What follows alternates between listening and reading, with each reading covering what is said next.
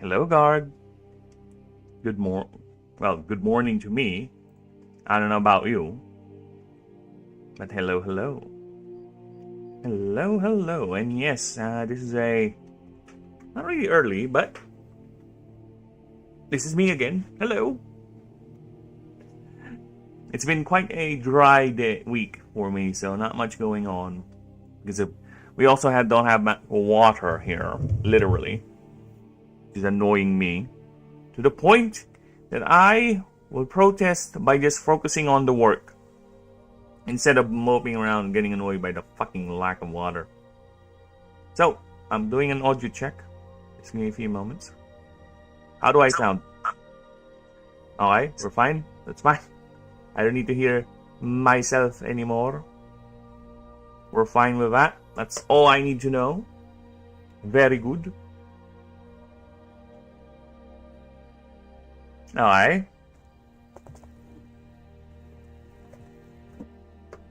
Go ahead. Test my random question knowledge. I dare you. I double dare you. I triple dare you, Gar. Now, why do we have this pulled up? Because I want to double check before we continue. There's a nagging thing in my brain. Alright? There's a nagging thing in my brain regarding status effects. I want to check to reduce some of the cognitive load of what they do. I try to create some sort of a linearity towards them, a sort of familiarity. Okay.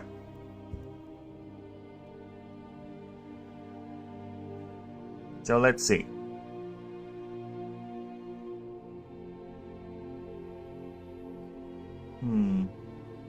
The Toxic already has this scaling to the enemy's level, right? And the decay has been reduced to 2 instead of 3. And first 2 stacks, reduces 1 BR.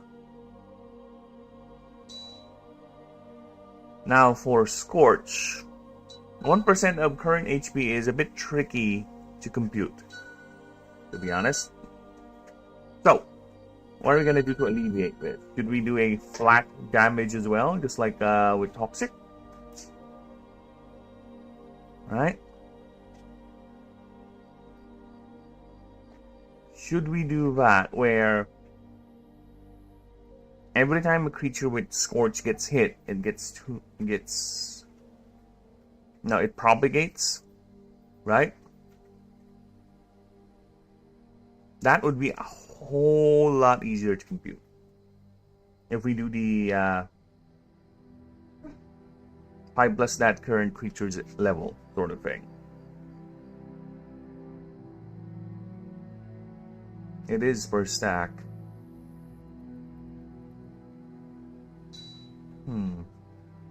Yeah, the percentile things is okay if we have a program that would compute this for us, right?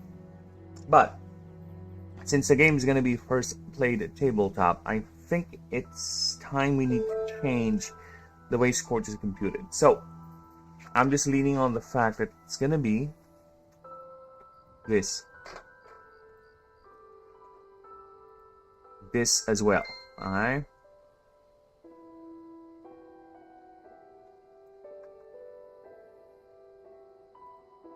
Yes, that's going to be Scorch now moving forward.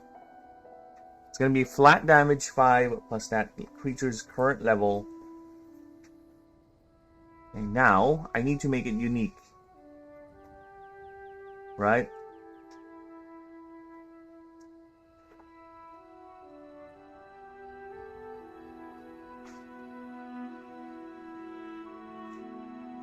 So how are we going to make Scorch unique? This is how we're going to make it unique.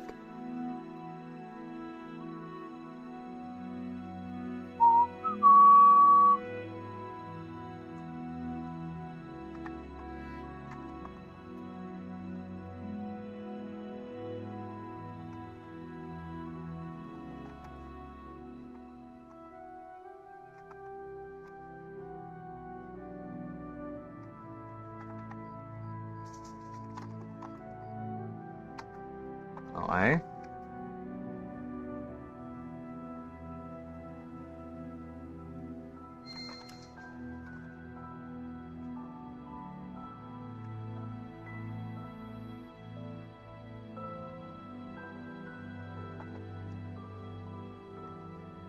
There you go.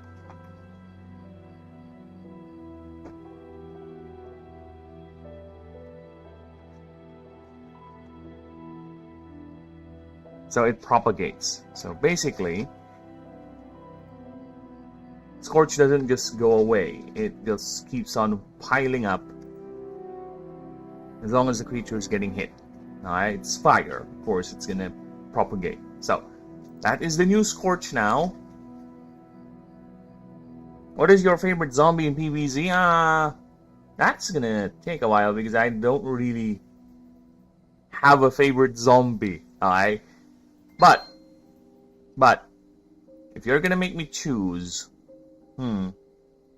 which one? I'm gonna pick the... I'm gonna pick the sled ones. You know why? Because they're the most useless zombie in the game. You know those free sledders? Yeah, the only ones that can exist if you have the Zomboni zombie, if he somehow managed to lay down a sheet of ice, right? Because those Zomboni zombies are easy to counter with the spikes. Not really that hard. So, it's very rare you get to see those sledders, alright? They're virtually the most useless zombie in the game. They do virtually nothing. They don't function in any way whatsoever if there is no ice path, right? At least with the Yeti zombie, you get currencies for it. But with the thing, no. Fuck that. It's the sled zombies because they're the most functionally useless zombies in the game. Well, not functionally, but they're the most useless ones. Alright. Mine is the Jack in the Box. I remember the Jack in the Box. I think it's random when it pops up, right? Sometimes it takes long, sometimes it doesn't. I forget how it works. Or it just have a timer. Right? But I remember that. That one's fun. That was fun indeed. But by the time it starts popping up, you have so many ways to deal with AoE. Because, to be honest with you, late game AoE is not really a problem, right? Once you have the spikes, once you have the spike plant, it will get a bit hard come the roof section because you can't plant the spikes on the roof. You're just gonna get no, I think it's impossible virtually. But you do have a lot of AoEs. You do have the watermelon one. You have the repeaters, the tree shooters. You can create overlapping fields of fire, right? Just get yourself a torchwood and just hammer them that way. So yeah, there's so many ways to deal with AoE later on in the game.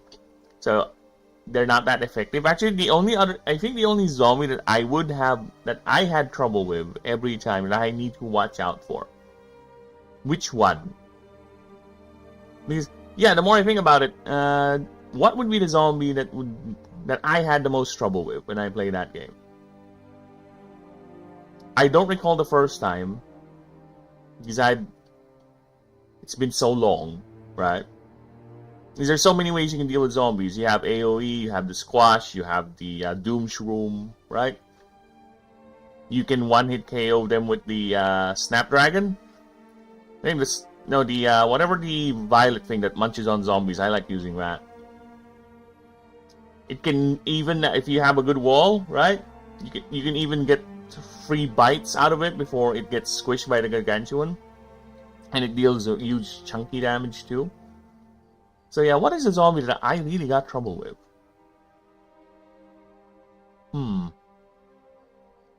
The dolphin? Not really. The tunneler? Not really, once I had the magnet on. Once I finally utilized the magnet and I have the coffee bean, it's not really a problem.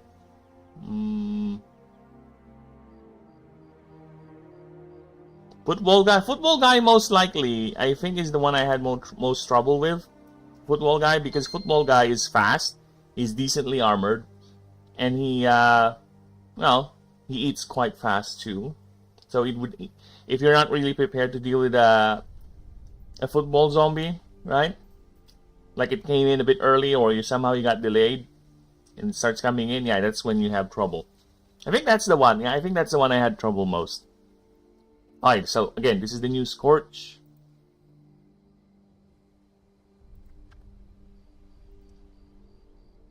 Because doing the percentage damage is already too much.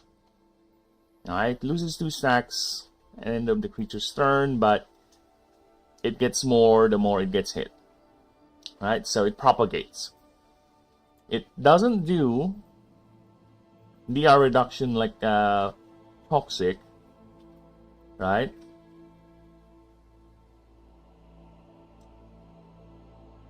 And it doesn't constantly decay, because this one constantly decays. So this one constantly decays every turn. You lose 2. Toxic only starts decaying once it gets to 10 plus. So it's consistently dealing 50, right? 50 damage every end of turn.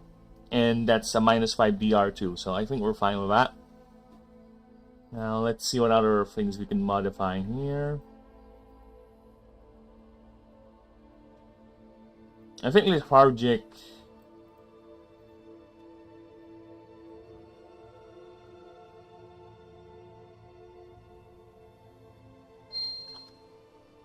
Yeah, let's do that. There you go.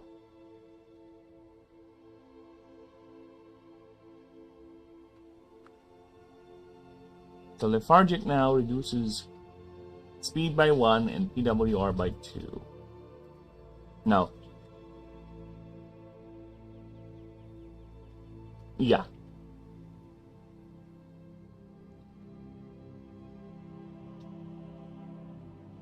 Per stack, right?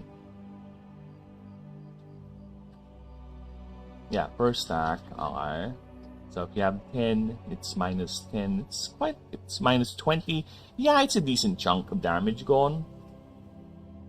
Yeah, it's a decent chunk, so I think we're fine with that.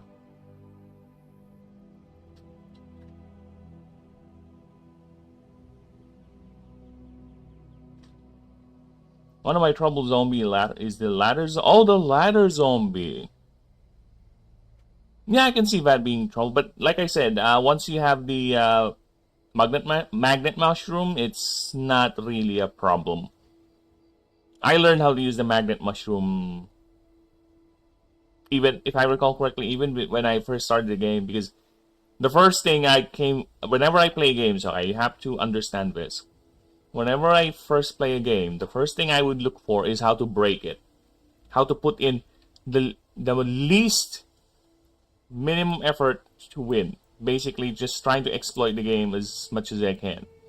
So when I found out the magnet mushroom can just basically be an auto picker and a massive counter to other things, like the ladder zombie, the screen door zombie, even the fucking bucket zombie is countered by it. So yeah, that's how auto pick every fucking time. Once you get the coffee bean, yeah, you're no problem, man.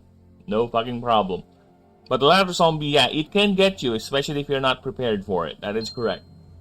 But and also, I think it's because the ladder zombie barely survives, if I recall correctly, right? By the time it starts showing up.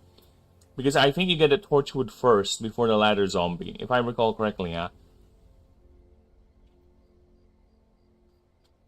I could be wrong, and most likely I am wrong. On a 6+X. I don't want to move fails. Go! Mana drain. No.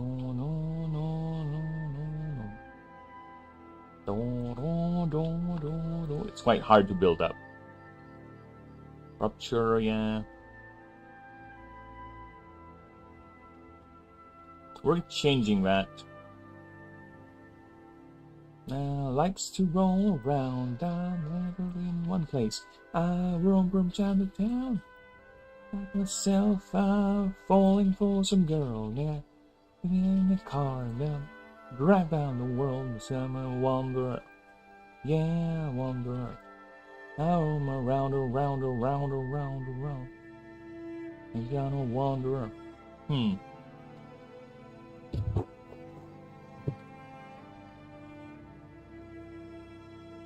Plus its current level, alright? So 100 every time? That's a lot. And actually, I think I'm fine with that because it doesn't. It scales off the status effects. They don't become negligible, right? Yeah, I think we're fine with that.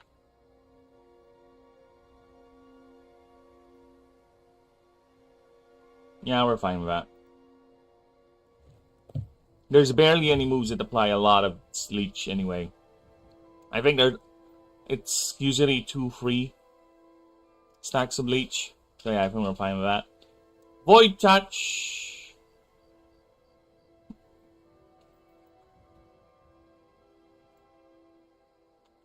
Alright, let's change that. There you go. The affected creature loses when hit by damaging moves.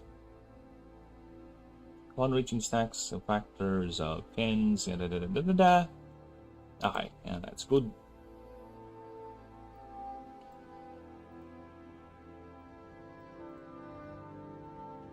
20 HP per stack. So instead of the 1%, it's going to be flat. So you are receiving reduced 20 healing per stack of shield. So I think that's better.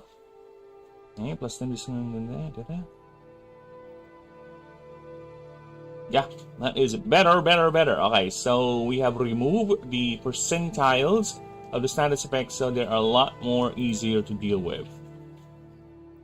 I think that is better.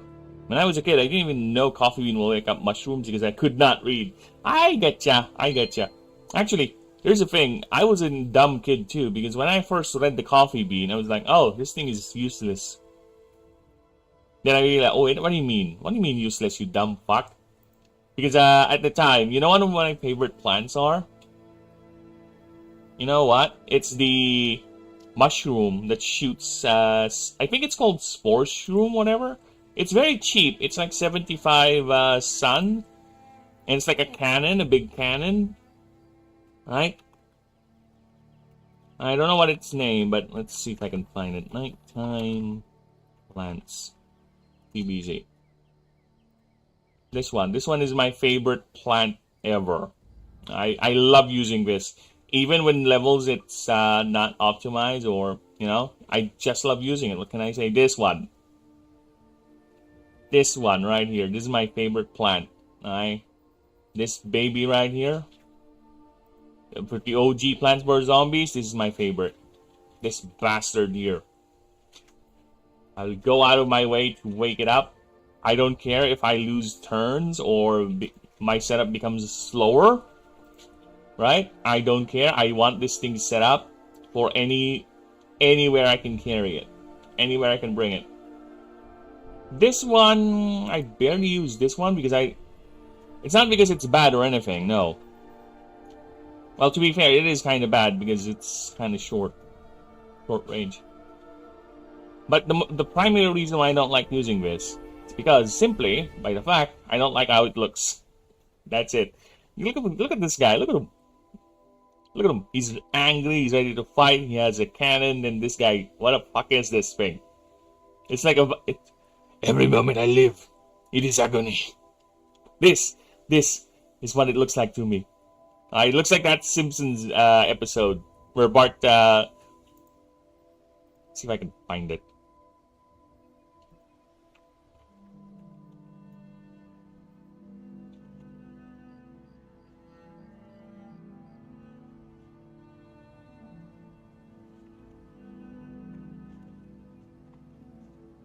Frog Prince. This one. Hocus Crocus. Oh, excellent, Lisa. A+. And we'll discuss your grade over breakfast. Yes. Quite. Rather. Well, Bart, did you study your spell book last night? Or did your fairy godmother die again? I studied Abraca. Turn into a prince guy. Kill me. Every moment I live, it is agony. Sloppy work as usual. Lisa's casting spells at an 8th grade level. You've sinned against nature. Please kill me. Get in there. Wow. They cut it. Because YouTube is a tism. Every moment I live, it is agony. That's the one. Alright, so now let's go back to what I was actually doing. Well, actually, let me just show you guys what I did offline. So, offline, right, I managed to complete Terraphylax. So we're good with this boy right here. Creature profile and everything. Next up I was working on is Cryophylax. Oh. Need to change that. There you go. So Cryophylax is the next one in the list. I'm working on it. It's got its passive ability already, and it's...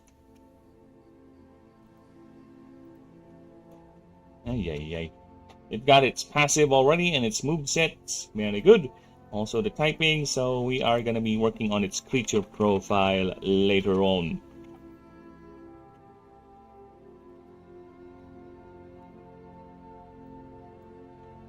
So I'll be going and working on that offline, no problem. Let me just save that.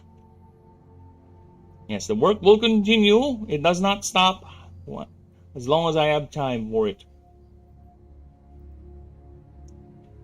We are now gonna go... Oh, fuck off. I hate this double click.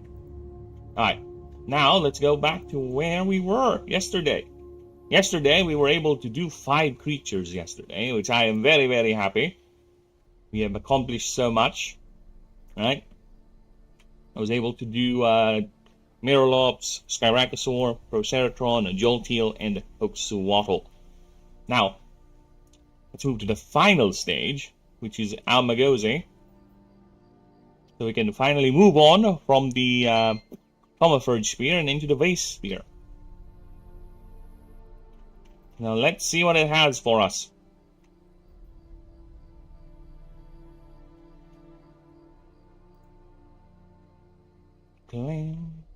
Its ampules have been completely retooled into organic... What? Highly specialized organic...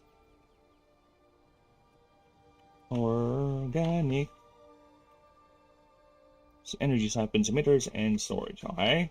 Animuscular tail serves its primary in 7 ampule, having formed from the 2 hind fins and its tail. Okay.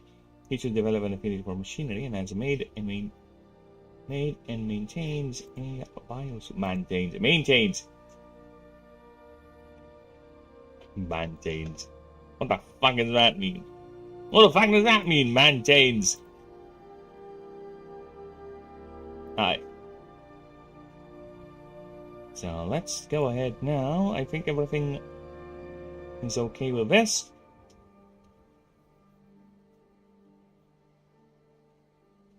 Oh yeah, I have not yet uploaded the perks for the Phylaxes to the Pylax list, or to the perk list, the perk master list. I'll do that after I'm done with the entire set. So, what do we have? So, Almagosi has a passive called Generated Genius. Every time this creature gains mana, it gains 1 point of genius, max 10, equal to the number of mana gained. Once this creature's turn, you may use 7 genius points to reuse a tier 3 or lower consumable item used this combat. These points remain outside combat during wits and ingenuity checks. You may expend any number of genius to increase your wits or ingenuity by 5 per 2 points of genius use. So yeah, basically your Almagosi is going to be helping you out. Hey dum-dum, here's how it actually works. Yes, lucky for you, you have a very smart creature with you, willing to help you out. Alright. Next one is the Biosuit modification. Marks attached to this creature only take 3 grip capacity. Additionally, this creature has an item slot for 2 trinkets and a torso item. Alright. Any specific character effects are applied to your character.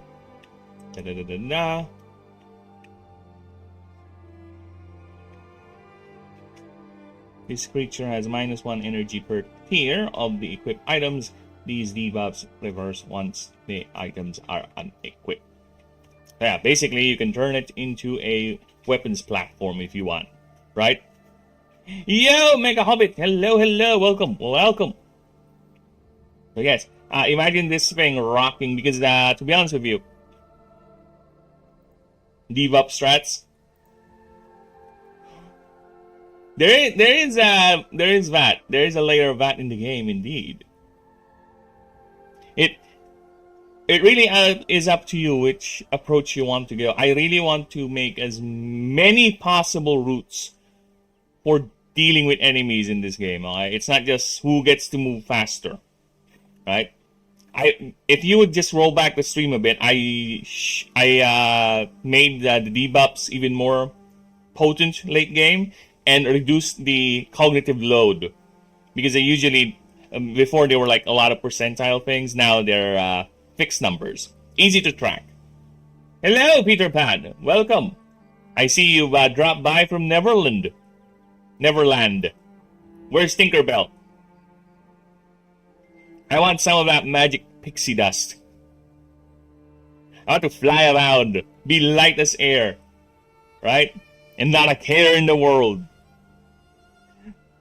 Actually, I just want it so I don't have to fall asleep. And I'll just focus on the work 100% of the day instead of worrying about sleeping for at least 5 hours. At least 5 hours. To be... So yes.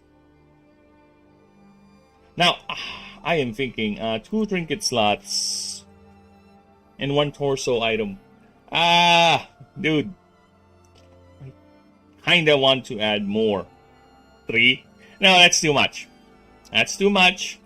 2 is fine. 2 is fine because as I was saying, with this, you'll encounter one of the gym leaders, quote unquote, or the hierarchs.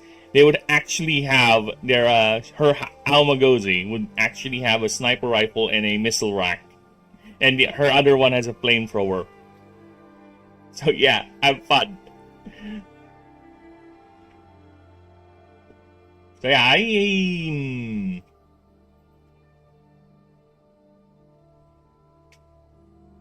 no. Well, interesting. Because not gonna lie, I like popping up here and there. Cues at the end. I want to play this game. Oh, no problem. Thank you. And actually, Mega Hobbit, if you are really keen on finding out the game, actually, if you would check the links in the game on the stream, there is the Discord. The Discord is there, and it has the rules for you. So, if you want to check out the rules, give me some feedback. They're here. They're all here. So this Discord will also be the staging platform once I get to the beta phase of testing the game out and DMing games. So if I want to organize games and I want to see who wants to join in, it's link is on. Just I'll message Discord, see who wants to join in, and we'll do it there. So yeah, I am very, very close. Technically, the game is playable. I will say that. It is technically playable. I am confident the game is playable. However, the only thing missing is the assets. We have all the creatures, the starters, but I want to have at least a good roster to test. So 250 creatures are the target. So I'm making the creatures right now. I'm just doing a proofreading pass just to make sure they all read well. Because if I'm gonna have other people read this, the least thing I can do is to make sure it is readable. Okay? Shall be done. Oh, thank you. Julio, indeed. Yeah, it took a while to set that Discord up. Confident the game is playable. So, already 5 steps ahead of the Lord of the Rings Golem did.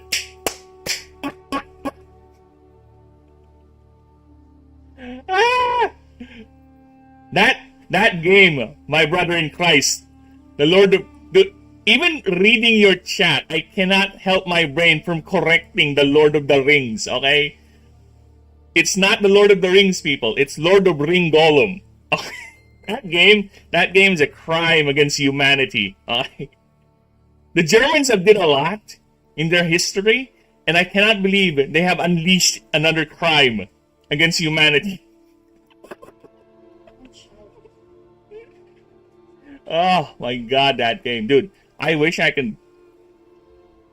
If I were still streaming games, I would actually make that a 500 sub goal. Okay? If maybe I get to a point where I'm so confident that I can, listen down the development of this game, I can go ahead and, once I get to 500 subs, maybe we'll celebrate by me playing that game. Maybe. Yet the game has given us so much joy as a viewer. True. That is true, Mega Hobbit. That is true. That game's meme-tastic, okay? And if you don't know, there's this channel I love watching. It's called the EFAP, okay? It's a podcast. It's a media podcast, but they did a Gollum episode. They did a Gollum, Lord of Ring Gollum episode, and it's quite the fun one. So they played it with their friends. They made a 5-hour podcast discussing and talking about how horrible it is. There's 2 episodes of that, and they also have a supercut of Gollum. Basically, it's a compilation of them suffering through the game. Yes, the word is suffering. So yeah, if you want to check that out, I would recommend you go here. It's called just look for Mueller. That's the channel. And just look for their Gollum content, because it is quite funny. It is quite funny. It is a meme and a half, okay? It is a meme and a half. And I am willing to suffer through that game once I get 500 subs. Assuming I finish this. I have the playable version of this game, because I really want to get to that point. At least by the end of the year, that's the goal. Also, I am going to challenge run it, aka no death run. Dude, good luck. Yeah, we got 2 Gollum episodes, and it's amazing. Yes, I know, right? It's heavenly hell. It's divinely painful for them, painful for them, happy for us. Dude, good luck. How is it gonna be? Is it gonna count you dying to stupid shit?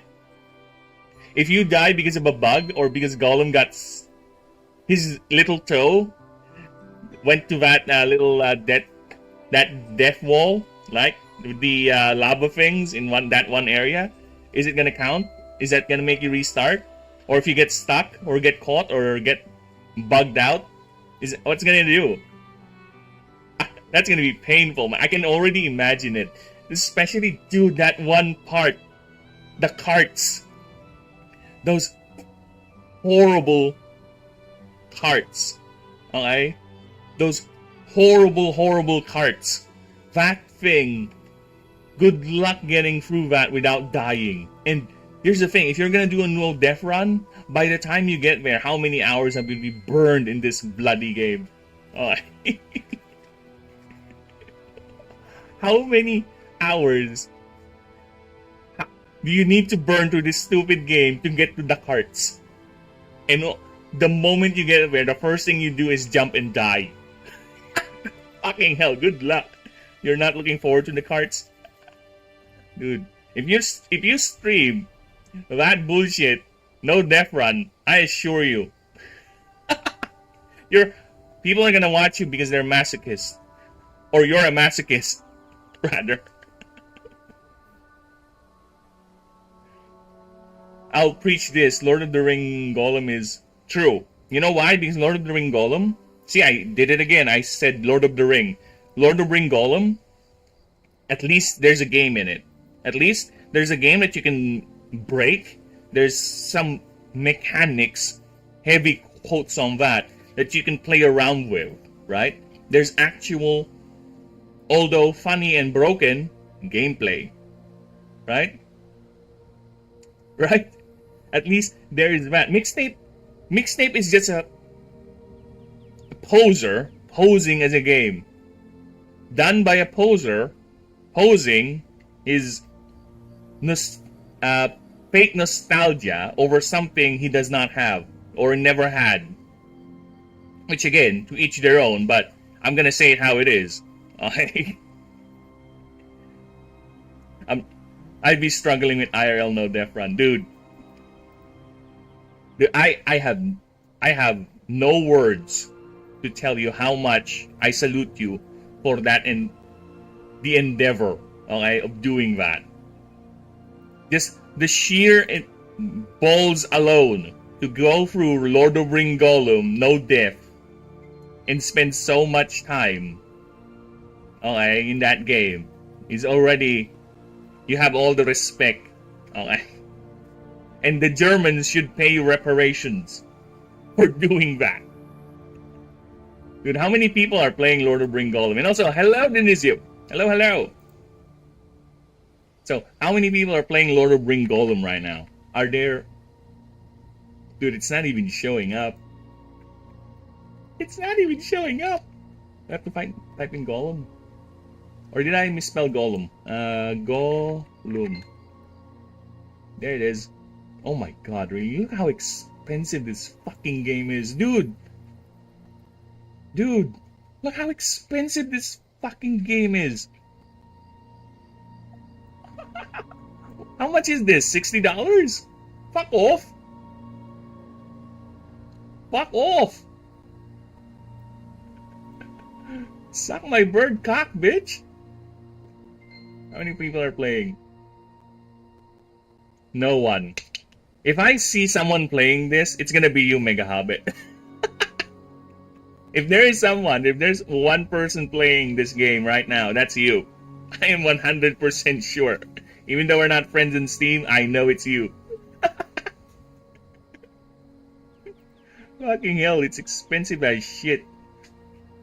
There's a thing called gameplay to begin with, and also Chris Stuckman type deep dives of the music in the game. Really? When I watched the EFAP, I didn't pay much attention to the music. Right? So, I don't know, is the music actually good in the game, or is it what? I don't know.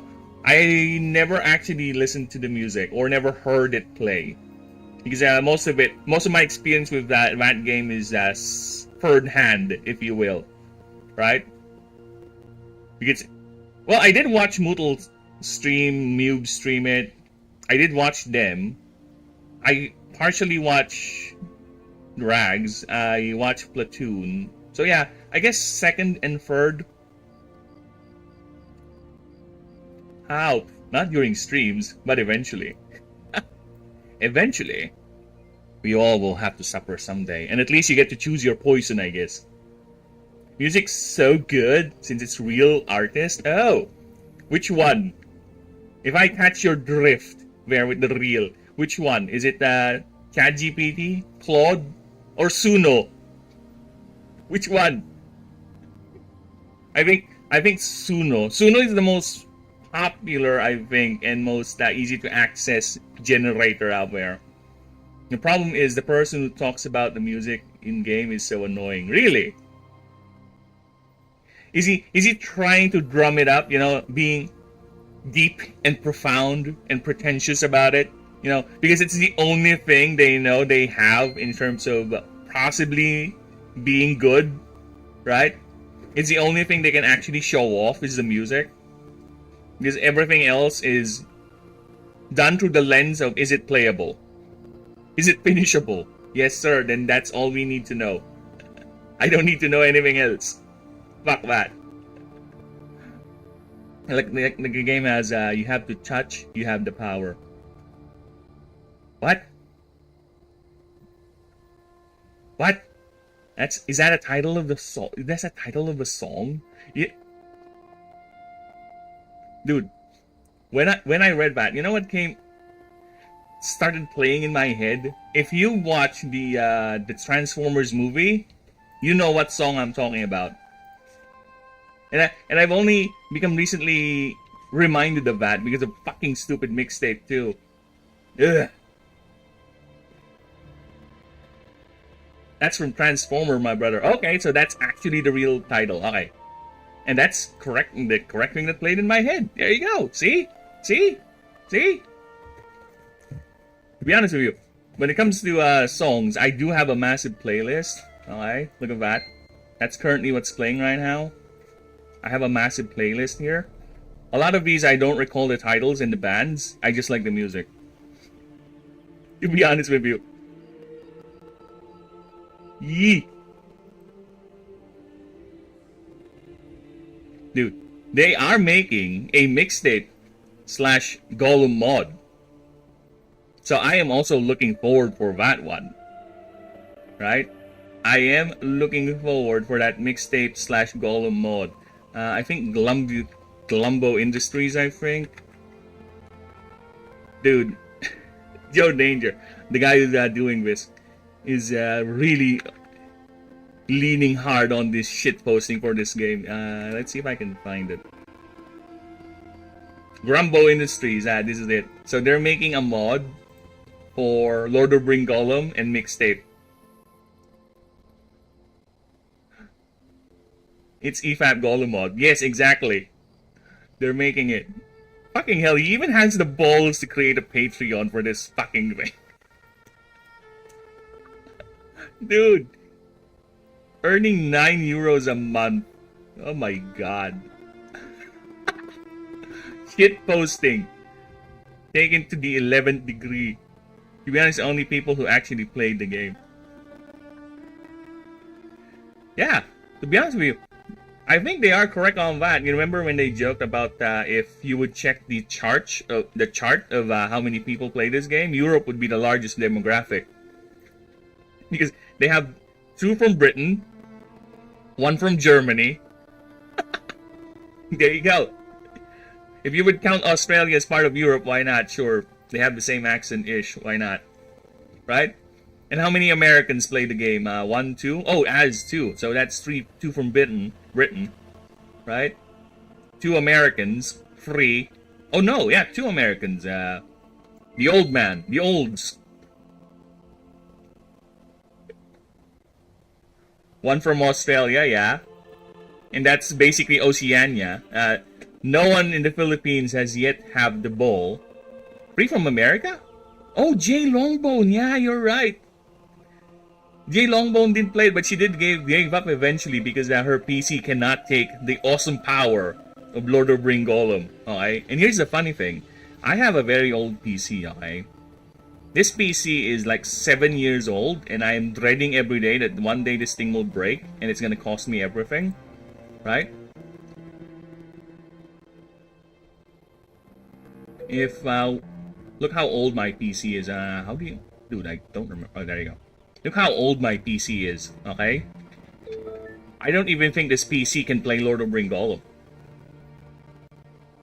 That's how demanding the fucking game is, okay?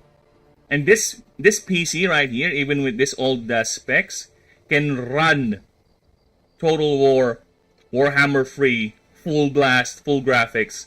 I played Claire Obscure, Expedition 33, full graphics on this thing, okay? And those are the last few graphic intensive games. I don't think it can either.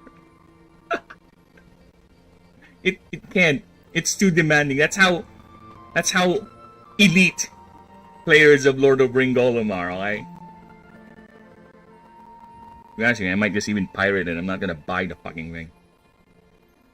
If someone were to gift me, I'm gonna rip it back. It's like, sorry. If you want me to play the game, you don't need to buy it for me. I'll just fucking pirate the fucking thing. The last thing I want is to tell the German economy that this game is being sold or selling. Oh, I do not condone piracy. I do not support that practice. There you go. I've done the obligatory thing. Alright. Fucking Gollum, man. I don't think it can either. Yeah. Gotta be sure to have a USB drive for that thing.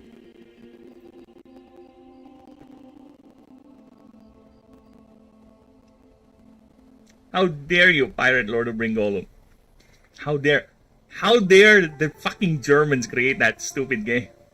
Alright? Who did the worst crime? Alright, we're gonna go with gravity of crime over here, okay? To justify my piracy, alright? Who did the worst? Who did the worst? Alright. They started it, alright? I think I'm only doing crime for a greater crime to teach or to punish that thing with my criming. So the criming is kind of balancing out the crime of the bigger crime that was crimed by the crimers. I love English so much.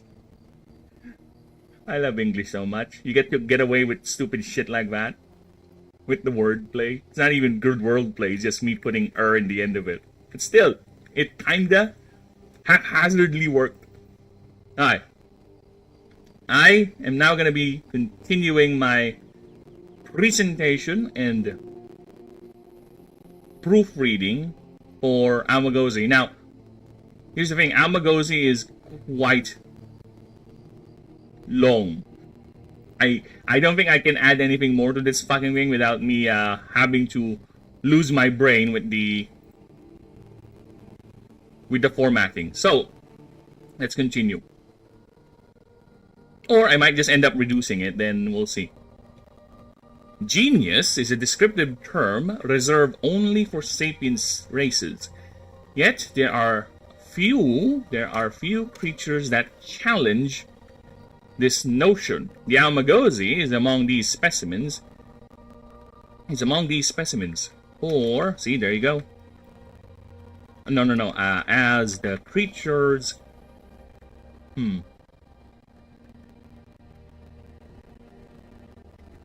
It's among these specimens. Having its very biology. Yeah, I think I prefer that.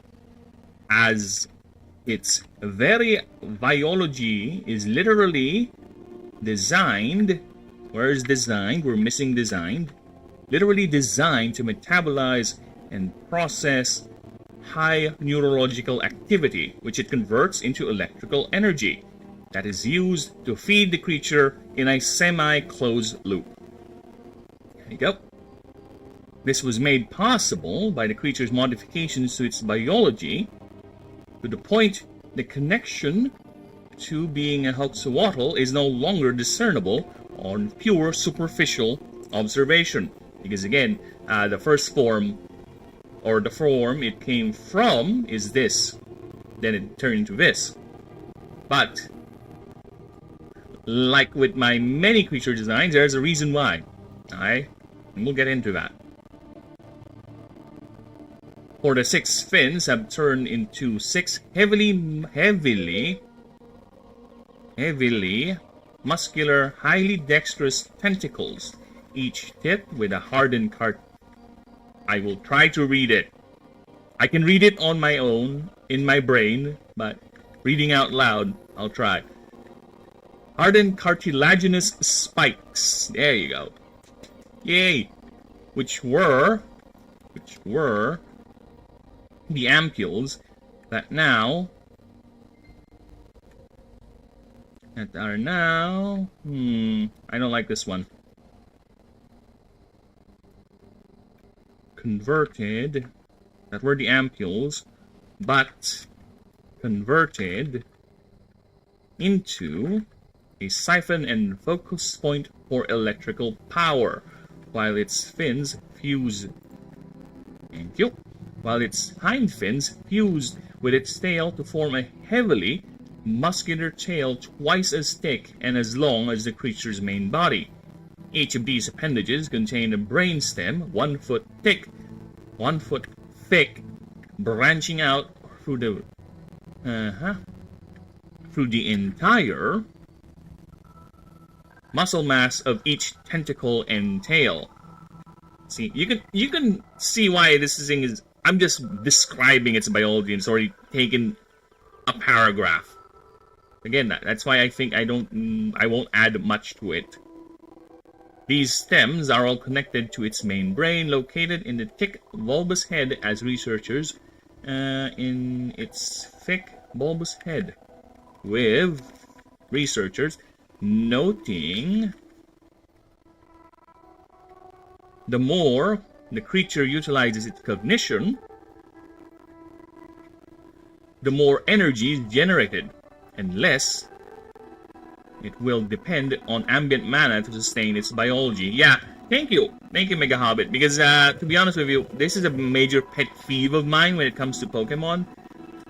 A lot of their designs are indeed interesting, but they don't make sense in the world, right? Their world building is shot to hell. So, since I am a massive nerd for world building, since I am a fan of Lord of the Rings, Warhammer, once Star Wars, well, old Star Wars, I guess, right? Because I love world building in my setting. I really do. And that's why when I made this world, the world building, the setting came first, then everything came after.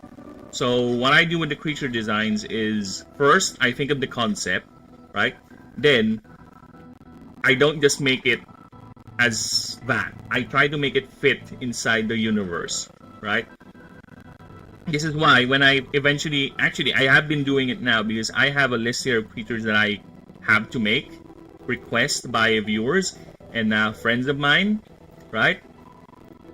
I have them here. And my main challenge for this, I can make any creature design you want, any concept you want. Give me all the ideas. It's up to me how to make them fit, right? Someone requested for me to make a creature based on the Real Steel movies. I'm like, oh, I can do that. I can make that. Someone, jokingly, wanted me to design a creature based on diarrhea. I was like, you fucker, you think I won't do that? I'll do it. See, it's in the list. Right? Someone, recently, I got challenged into making a creature based on Armored Core. Right? Because he just keeps on glazing Armored Core on the Discord. It's like, you know, fuck you, my imagination has been ignited. I'm gonna make a creature based on Armored Core. So yeah. The thing is, it's not gonna be one for one. No, I said this before, I don't like doing the Digimon route of designing creatures where it's one for one. Right? It's so obvious that it's that. It's that idea, it's that design, right? I will make it fit inside the world with its flavor because otherwise it's gonna stand out. Okay? So you won't expect me to make a totally sexy Sakuyamon design. No. The closest thing is maybe to more like akin to a Gardevoir, but it's not gonna be over sexualized. Okay? Well, depends on the creature, I guess, because I have an idea for a siren slash Prixie Fey creature. Actually, I need to put that in there.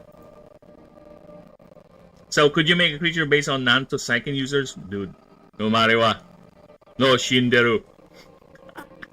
That's among my favorite memes, you fuck, you bastard. Dude, that is a very old school meme that even before I became actively in the internet, that meme has lived inside my brain for so long, and I think that's the reason why I still remember it to this day. And yeah, sure, why not? I can make that. I can definitely make that. I'm gonna put that into the list. Right? Let's do that. Let us put that in the list. Actually, there are two things I need to put in the list. And again, my goal is at least 250 for the initial roster. And I think with all these, I think I'm breaking 100 already. So that's good. Okay? Fey, Verdant, Siren Creature. Put that in there. Fist of the North Star. Inspired design. I will think on that, but the concept is gonna be. Didn't want to put too much on you, dude. It's fine. That is my challenge, okay? The challenge is for me to make that concept work. Because I have cyborgs, as you will see later. This creature is an artifice type. Right? This is an artifice. This is a voltaic artifice type. This is the starter for the voltaic type.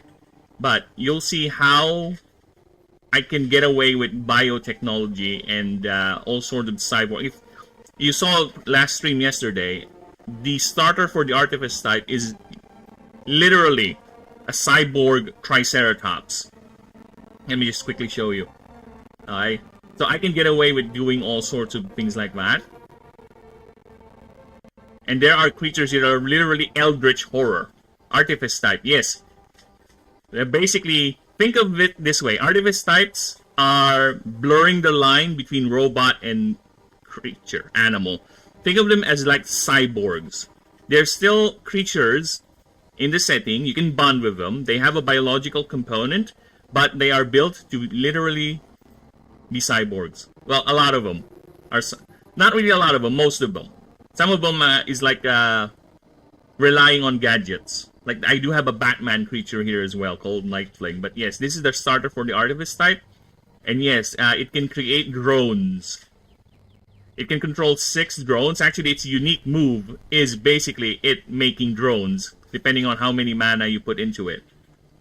So yes, it's a cyborg floating fortress shield generating drone controlling Triceratops. That's the starter for the Artifice types. And its second form is basically a solar-powered jet fighter patrol aircraft. So yeah, I can get away with shit like this. And actually, here's an example of how I would do references. This is an anime reference that I put into the game, right? This is my homage / reference to JoJo. JoJo Bizarre Adventure. This is the final form of the martial type starter. Okay, as you can see, it has a stand. It creates magical, semi-corporeal floating fists. 7 of them. 7 is on the back, but 6 is visible, right? Okay, this is how I do my references. I'm not gonna 1-for-1 make JoJo right there, Joestar, whomever, right? This is how I do my reference. It's close to the idea. It's an inspiration to the idea. Okay, so yeah. Unfortunate for those people who are requesting for a design or a concept, right? That's 1-for-1. That I cannot do that. Otherwise, it's gonna stand out, right? I don't want it to stand out. I don't want to do the Digimon again. The Digimon where looking sick. Thank you. Actually, I do like that design as well. And yes, the sexual dimorphism between the male and the female. The female is red, male is blue. Actually, the move was actually named, the unique move is actually named Blue Star Barrage, but I changed it because of the sexual dimorphism. Because the females are red and their special move is going to be called Blue Star Barrage, so it doesn't make sense. So I did change it to Astral Star Barrage, but the concept or the feeling is still there, I think. So yeah, that's how I would do my references. My inspiration. Okay, one last. Here's another example out of a non-anime reference I made. This is my Dune reference. Yes, I'm that much of a nerd, okay? I can't help it. I have a Dune reference in my game. This is the Earth starter creature. Modib, which is basically wearing a still suit, okay? The idea of Modib is that it's wearing a still suit where instead of it cycles water, it collects water through magic or through normal means. It drinks the water, then it perspires, then it actually, this shell, the armored shell, actually has moss growing inside it, and that's how it feeds itself. And it's named Muad'Dib because it's the Muad'Dib, the little mouse in Dune. And they do have the Chiss knife, the Chris knife. And the second form is the Mad Rider, because this is the Madi, riding the Dune sandworms, which in my setting is not really a sandworm. This is not a separate creature. No, this is a construct. They made this. It's called a Shade Hauler. So they made this artificially using their magic, their geomancy. I won't get too much with the lore, but yeah, again, that's how I do it. But yeah, it's not 1-for-1 Dune, right? It's not riding a sandworm. It's not literally a profit thing, but the reference is there. You can see it. That's why it's named Mad Rider, the Mahdi. And Mosaic is basically the fate of all Atreides. I won't say anything further for those who have not seen nor read the book. Well, the movie will... the movie is veered off quite far from the book, to be honest. But I still love the Danube movies. And no, it is nowhere near Lord of the Rings. Stop hyping that movie to be the next Lord of the Rings. It's not even close. As much as I love the Danube movies, it's not a Lord of the Rings. Alright, where were we? Yet all of this is not the most striking feature of the creature. The creature has, rather. Yet all this is not the most striking feature the creature has. I think Dune is better than Lord of the Rings. In terms of the movie, I don't agree with the movie. But in world setting, it really depends, right? In terms of political depth, right? I would go with Dune. Dune has a lot more going around it when it comes to its political leanings and its gray morality, right? Where Lord of the Rings is... Because Lord of the Rings is actually meant... Correct me if I'm wrong, okay? If I recall correctly, Lord of the Rings was meant to be a English folktale. It's a base... I don't like using the word basic for Lord of the Rings, but let's just use it for a lack of a better term. Basically, it is a story of good and evil. It is meant to be read to your kids as they sleep. It's a fairy tale. That is what the Lord of the Rings is meant to be by Dr. Tolkien, right? By Professor Tolkien, rather. That is the Lord of the Rings. That is why the son, when he saw the Jackson movies, he did not like it. No, he did not like it. Because this is not the Lord of the Rings his father was reading to him, right? So yeah, I can see why you would prefer Dune, because in terms of complexity, Dune is much more complex. But in terms of world building, I prefer the Lord of the Rings. Lord of the Rings has so much material that is not even used in the main books. It's just there for flavor, for expanding the world, for people who are really into the universe, the setting. It has so much flavor, it has so much depth when it comes to that. Alright? I think that's where Dune got beat. But other than that, yeah, I would... For the movies, Lord of the Rings, for political complexity, I would go for Dune, yeah. Lord of the Rings also use, yes, because it is supposed to be an English story.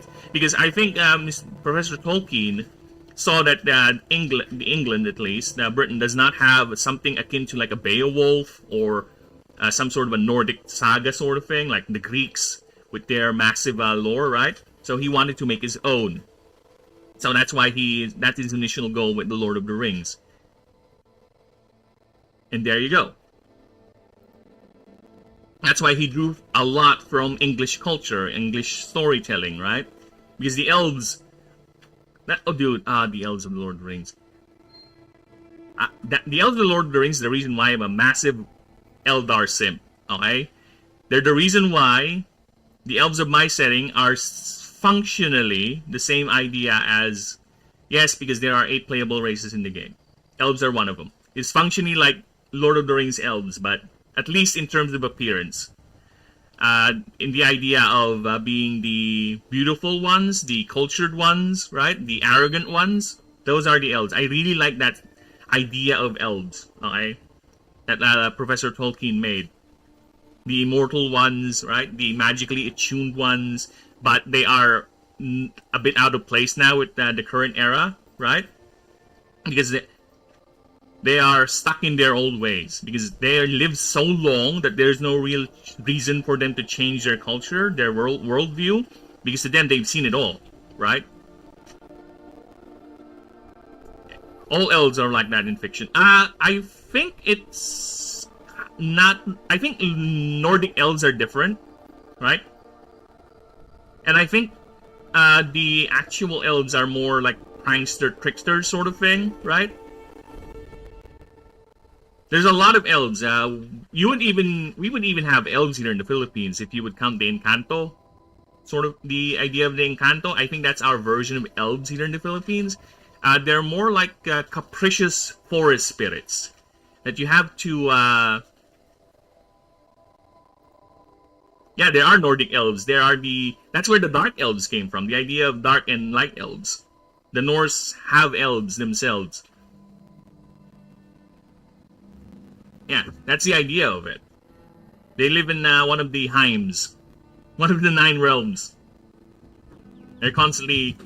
If you play the Ragnarok, the God of War Nordic games, the idea of the light and dark elves are kind of similar, but very loose, to the forest spirits.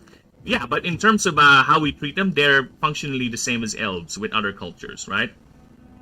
Because that is the elves. They are basically fey spirits. They are basically forest spirits. It's just a flavor of that type of being, that type of folktale, that type of mythological creature, right? When you say a forest spirit, it's not literally a forest spirit. It covers a wide swath. Think of it like a forest spirit has many types, many species under that umbrella, right?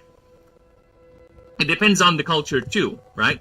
Here we have the Encanto, again, is the comparable elves on our end. We have the Duende, which is the comparable for dwarves, right? I said dwarves or gnome. Nuno is more of a gnome here in the Philippines, right? We have those even before we had contact with Europe. Those folktales persist, and they're functionally the same in terms of what they play or what they do with the folktales, right? That is the fascinating thing about when you study these, or at least read about these mythologies. Some of them actually align, right? How many civilizations have a flood myth? How many? And those civilizations don't even have contact with one another, but they all have their own flood myth, their own flood origin myth, right? Like a certain Celtic tribe or a certain Irish tribe would have some sort of a flood myth that destroyed the race of giants. And you go to Mesopotamia, they also have a flood myth. Basically destroyed the ancient race or something, wiped out ancient humans sort of thing. Even the Greeks, if I recall correctly, had their own version of a flood myth. Right? It is fascinating how we humans are, even our early stage, we are very, very creative. And I really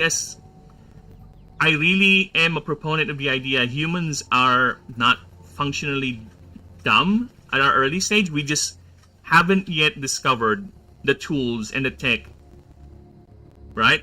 If you were to get the smartest person from that era and put it here with the smartest person of our era, right? They have the same tools, they would learn in the same way, they would be functionally, or at least be at the same level, right? That is the idea, right? That is the idea. That's what I mean with these mythologies, right? The same with the sun god. Yeah, how many cultures out there have a sun god? It's because, yeah, you can see the sun everywhere. And unfortunately, there are people who's using that because as an evidence aliens are real. Again, aliens are indeed real, I agree, but not the way you want them to be real, okay? Unfortunately, it's not little green men.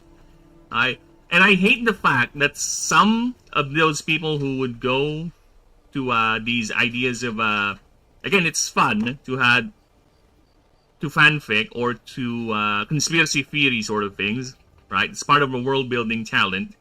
But I hate the fact that they are using the pyramids as an example, just an example, right? The pyramids, whether in South America or in Egypt, as an evidence of aliens existing because humanity is not capable of building such things in their early history. It's like, come on, dude. Are you really demeaning humanity's level of dedication and creativity just so you could prove a point that aliens exist? Right? Again, humans are not that dumb. They just don't have the tools yet or the tech at that time. But dude, there are people at that time who has computed that the world is circular. The world is round, at least round, spheroid, whatever. It's not flat. The idea that the world is flat, only just recently confirmed, is not true. There are people out there who has computed, just with looking at the motion of the stars and the curvature of the horizon, some sort of mathematical computation, they are able to figure out the world is round. Okay? That is the fun thing. That is the amazing thing when it comes to us humans, when it comes to our creative output, to our imagination, if you will, to our creativity. It's just that a lot lately, and here's where I get sad, is being a lot of our people is being consumed by the cheapness of information nowadays. A lot of people don't like thinking for themselves anymore. A lot of people nowadays just want to do technology to do the thinking for them, to do the learning for them, which is the sad thing. It really is. Information has become so cheap that learning has become tertiary to them now. They don't care about it. Maybe it's because I also live... let's just say, when you grew up in a society or in a culture where being smart, you're immediately getting dismissed because, you're just being a know-it-all. Whatever, man. I don't care. Yet you're the ones who are constantly listening to these so-called idols of yours and not really thinking about what they're saying. Your tribalism is strong. Yeah, maybe it's because of that. Maybe because I grew in a culture like that. It's quite anti-intellectual. Now, where was I? Tangent aside, and I appreciate all those tangents, thank you. Alright. Yet the most striking feature the creature has is that it has completely transformed its second skin into a completely biomechanical suit. Biologists call a foundational biological adaptive suit, or biosuit. It is made from a mix of inorganic alloys and biological matter from the prior second skin. The suit is completely sealed and pressurized with a triangular helmet made by a uniquely reinforced cartilage, which is also transparent. Yes, there you go. It has a biosuit, okay? That's why it's an artifice type. It has learned to literally craft an artificial biosuit so it can survive outside and turn the rest of its body into basically a functional brain. It's a massive brain encased in a jar with tentacles that it uses to interface with the world. That's the Almagozi. It turned from a muscular eel to a floating psychological warfare weapon to a floating brain in a jar that generates electricity the more it thinks. Puzzlingly, females and males have different suits. Males have ruby-encrusted power gems, while with females prefer amethyst. The reasoning escapes modern experts, as both gemstones resonate at the same arcane frequency. These suits... I think we're fine with that. The suits function as protection for its soft tissues, allowing it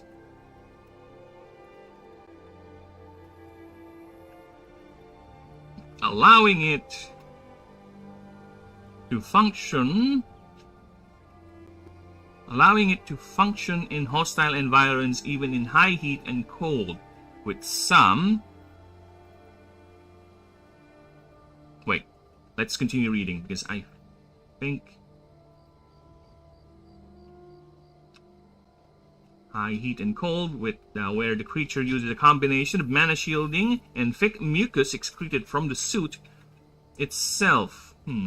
Excreted from the suit. I don't need to put in self there, so I think we're fine. Excreted from the suit with some specimens, some breeds are used in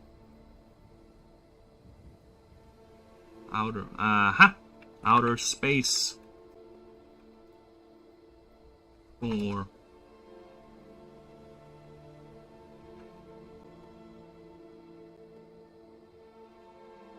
logistical maintenance, for maintenance and logistical staff. If we're gonna call them, what are they? Okay, I need my thesaurus on that one. Thesaurus, words. I'm missing words here. Combination. You know, I just want to write them down. Let's just write them down. For both logistical and maintenance tasks.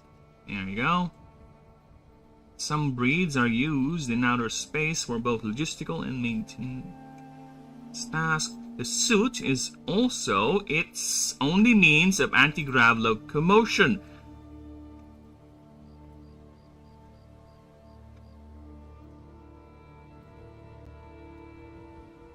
Generating the field that allows at least 3 feet of levitation. Levitation. Oh my god. Ah, no! Shit! This is what I'm dreading. If I keep adding, it's gonna fuck up the formatting.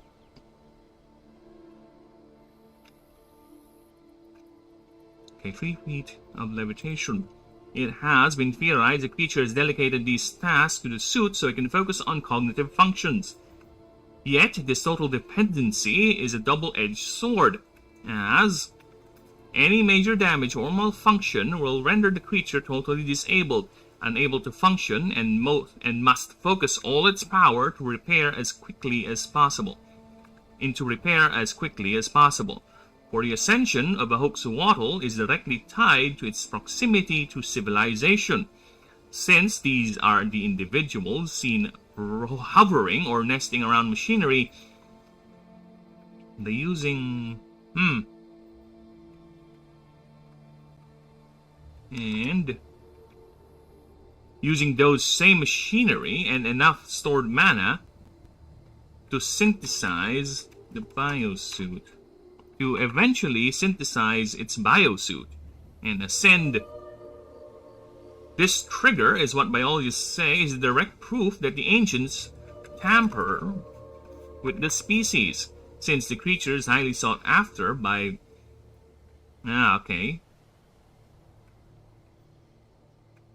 Since the creature is highly sought after by many tech, government, and organizations that requires and handles massive processes, not only for its ability to generate power with its thoughts,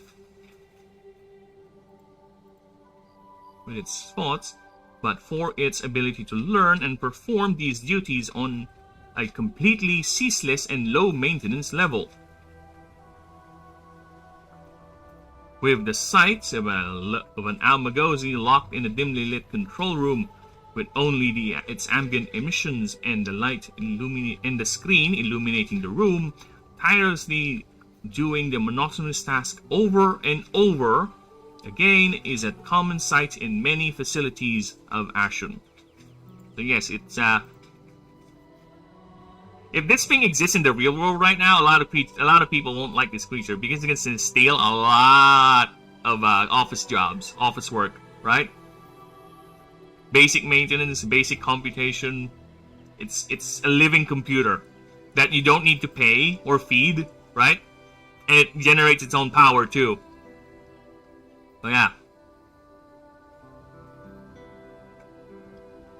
This is basically actually functioning AI. The fact that many ancient Astari ruins are filled with old biosuits are evidence of widespread use and clear reason why the creature exists in the first place. See, this is why I don't think I need to add more to it. It's already more than enough. Okay, it's more than enough. It's already consumed a lot of space, and to be honest with you, there's a couple of things I still want to add for the Almagozi, but since it's out of space, we'll just have to add that bit of lore somewhere else. Alright? Again, I don't want the creature to take more than 1 page with its creature profile. I think we're fine. It's already small font enough as it is. So yeah, not much change there for the Ambagosi, just some functioning, just some rewordings and rearrangements. But one last check before we move on to PixellByte. Alright. Genius is a descriptive term reserved only for sapient races. There are few creatures that challenge this notion. It should be however here. However. I think we're fine. We're fine. The Ambagosi is among these specimens. It is very biological. As it's a very biological function, is literally designed to metabolize and process high neurological activity, which it converts into electrical energy that is used to feed the creature in a semi-closed loop.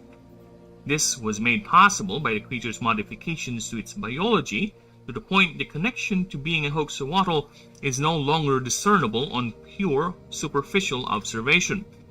For the 6 fins have turned into 6 heavily muscular, highly dexterous tentacles, each tipped with a hardened cartilaginous spike, which were the ampules but converted into a siphon and focus point for electrical energy, while its hind fins fused into a tail to form a heavily muscular with its tail fused with form a heavily muscular appendage. There you go. So we don't need to repeat the word tail in very quick succession.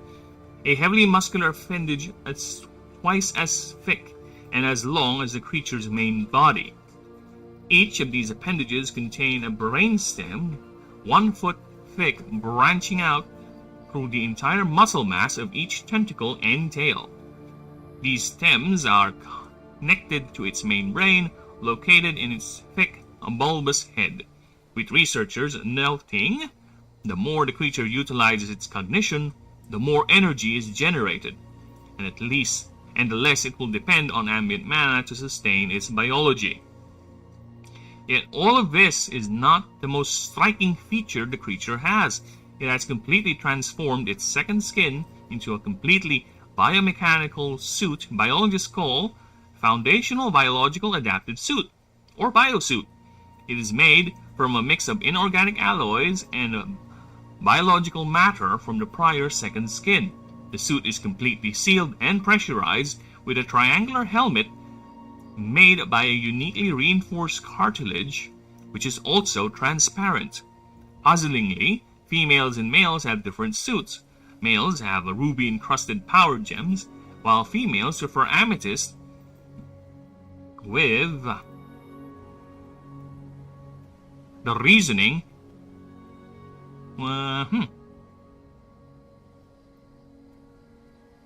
whose reasoning actually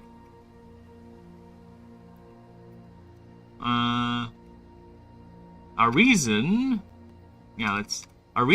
that escapes modern experts,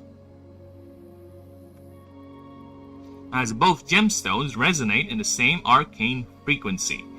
The suits function as protection for its soft tissues, allowing it to function in hostile environs, even in high heat and cold, where the creature uses a combination of mana shielding and thick mucus excreted from the suit, with some breeds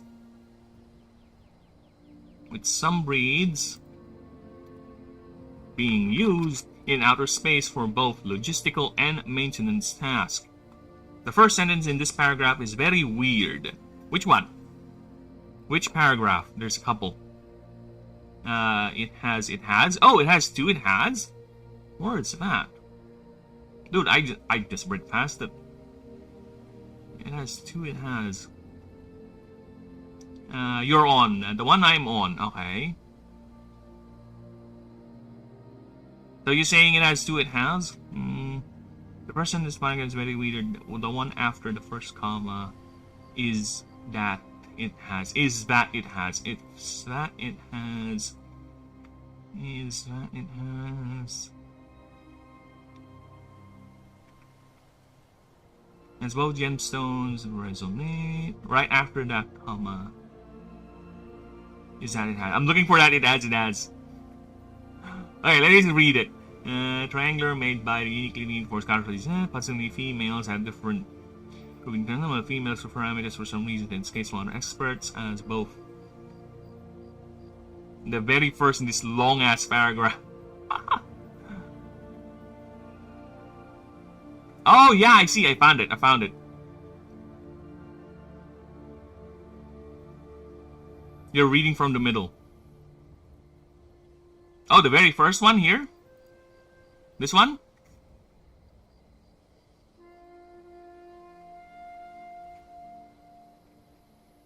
The Sims alkaline membrane as it stick Mulbus head. Ah! It's a wall of text, and I hate it. Yet all of this logical function. Just... Either way, you know what? Let me just do this. So I'm looking for it has. What am I looking at? It has. Okay, so I'm looking for that. So let me just copy paste that fucking thing. I can find it much more quicker. Oh, fuck off. There you go. Found it. Well, keep her going, dude. I gotta go. Take care and see you at Discord. No problem. Thank you, Mega Hobbit. Appreciate you stopping by and making my brain all tismy. And thank you for joining Discord. Thank you. Just go ahead and chat if you want to check things out, ask questions and all that. No problem, roommate. There you go. So... Yet, all of this is not the most striking feature the creature has. Oh, yeah, I see what you mean. Okay,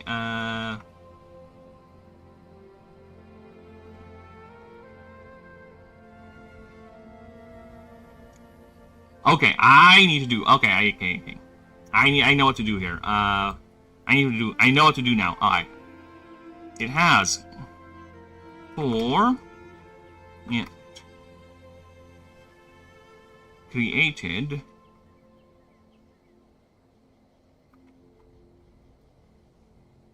Or it wears... There you go. It wears a... What biologists call... There you go. For it wears what biologists call a functional biological adaptive suit or biosuit that it made, that the creature made from a mix. There you go. I think that flows better now. Right? Yet all of this is not from this. Yet all of this is not the most striking feature the creature has, for it wears what biologists call a functional biological adaptive suit or biosuit. Yeah, I think that flows better now. Okay. And also, the very, very first paragraph is all description. The very first one, the first paragraph, the first sentence, and the second sentence should be connected by a comma, not a...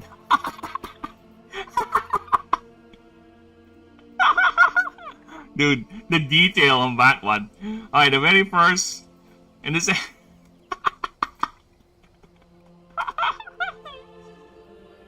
Oh, you're killing me with that one. You know, sometimes I forget I do have Control F. You know? I do have Control F. I can at least Control F. Me and you.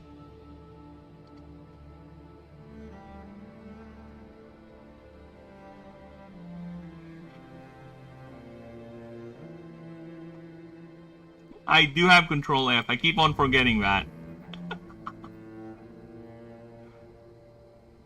Turns out I have to go the extra mile sometimes. You're dealing with an idiot. But no, I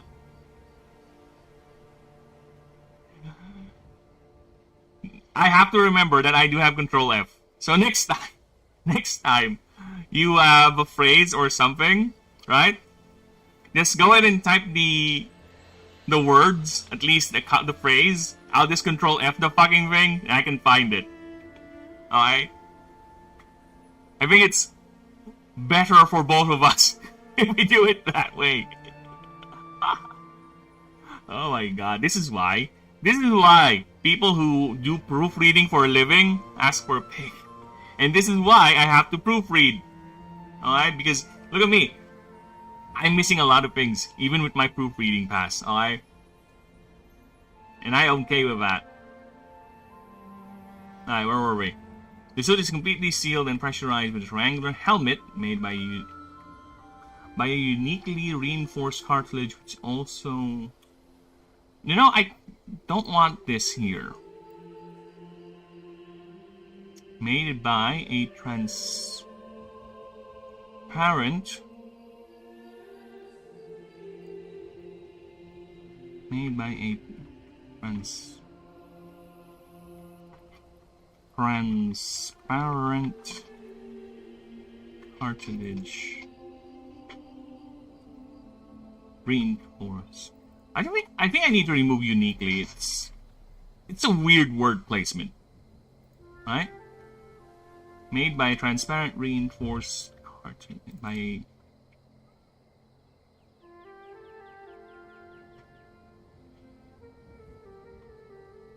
uniquely reinforced transparent cartilage. Yeah, okay. Uniquely being reinforced transparent cartilage. There you go. Puzzlingly, this one... Puzzlingly, male and females have different suits. Males have ruby-encrusted power gems, while females prefer an amethyst.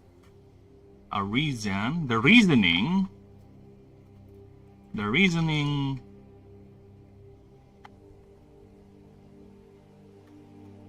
escapes modern experts. Well, technically, modern experts does apply because, of course, the ones who made this know why they made it. It's just no one lives today knows why, and the people who knows why it's made like this don't really like sharing that information because they're a prick and they live in a massive floating biomechanical ball in the sky.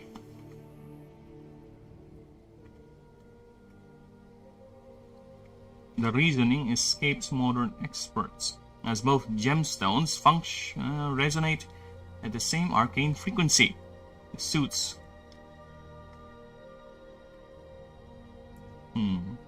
The suits function as protection for its soft tissue, allowing it to function in hostile environs, even in high heat and cold.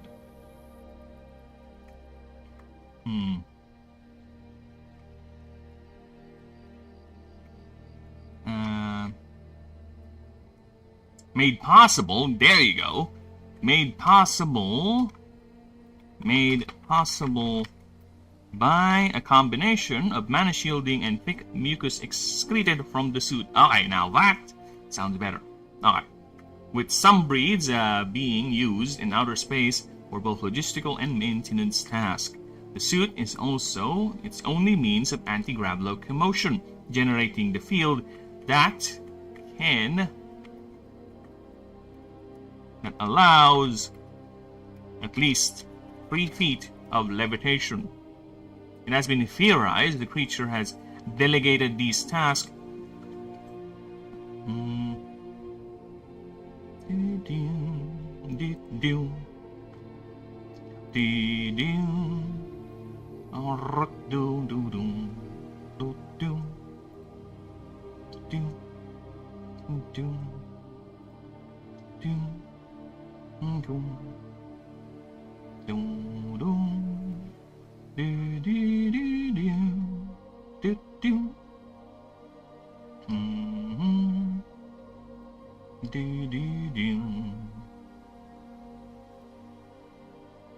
where am I? Has delegated the SAS to the suit so it can focus on cognitive functions. Yet this total dependency, I don't want to use yet here. Creating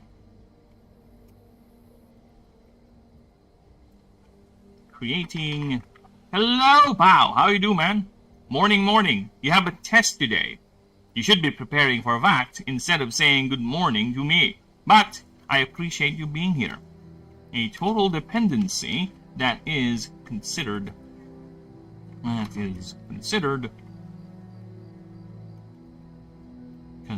Fuck off. Considered a doubled edge. Considered a double-edged sword.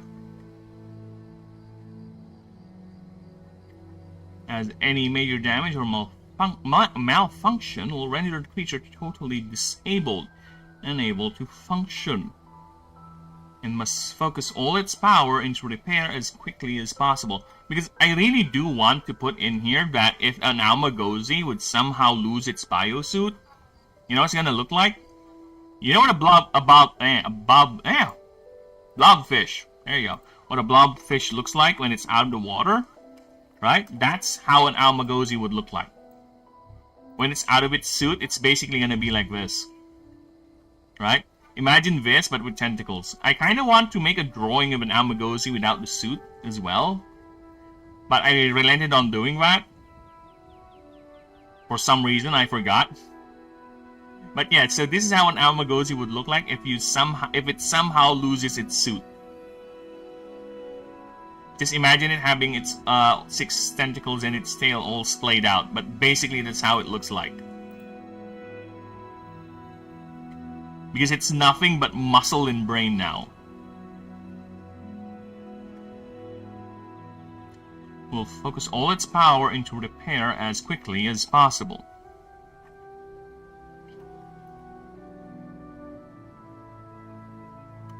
Oh yes, I can make that into paragraph.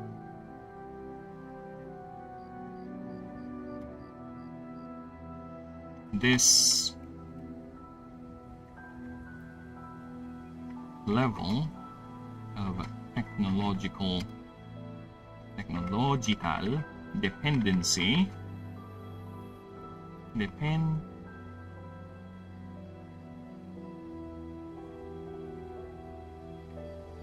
Sorry, I was watching a short anyway. Yes, I have a test today, but my dumbass fell asleep. This is why that allows 3 feet. That allows 3 feet.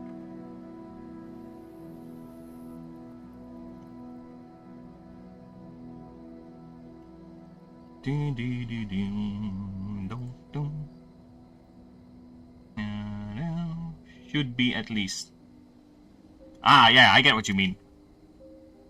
That allows at least. Yeah, you're right. I missed the at there. Why is that lightning art so anime? Because I wanted to make it like that. Why? You like it? You like the fact that he's channeling lightning energy throughout his tentacles and just blasting it with the main? You want to change your starter now? Yeah, it looks cool. Well, that's the Almagozi for you. It's basically a brain that generates power. The more it thinks, the more lightning energy it creates, the more electrical energy it generates, and the more power it has. Ah, no, I'm keeping my seductress creature. Yeah, of course you want that one. This level of technological dependency is the trigger. Is the main reason for a Hoaxwaddle ascending. Oh, fuck off.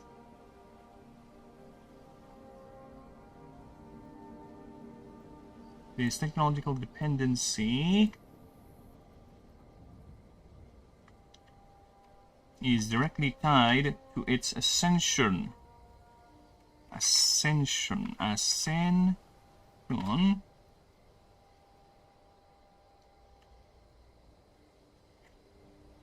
direct proximity. I need to lull a sense of calm for my teammates, whom I shall betray. Well, the Discord is growing. I gotta say, the Discord is growing. So who knows?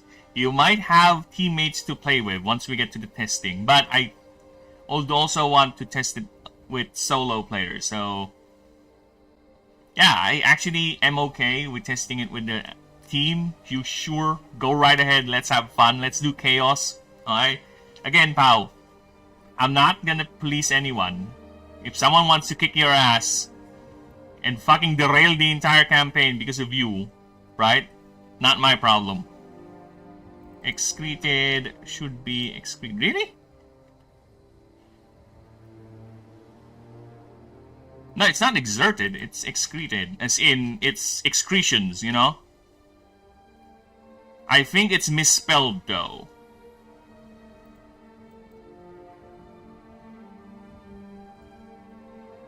I think you're referring to this part. Maybe it's just a word I don't recognize. Excretion is excreted is something that you squeeze out or something you flows out, right? So imagine you're sweating. You excrete sweat. There you go. But let me give you the term. There you go. See, it's used for influence to make something happen. So that's another word for it, right? So, excreted, there you go. To use or put forth strength, effort, power, or influence, right? Oh, you're right, excrete. Tanga. Oh my god, this is what I mean. There you go, this is what I mean. It's to get rid of toxins unwanted. See, it's basically you expel it out. It's your body taking it out. There you go. Oh my god, what an idiot. Thank you. I think I have it misspelled though. Because I don't remember typing in a C when I type in excretion. Let me get back to it. Yes, I think that's why you don't recognize it, because I have it misspelled. Some breeds able to... Oh no, it is correct. Oh yeah, excreted. Yeah. You're right. So yeah, there you go. It is excrete. It's meant to squeeze out.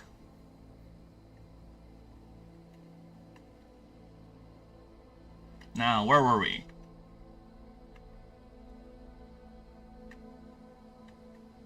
Totally disabled unable to function, and will focus all its power into repair as quickly as possible.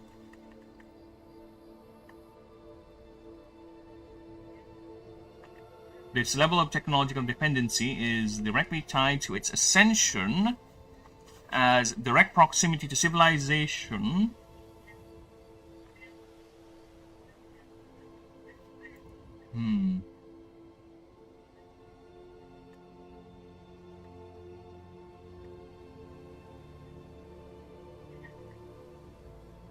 I think we can remove this, since these were the hoaxawattles.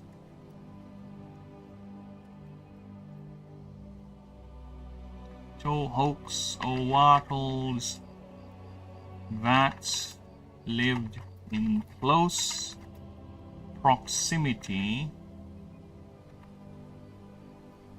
to civilization, bonded or otherwise.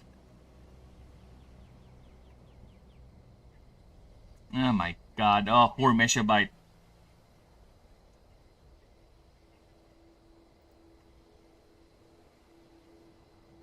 Okay, where were we? Totally disabled, unable to function. Either one of them. Okay. Totally disabled and unable to function. I think that's the problem there, because the creature will, because this will render the creature totally disabled and unable to function. Right? I think that should be it. It's the reason why I don't think I put end there is because I have end here. But I think it's fine if we also have end here because these two is basically supporting each other, and this is just a follow-up phrase to complete the idea. Right?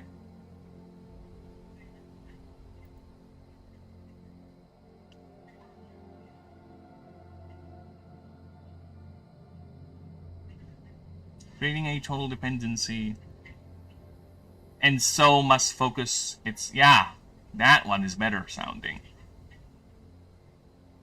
And so must focus all its power. And so must focus all its power into repair as quickly as possible. Yep. Okay, you know what? Fuck this. I'm gonna put another space here because Almagosi is turning out to be quite the intellectual exercise, which is fitting considering this is a creature meant to be a genius. Alright. What is this one? Totally disabled. Is it capitalized? No, it's not. Alright. Totally disabled and able to function and must focus all its power into repair as quickly as possible. Okay, and I think you should add so.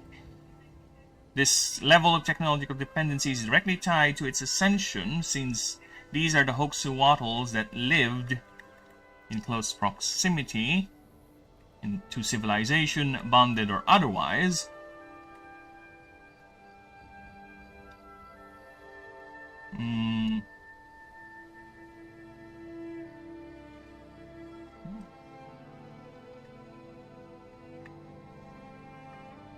Let's remove hovering.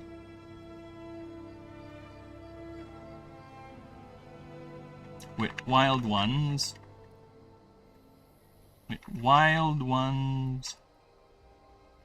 Okay, how can we scrunch it?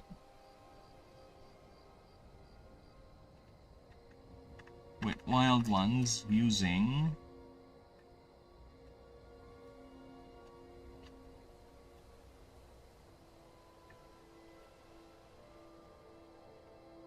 using the same machinery it once nested on. There you go. Okay, that one's better. It once nested on, and enough, and stored, and with, there you go, and with enough mana.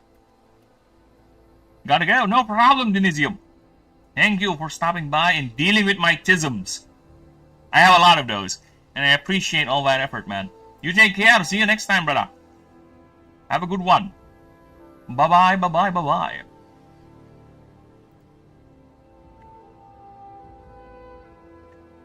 To eventually synthesize its biosuit and ascend. This trigger is what biologists say as the direct proof of the ancients' tampering with the species, since the creature is highly sought after by many tech governments and any organizations that require and handle massive amounts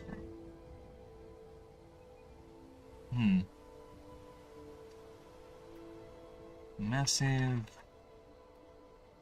amounts of processes.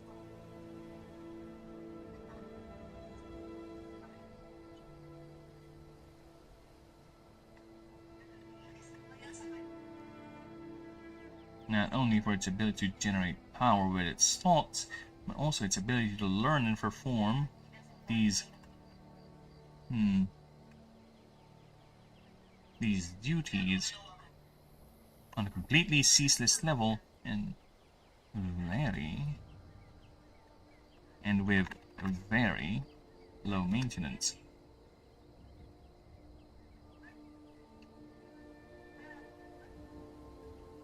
As these tasks are only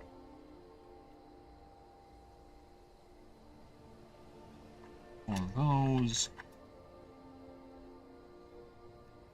that are true devotees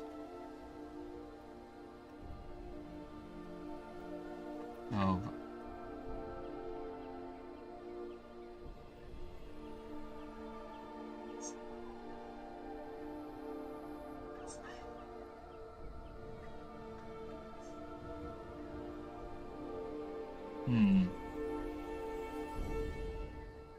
pretty seatless, no maintenance.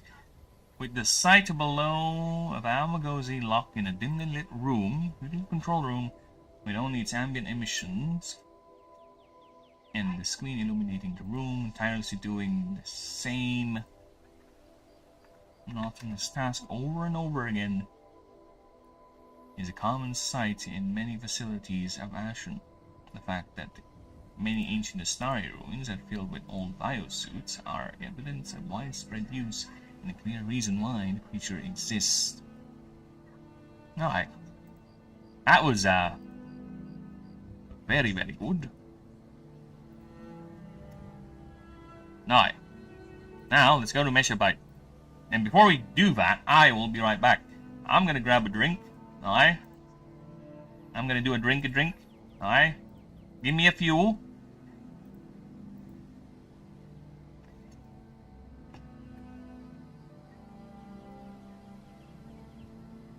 Yeah.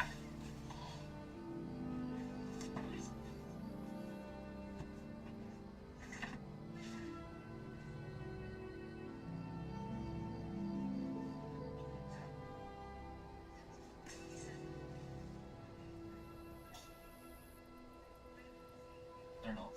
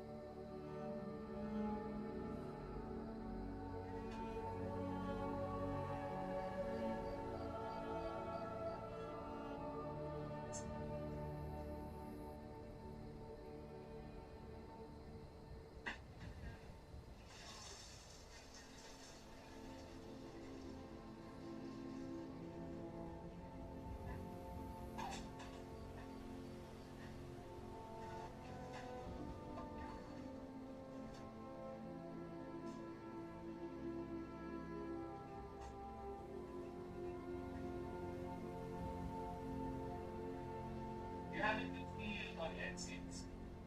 Yes. Alright.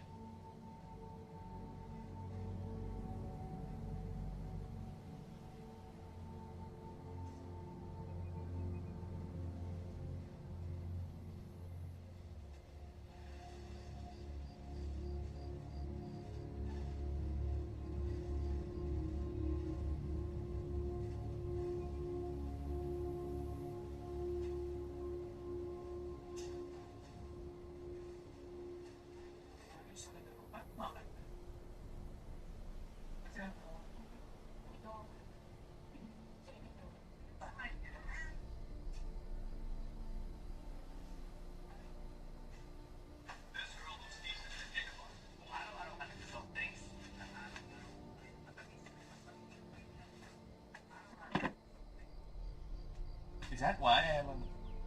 Because of me liking sweets too much.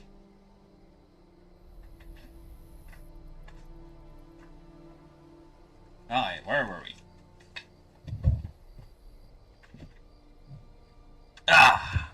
I'm back.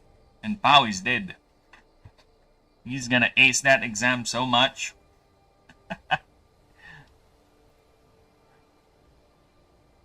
See the man. You're a snake, you're a snake, you're a image.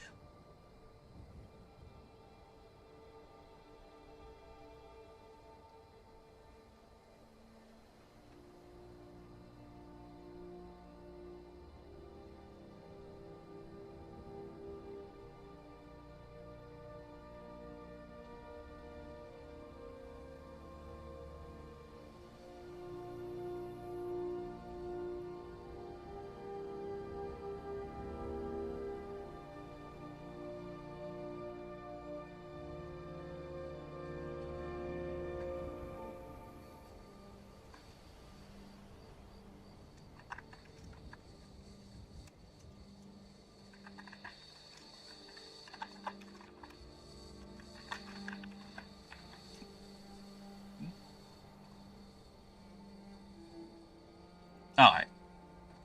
We are back, and I need to turn off BRB. There you go. Last time I didn't remember doing that, because I'm a chism brain. Alright. Let us continue with PixellByte. Claws can extend when subjected to mana, which can be a foot long. Highly muscular body made for digging. Creature is known to only use mana to supplement healing and its already impressive senses. Okay. Where is the comparison thing? Really? No 5-foot comparison thing? I think I know why. I think I know why. Where's the 5-foot comparison thing? God damn it. God freaking damn it. Give me a 5-foot comparison thing. You tismer. You tisming tismer. Alright. 5-foot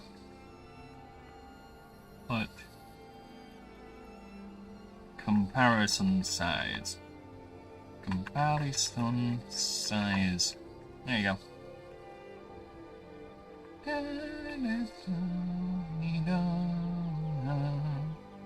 Oh, there you go. It's a base spear type. There you go. Colony builder. Now, what does it do? Actually, before we get to PixellByte, my idea for PixellByte, this is the newbie friendly starter, believe it or not. That's my idea for it, but apparently with this ability, with this passive, it's gonna get complicated. But at least it does have simple passive, so it still can be a new friendly starter. Alright, Colony Builder. At the start of combat, before speed is calculated, this creature has creates an object called a Shesh Den. It has 50 plus X. X equals to 5 per creature's level. The object has the ability called Dive for Shelter. When the creature you control is about to be damaged by an opposing creature's move, roll a 1d20. On a 12 up, the damage is dealt to this object instead. And targeted creature only gets half effect stacks. During this creature's turns, you may pay 2 mana to restore 20% of this object's max HP. However, this creature cannot use its move for that turn. Alright. So, with the new ruling about healing, I'm gonna put in 20 plus 10%. Because, like I said, in lower levels, 20% of something means nothing. Okay? So, moving forward, all healing moves will now have the caveat of a base heal plus the additional. Okay? So that's how they work now, the healing moves. So that way, at least, early game, they're not shit. Alright? They're not crap. Which is my main problem here with the, because I'm also thinking of maybe just downright reducing HP curve, the HP level up. But then again, when I did the simulation for the fights, I think it's fine considering if you do optimal weakness hits with some upgraded moves. Yeah, I think it's fine. HP is gonna go down fast, even when you're fighting a god. So yeah, I think it's fine enough as is. Okay. Where were we? And yes, the god fight is different. Alright, the god fight has default multiple turns. Alright. It has bonus stats, so it's not a clear, fair fight. It's meant to be a boss fight, so F off. Extendo Claws. Whenever this creature uses an attack tag move, you may pay 1 more mana to add 30%, what the fuck? To add 30% more damage to that move. If it's a base type move, you may pay additional mana to hit another target for 50 less of the total damage done. This can only be used once per turn. Base health, 10% more health. That's it. That is it. This is the new friendly passive right here. Mistakes But to be fair, I think it's kinda not really a new friendly one because a base type does not have any weakness hits whatsoever. If you use a base type, you have a good spread in terms of resistance where no one resists or is a weak resists your moves. Or basically, wait. I think I'm getting this wrong. If you're a base type, you don't have much in terms of resistances, right? The only types that will resist you is Earth and Artifice, and that's it.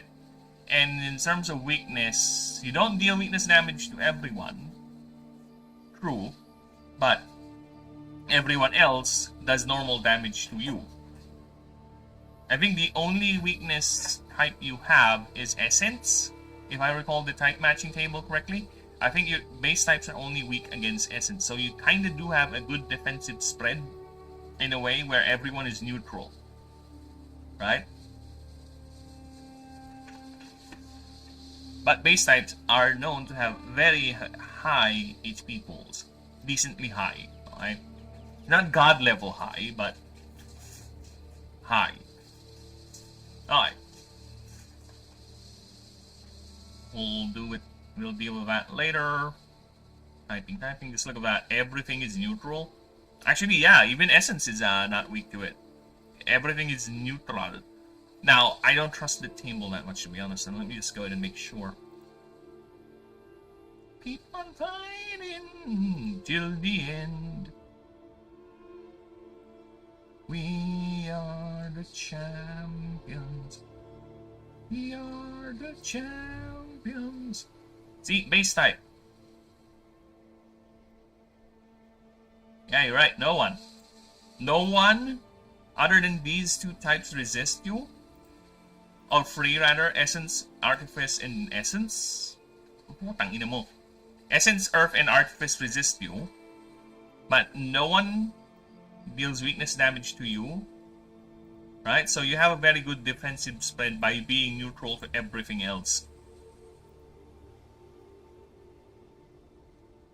And look at that. Ooh, among my favorite designs right there.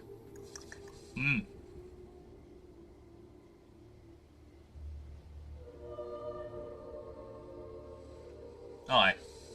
So let's see what a PixellByte do. What a PixellByte does. Oh, fuck off. Thank you for reminding me, Hatslice. Fuck off. Get out of here.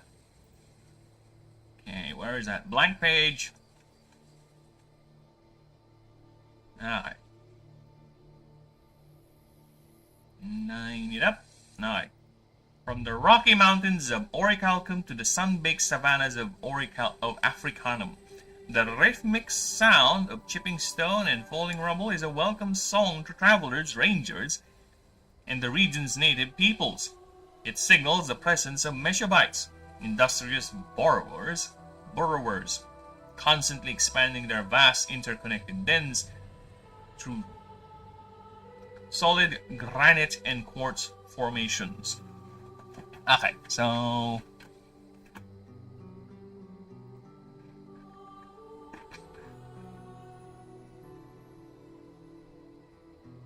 which are typically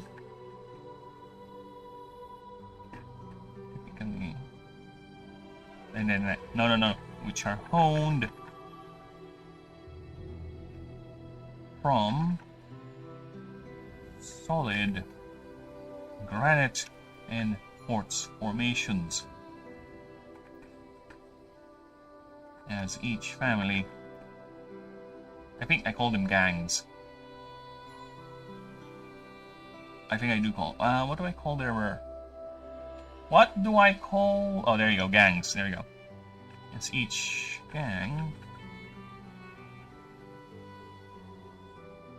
being fought over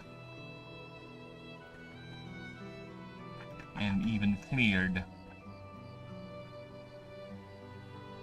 of any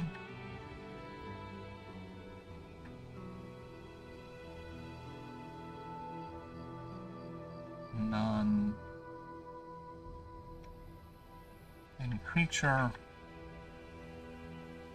or animal larger than a megabyte.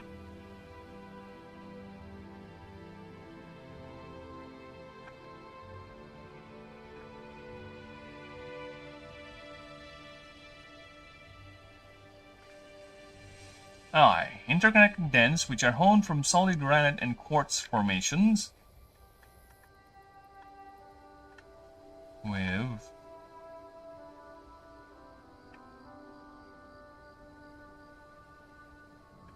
prime. All are considered.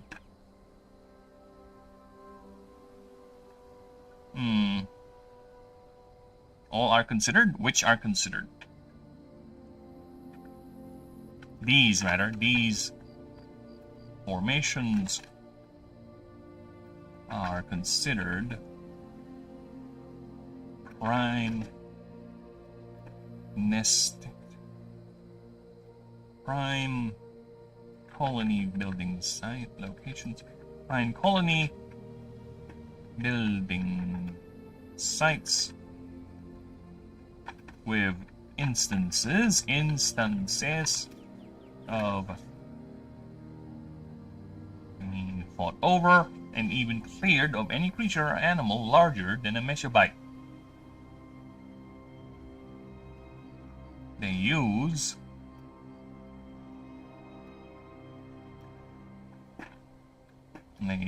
their highly specialized claws, that is strengthened by mana, increasing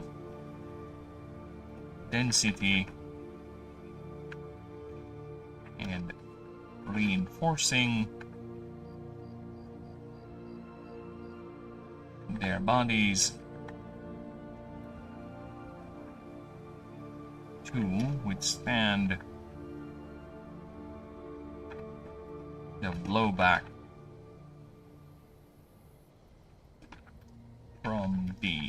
from each swing.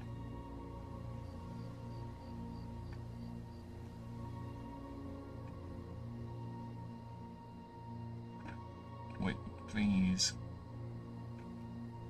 using these capabilities,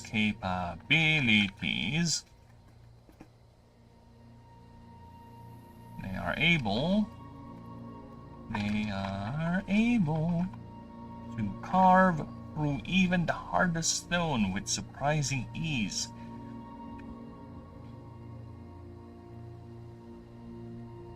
Living in family groups or gangs of 5 to 20 individuals, they fiercely defend their territory from rival colonies and other creatures competing.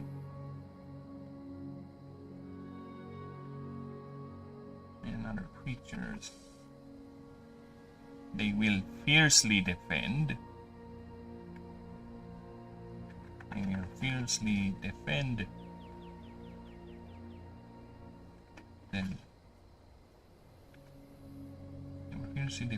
This new territory from rival colonies and other creatures.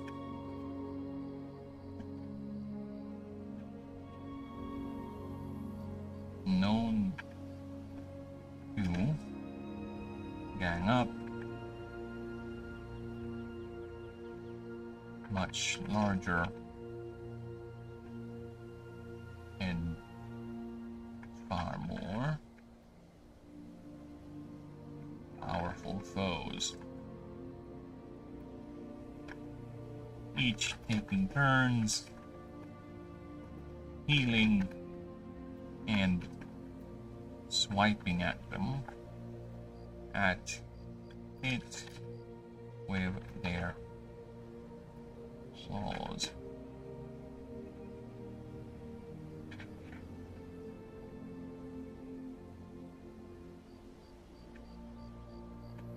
Yet despite their territorial nature, travelers often prefer passing through megabyte territory, as the creature's constant vigilance makes it one of the safest places to travel.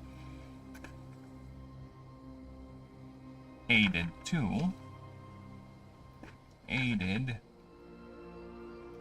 by the fact Mechabytes are not openly hostile to any sentient being,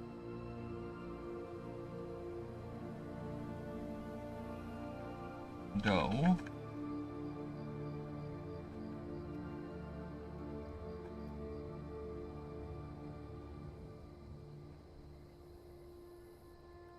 unless provoked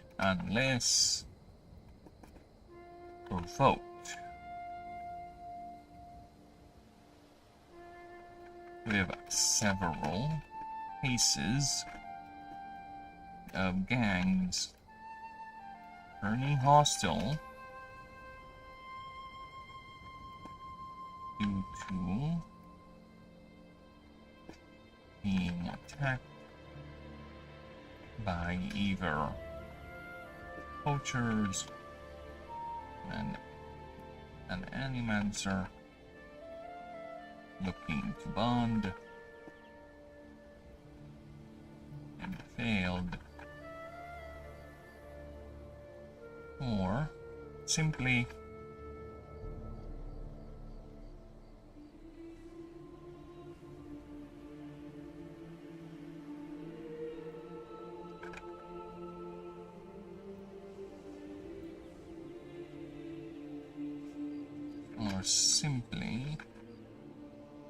a traveler accidentally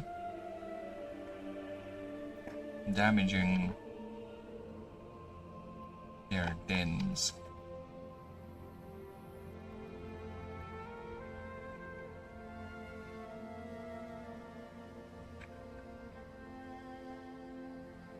As surprisingly,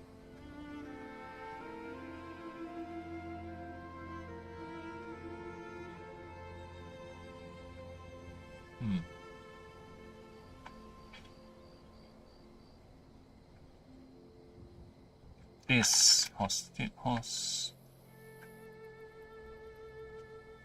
hostility can be, if displayed,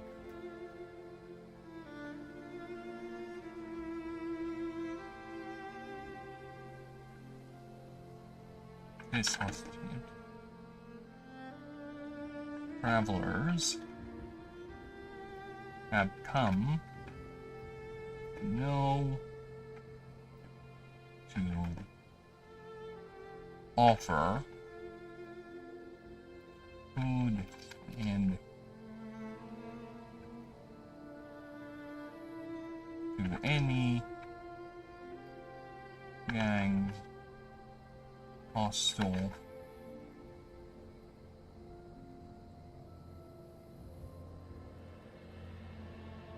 any gang showing these signs as a means to appease them. Appease. And once again, allow travel. Safe travel. There you go.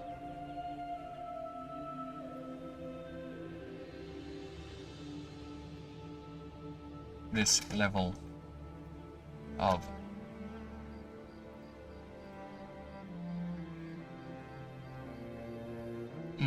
what's the word I would go for? Accidental?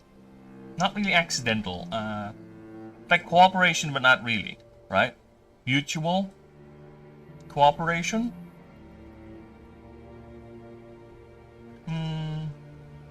Accidental? Is it accidental? Is accidental the right word for it?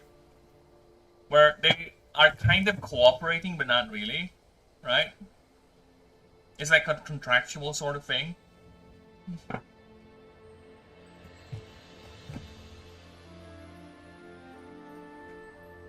Oh, I need words. Words. Give me some words.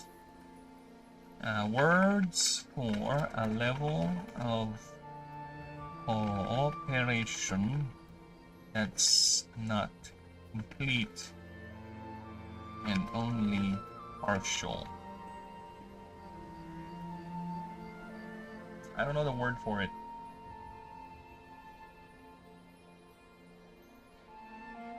Conditional cooperation. Yeah, I think I'll go with that. This level of conditional cooperation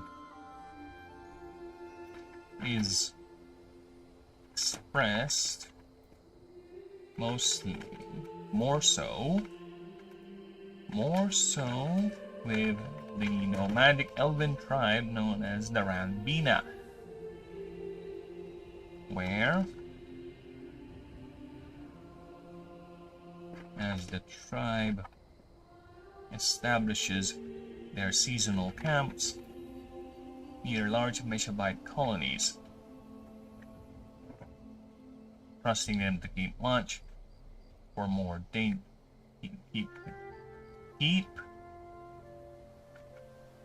watch and eat, and sometimes watch for and deter more dangerous predators. With the tribe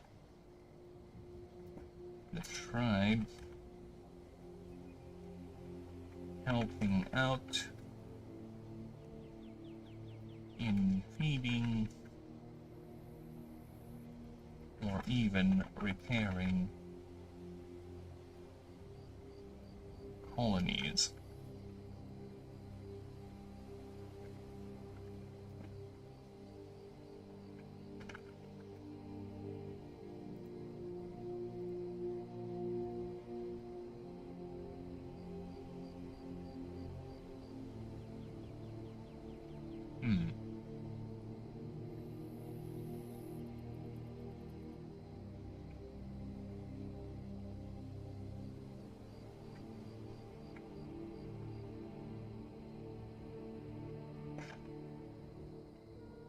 Yet, for, not, however, nevertheless. Words to start a sentence. Words to start sentences. Start sentences. There you go. When you look at it, life and time for jets and jokes, it's true. See it on the show, keep you laughing as you go. Just remember that the last laugh is on you. Always look on the bright side of life. Always look on the bright side of life. Always look on the bright side of life.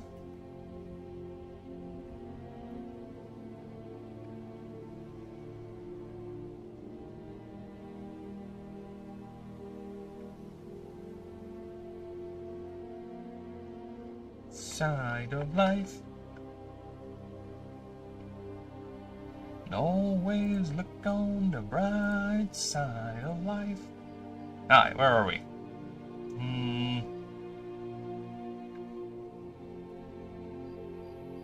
To describe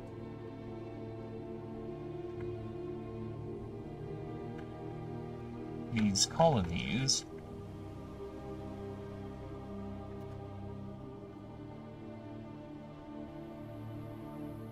as a series as nothing but holes carved in the stone face, in the rock face, is highly inaccurate. Inaccurate, or they are cave system, and there are entire cave systems. Entire cave systems.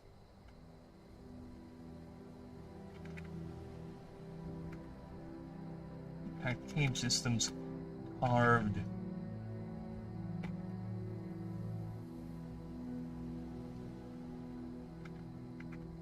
Some natural, some naturally formed, just connected, some natural, some artificially made.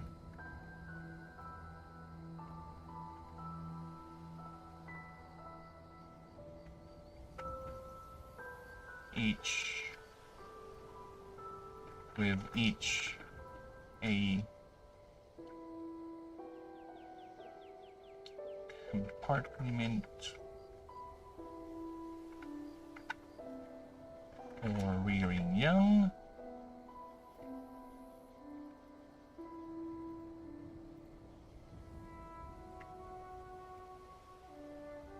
storing food,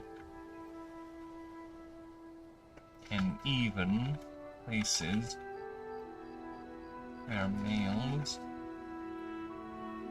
where individuals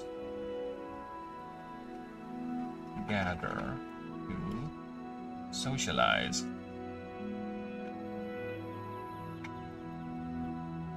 by exchanging scent,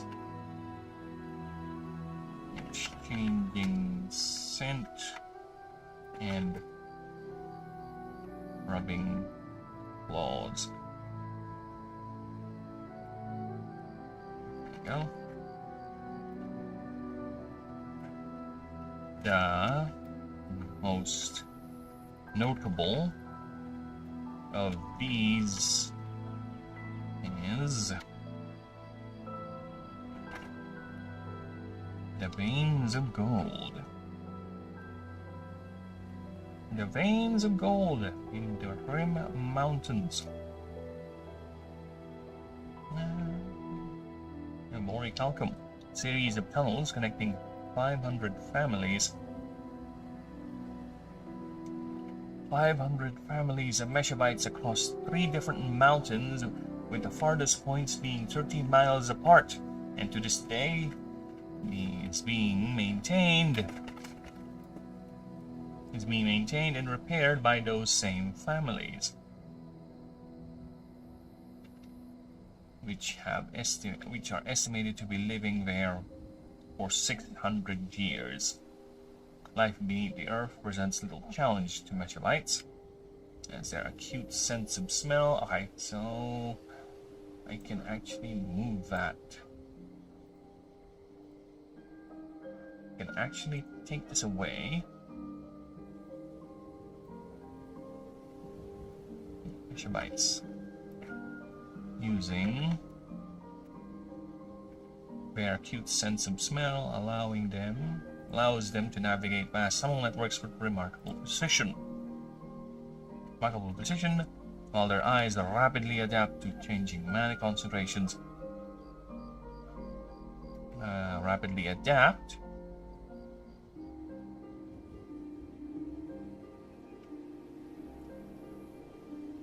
by simple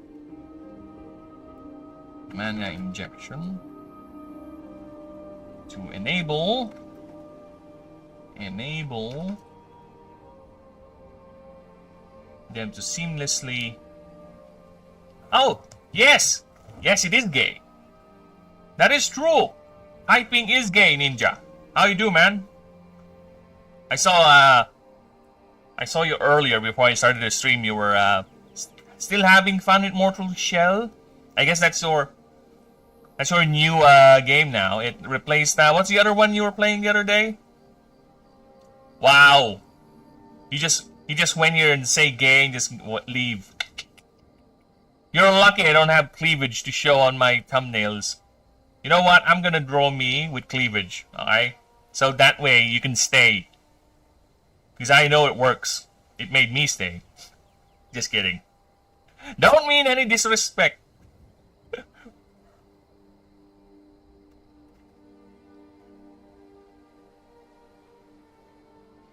To enable them to move seamlessly between the darkness of their dens and the sunlit surface.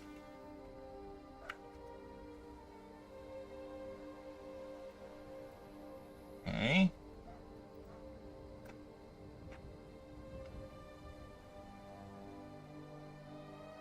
There you go.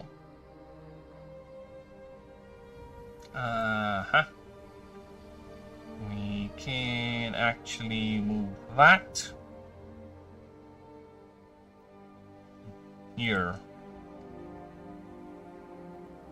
Storing food.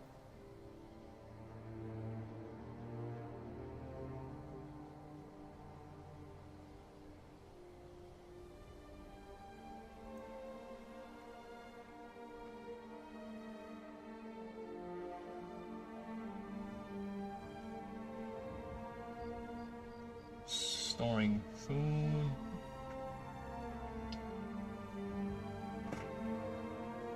Or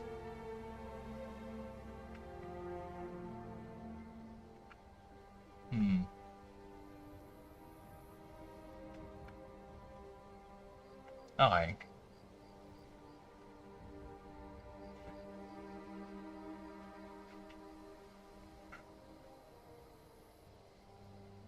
That's annoying. Okay.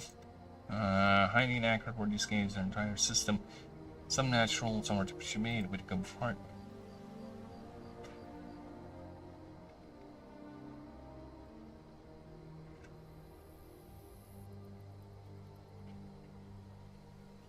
While some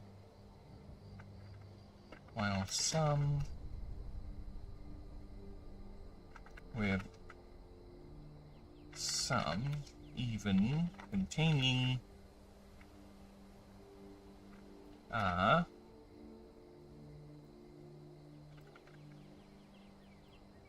central chamber. There you go. Containing a central chamber where the family gathers.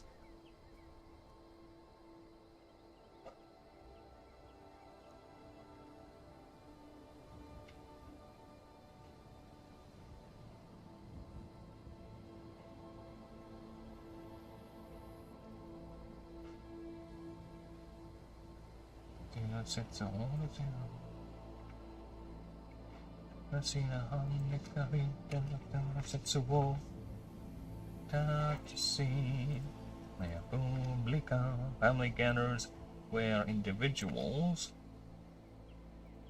socialize by exchanging scents and rubbing claws.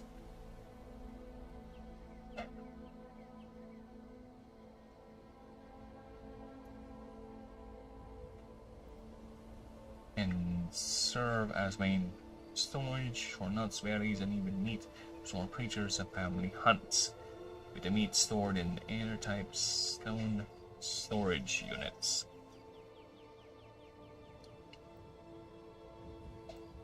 Okay, let me just put that here.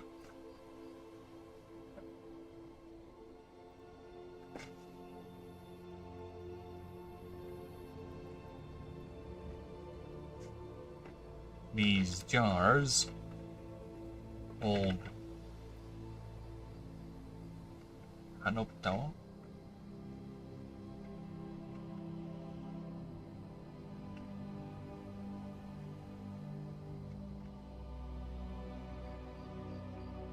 By the RAM ID.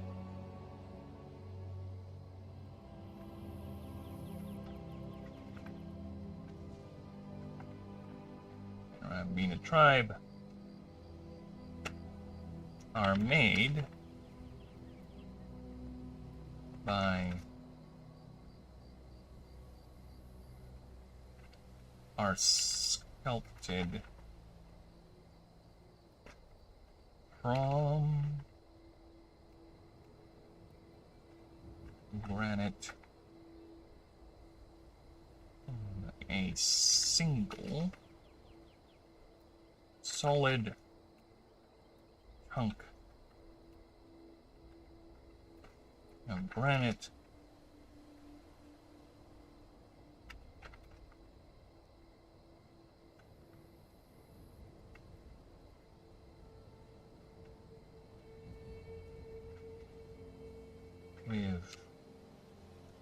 single chunk of granite with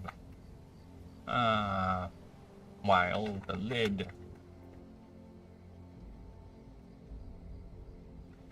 is created by a precision with is crafted with a level of precision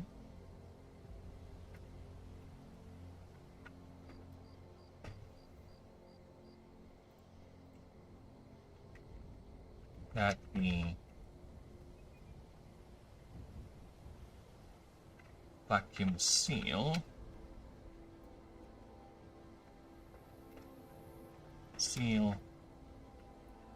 allows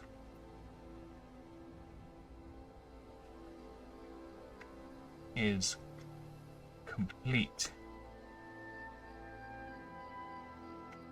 and along with the cool rock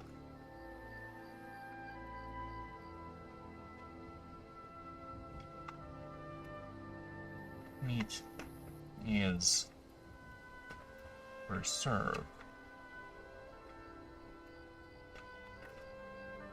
for extreme the long periods, some even lasting years. A practice the elves adopted, even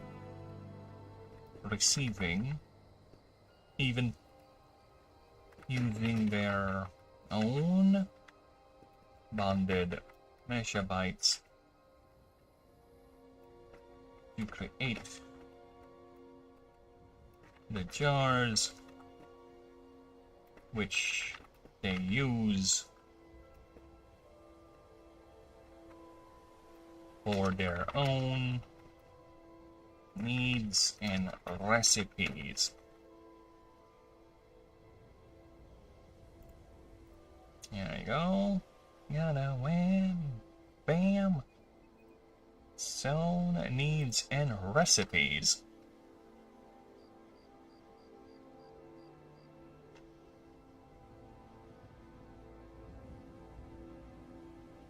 Wham, bam, shang and lang and it's la la la la la. Ah, she knows what I'm singing. God damn it.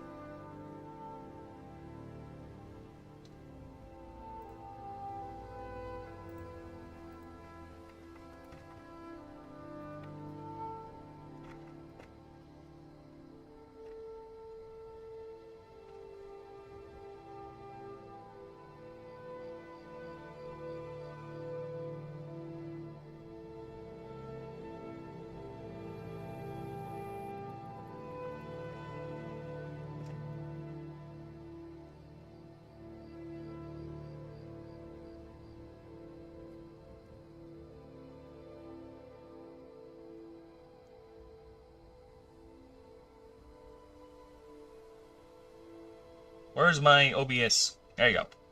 Alright.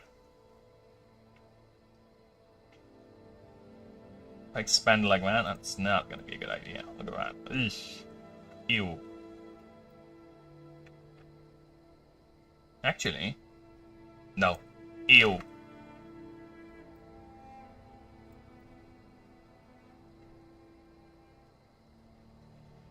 Maybe. Okay, let's try changing the Sphinx format a bit.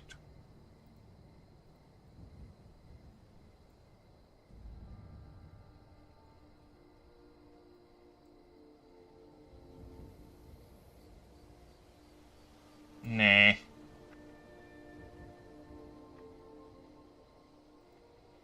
Alright, most notable of these.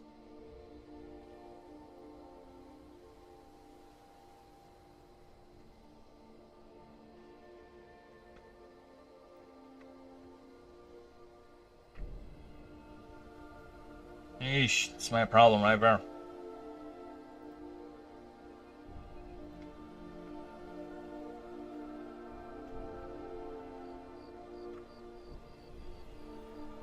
Eesh. So much wasted space over here. Alright. I have an idea. Give me a few moments. Give me a few moments. I have an idea.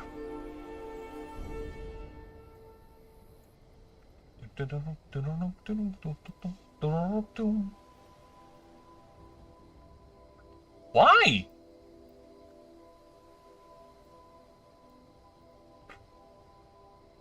Just watch what I'm going to do, alright? This is some grade A shit.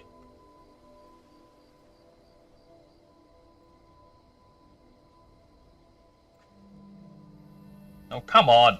Cooperate. There you go. It has cooperated. Not really. Ah!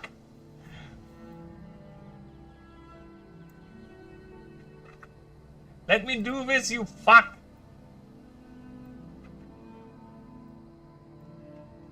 Oh my fucking god, I don't know where it is. It just vanished from my eyes.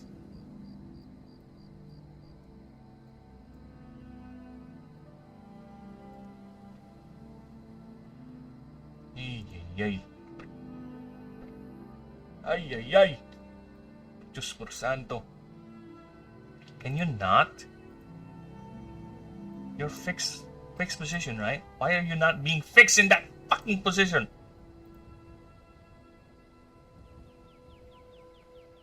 That is not being fixed in that position.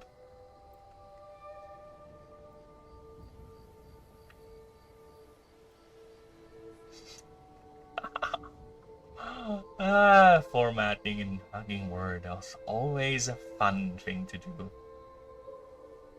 I think you guys have an idea what I'm trying to accomplish here, right? Okay, if that's what you want, that's what you're gonna get. Alright. That's what you're gonna get.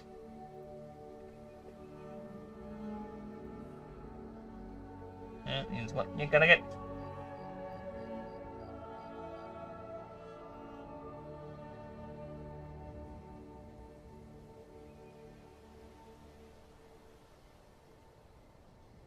Alright.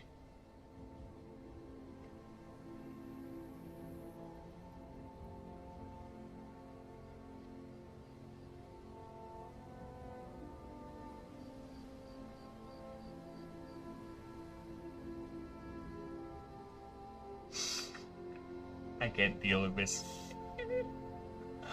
I can't deal with this. I have little patience for the tism of Word. This is 9. Oh my god, it's 9 already.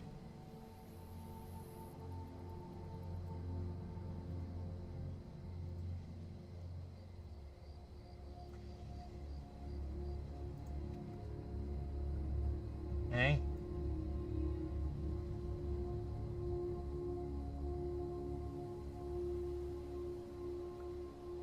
Alright, so what? Something I can deal with. I can work with that. This one, I can't understand this. Why does it always have to go down when there's enough space? Right? There's enough space to go around. Tell myself for a good time. I'm your life. The world turning inside out, yeah.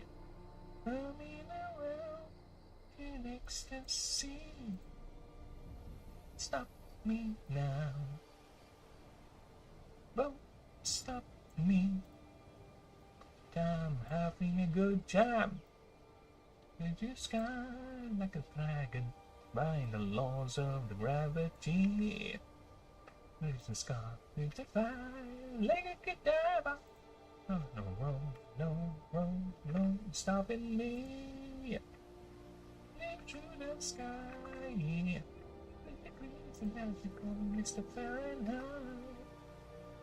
You have the speed of light, and you wanna make it supersonic, what are you? Don't stop me now. Oh my god, yes, finally. Got it. I got it. I got it. Take a good time. Making a call. Don't stop me now. Most notable of these is the veins of gold in the Rim Mountains.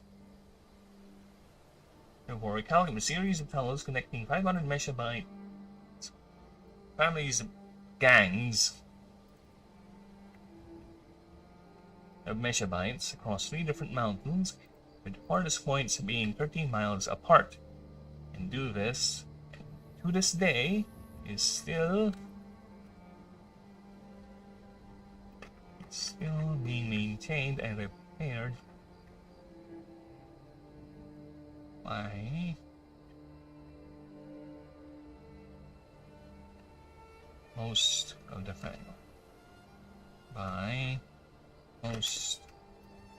same families. Okay, which is estimated to be living there for 600 years.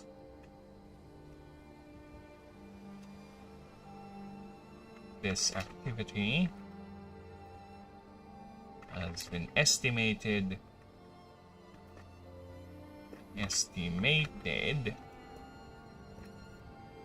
to be at least 600 years ongoing.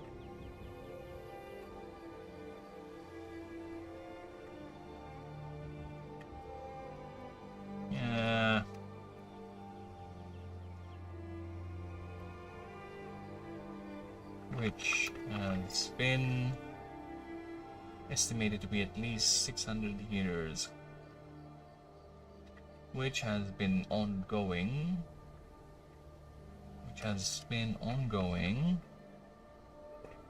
for at least 600 years. As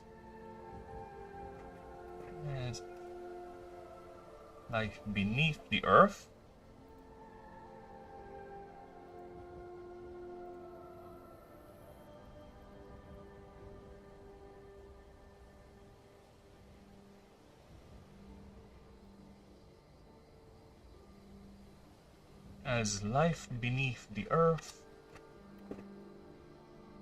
presents little challenge to mesobites.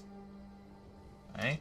Using their acute sense of smell allows them to navigate the vast tunnel networks with remarkable precision, while their eyes rapidly adapt to changing by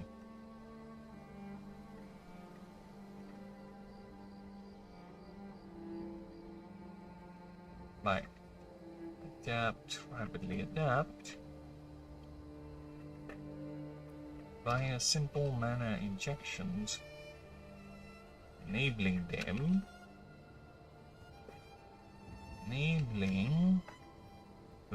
to move seamlessly between the darkness of the dens and the sunlit surface. Yet families may form interconnected tunnels. However, though families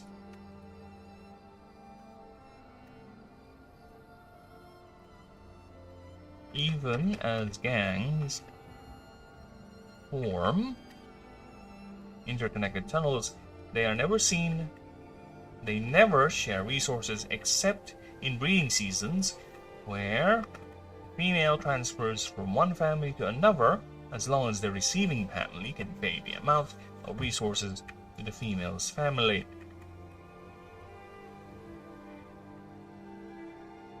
If not, the female will look for another one that can,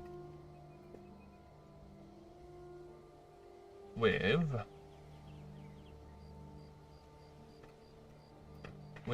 the determining value is still hotly Still debated by biologists to this day. Because of this reluctance for inter-family cooperation.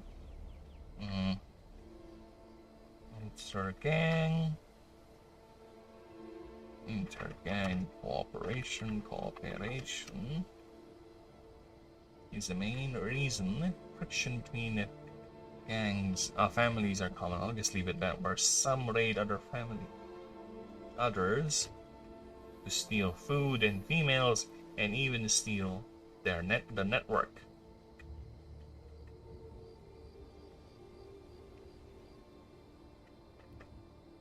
As inevitable flashes are quick and violence enacted by the same claws they use to cut through solid rock, turning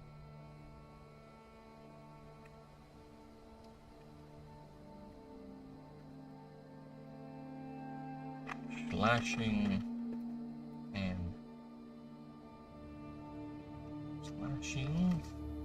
each other. Cut through solid rock by slashing each other.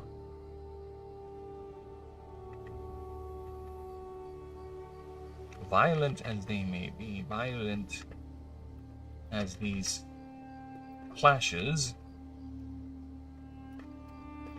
may be, casualties are uncommon, but injuries are always a guarantee.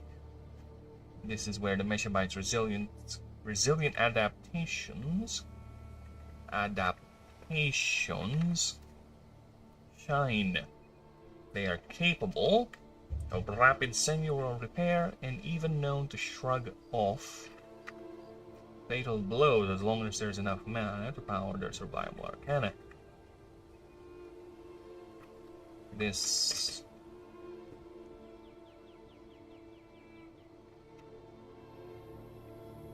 and arcana, and this is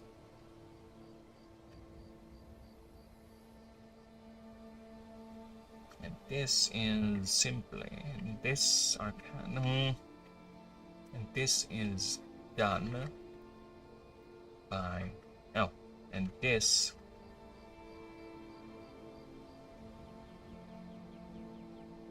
survival arcana, which is enhanced regeneration,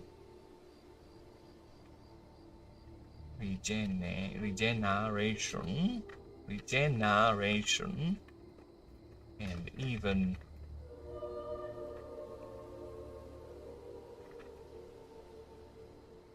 capable of sealing fatal wounds,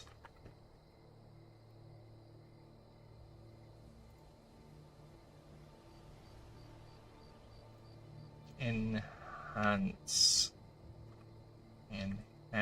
there you go, fatal wounds, if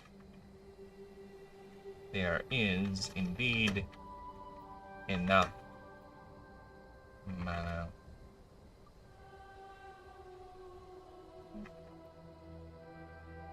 channeled.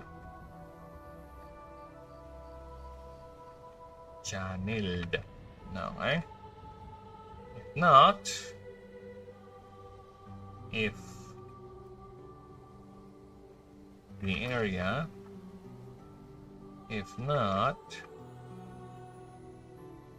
the creature will not risk these confrontations, instead relying on opportunity and trickery. Examples that these groups will lure their protectors into a chase, while others quickly dive in, stealing and overpowering weaker members left behind. Alright, so I'll be back. I'm gonna grab a drink. Alright, just gonna do a quick pass, and I'm gonna move on to Head Slates, because I think we're done. Alright, I'll be right back. Give me but a few. Alright. Be right back. Be right back.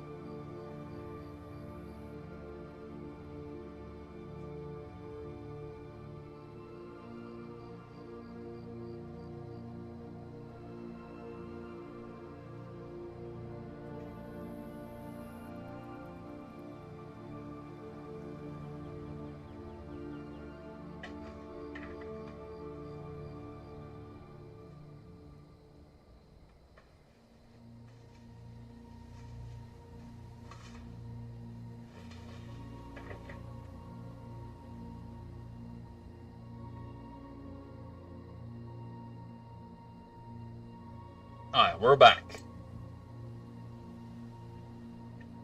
Yeah, I've been going on for 3 hours now, so let's take a look at the stream. How are the streams doing? Hey, you okay, stream? You're alive. Ooh, stream is alive. Nice. Hello, stream. The fuck? The fuck happened there? I'm gonna shake you down. Welcome with me now. I'm gonna show you how. And now, something out there. Before I'm told, never knows I'm going to hold. Okay. Everything appears to be in order. Yes, it is okay. Stream is doing rather well. Or alive.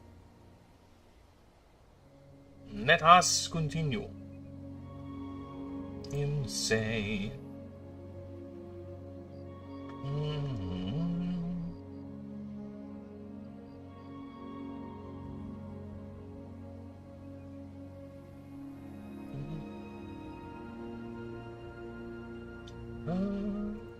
Hi.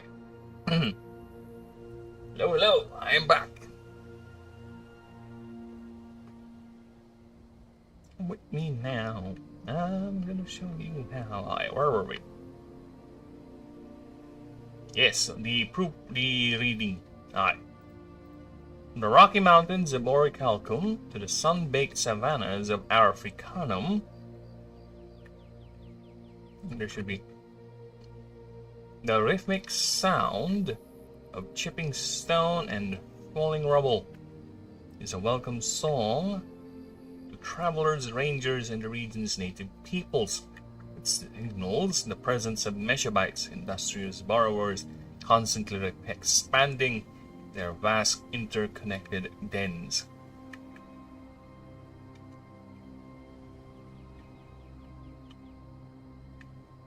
Which are honed from solid granite and quartz formations. These formations are considered prime colony building sites, with instances of being fought over and cleared, and even cleared of any creature or animal larger than a Meshabite. They use their specialized claws, that is, using their specialized claws that is strengthened by mana to increase density. To increase density and reinforcing their bodies to withstand the blowback from each swing. With these capabilities, they are able to carve through even the hardest stone with surprising ease. Living in large family groups or gangs of 5 to 20 individuals, they will fiercely defend this new territory from rival colonies and other creatures. Observed.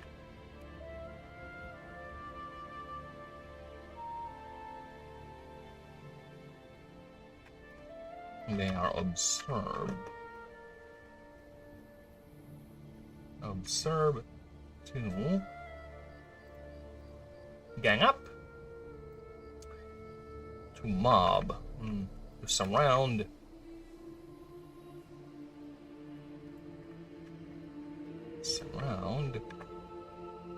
and encircle and attempt.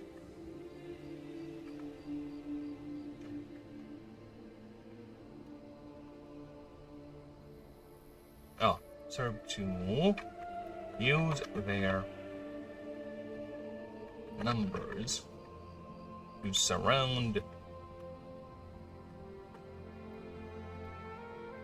much larger and far more powerful foes, each taking turns healing and swiping at it with their claws.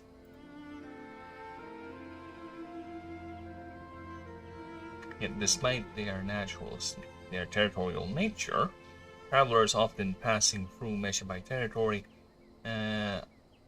often prefer passing through Meshabite territory, as the creature's constant vigilance make it one of the safest places to travel, aided by the fact Meshabites are not openly hostile to any sentient being, unless provoked, with several cases of gangs turning hostile to their due to being attacked, either by poachers, an animancer looking to bond and failed, or simply a traveler accidentally damaging their dens.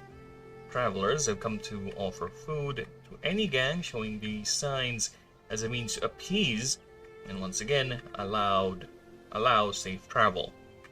This level of conditional cooperation is expressed more so with the nomadic Elven tribe known as the Randina.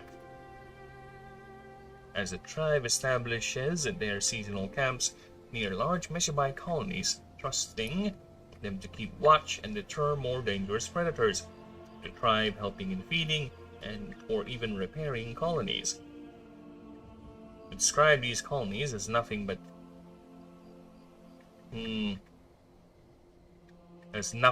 carved into the rock face, carved holes or niches in the rock face is highly inaccurate, for they are entire cave systems, some natural, some artificially made, with each compartment for rearing young, storing food, and even and with some even containing a central chamber where the family gathers.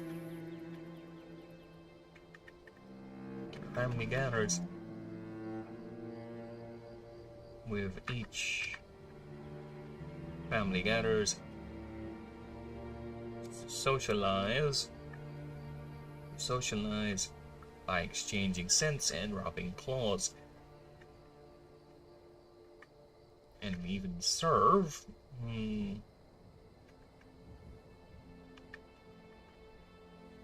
This central chamber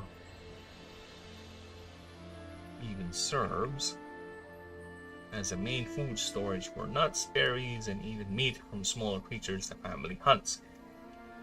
With the meat stored in tight stone storage units,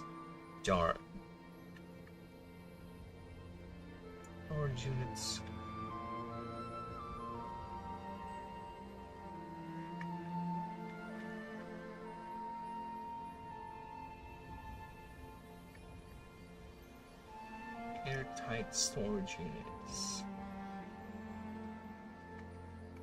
Okay, these jars are called Pinocchio by the Ramina tribe and are sculpted from a single solid chunk of granite, while the lid is crafted with a level of precision that the vacuum is complete. Along with the cool rock, the meat is preserved for extremely long periods, some even lasting years. In practice, the elves adopted, even using their own bonded Meshabites to create the jars, which they use for their own needs and recipes. Okay? The most notable of these places, these systems, is the Veins of Gold in the Rim Mountains of the Orichalcum. It's a series of tunnels connecting 500 gangs of Meshabites across 3 different mountains, with the farthest points being 30 miles apart, and to this day still being maintained and repaired by most of the same families, which has been ongoing for at least 600 years, as life beneath the earth presents little challenge to Meshabites, using their acute sense of smell allows them to navigate vast tunnel networks with remarkable precision, while their eyes rapidly adapt via simple mana injections, enabling them to move seamlessly between the darkness of their dens and the sunlit surface. Alright.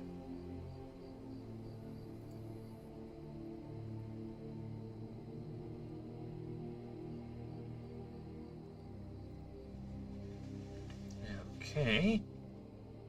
Even as gangs form in interconnected tunnels, They never share resources, except in breeding seasons, where the female transfers from one family to another, where the female transfers from one family to another. As long as the receiving family can pay an amount of resources to the female's family. If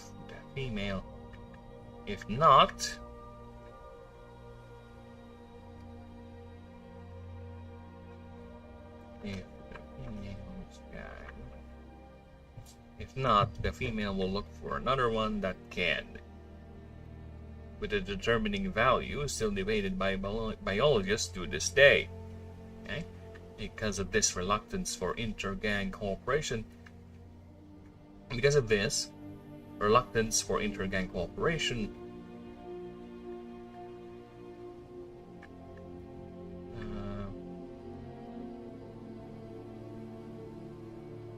friction between families are common, where some raid others to steal food, females, and even steal the network, as inevitable clashes are quick and violence enacted by the same clause. Quick and violent.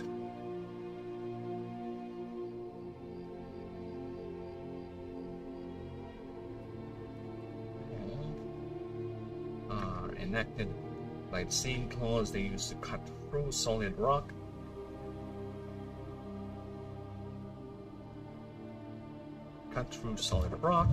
This time slashing at each other. This time to slash.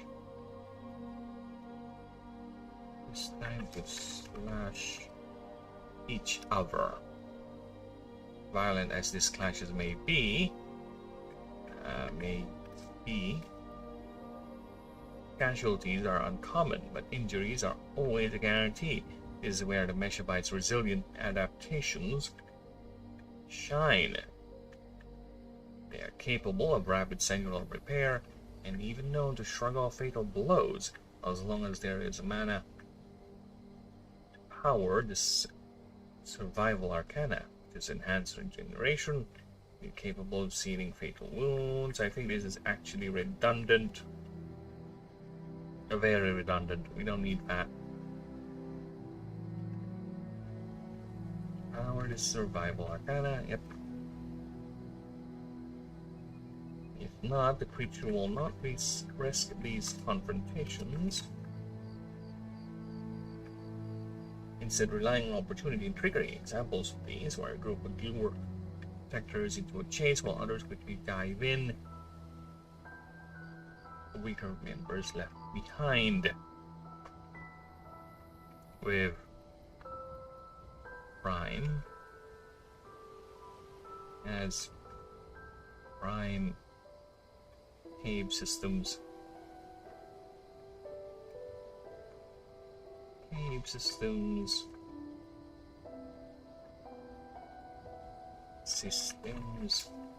shifting from one gang to another.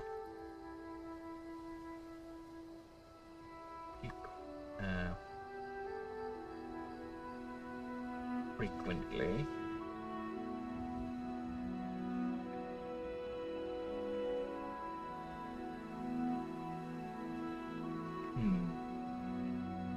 Did I put that? Spike shifting from one gang to another every so often. There you go. Every so often. There you go. Alright.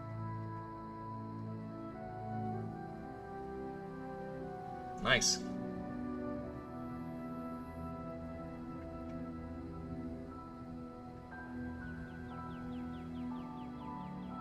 Nice.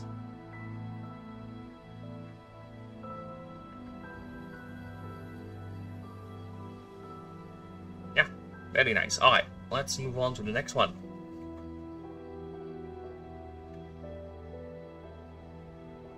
Which is Hat's Lace. The Growling Guardian.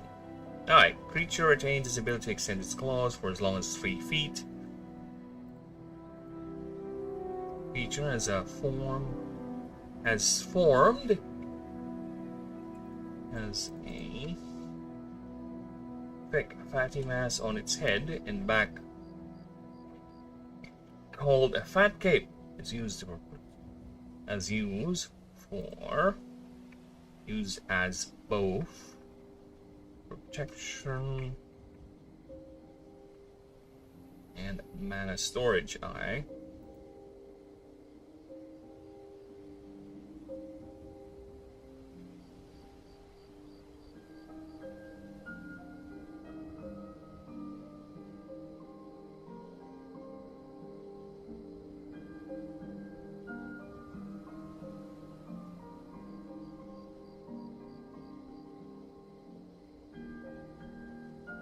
Creature has enhanced muscle mass used for fighting rivals and prey. Okay. I think that's fine. Can you stop doing that word? You annoying fuck. Okay. Wait, did I change any of the wordings for Armageddon? I don't think I did. Oh yes, I did change some wordings here real quick. So let me just get this. Let me pull up the master perk list. Yeah, I forgot. Yeah, I did change a couple. So we'll have to modify them. Where is the base? There you go. There you go. Okay, changing that. Let's go here to change PixellByte over here. There you go. Need to keep those consistent. Last thing we want is to be inconsistent now, do we?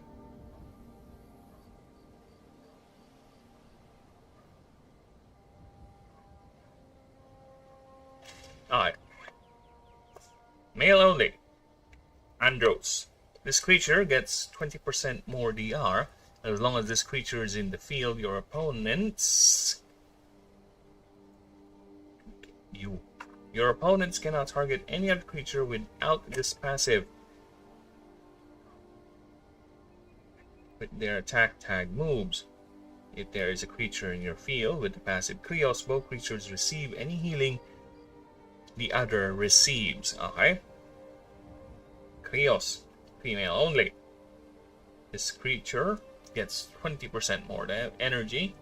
If the opponent creature with more with any move if you target an opponent creature with any move, this creature may pay 1 mana to roll 1d20. On a 12 up, this creature deals air type damage 10 plus X. It's this creature's level, not affected by the PWR. There's a creature called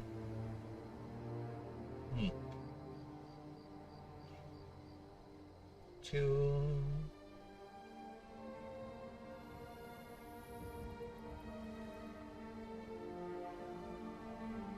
what? Right? Deals to that same target. There you go. If there is a creature with a passive called Andros in the field, in the field, in the field, in the field, in the field,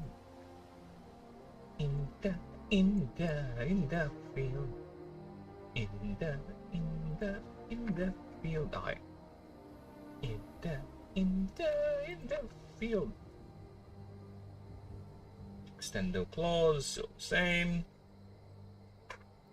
And let's be sure, let's pull that up. Gonna change that to full 4 hot slice. Yeah, right. That is hat slice, right?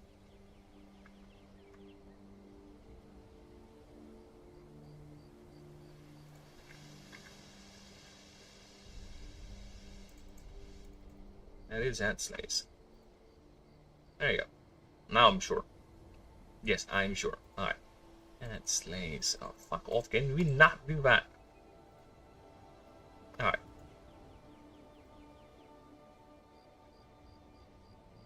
Where is the word? Hello, I am the word. Okay, let's see what his hat. What? His hat slays. I'm tired. Oh shit, this thing is already at 9. Well, we're fucked. We are most horribly fucked. Yeah, this thing is already at 9. So we'll see if I can add, reduce, or clarify things. Right? We shall see. The sight of an hat slice loafing high atop a cliff looking down is a sight many travelers take as a good omen. They are considered as a good sign. As a good sign, they are considered omens of good luck and safety. Why is this capitalized? For not only a Meshabite family is near, it also means the roads are practically clear of any wild dangers.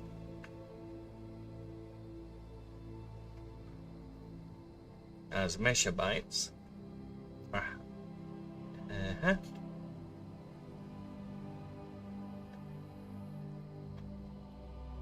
Clear of any wild dangers. That's hat slices.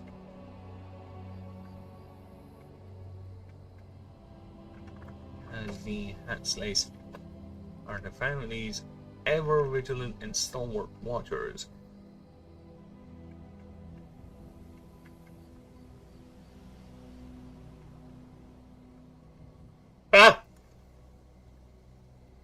And stalwart watchers, they are mostly paired, male and female, for they were the family's eldest breeding pair that have ascended together or alone, regardless of which.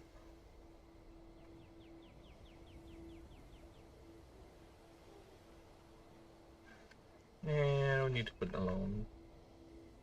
Ascended together, regardless of which these hatslaces were once the alpha creatures of their respected family. Biologists noted that this trigger for ascension is not through environmental pressures or competition, but rather the family's overall prosperity, where the old alpha gives way to the new generation and ascends. For once a Meshabite ascends to a hatslace, they are never seen within 100 feet near of their familial mounds.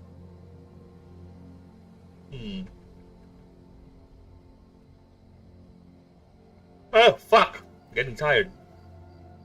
I hate this feeling. Woohoo!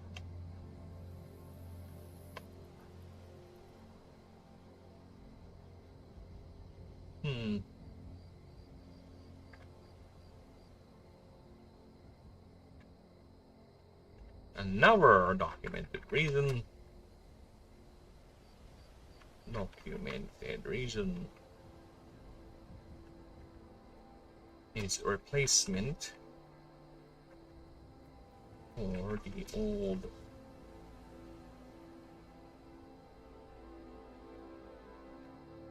hatslace.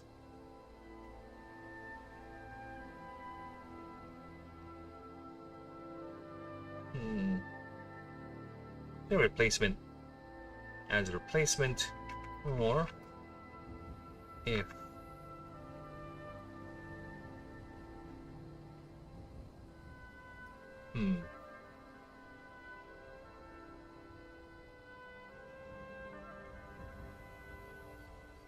well, how can I do this? So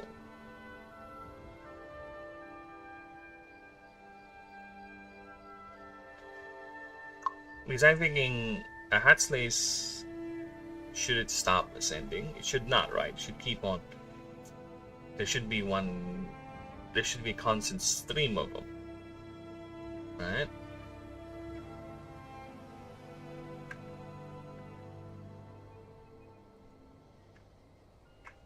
With some of the larger families, larger and more successful. Whole families or gangs having multiple snaces.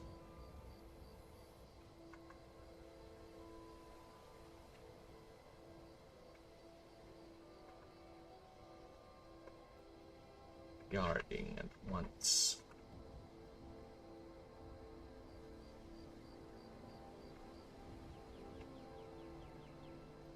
Guard watching multiple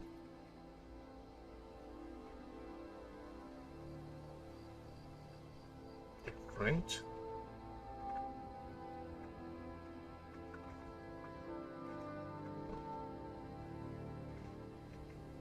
points around their territory. Alright.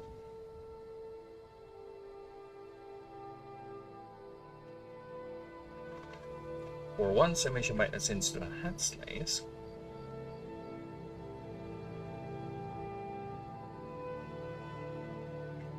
For one summation byte ascend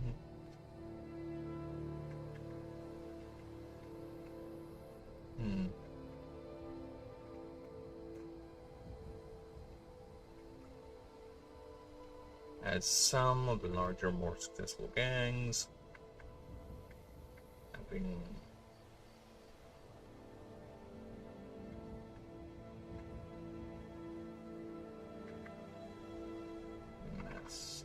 multiple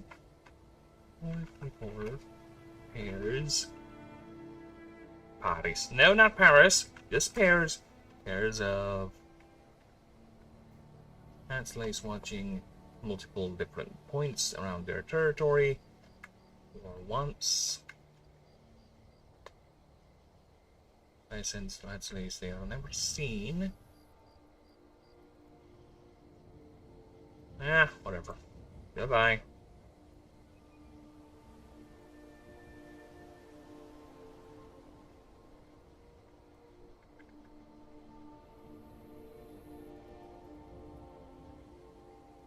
What's there? Never seen within at least 100 feet near their familiar mounds there. Dare. I dare you. I dare you! The creature now lives in the perimeter, ever watching and becoming the family's vanguard against rivals and predators. They will feed, they will fend for themselves. However, if their families have enough, and for themselves,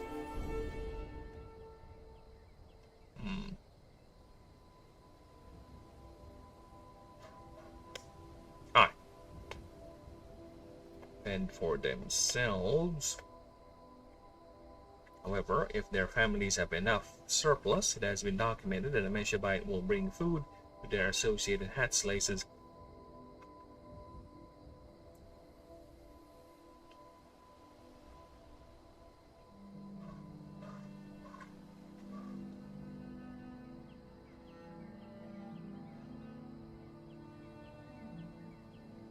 Maintaining, allowing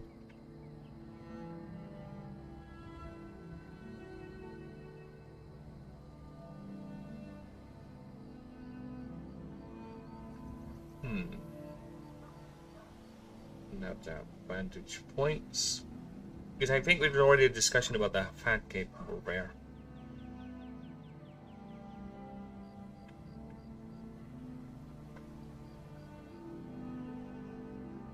Allowing them to continue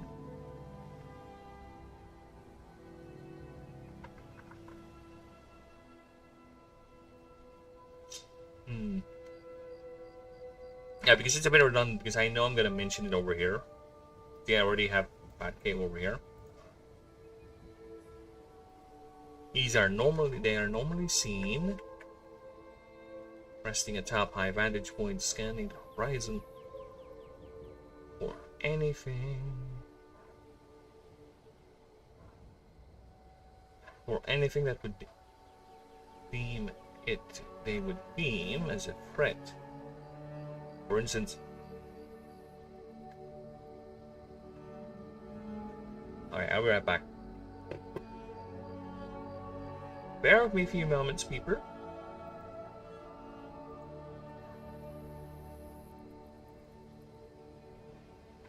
Yeah.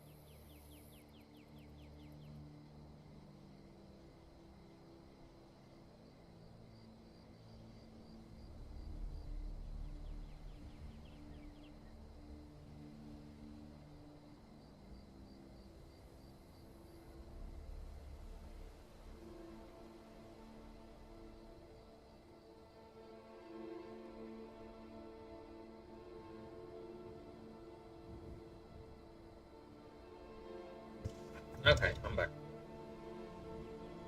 Yeah. We are back, baby.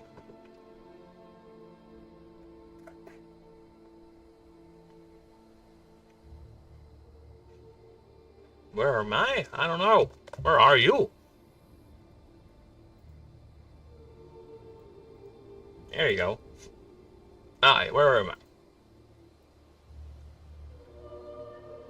They would beam as a threat.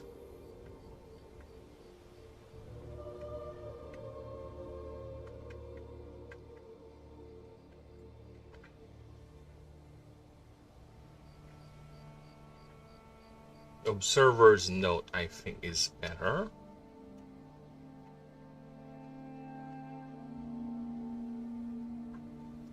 However, if a family has enough surplus, several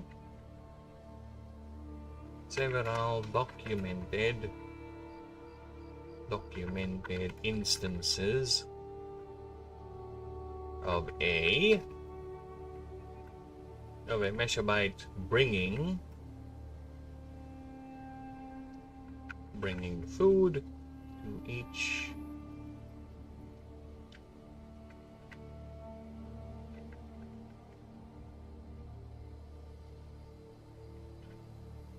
their associated hat slices. Okay.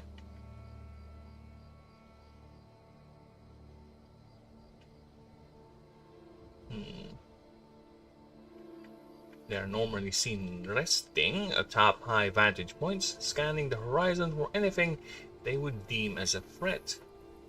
In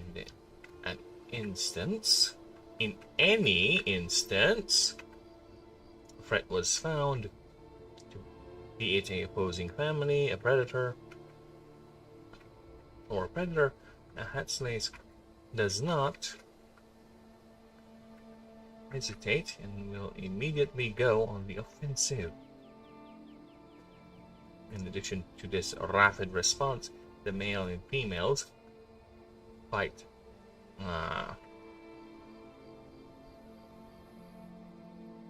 In addition to this rapid response, male and females, aside from their physical differences, this should have been said before.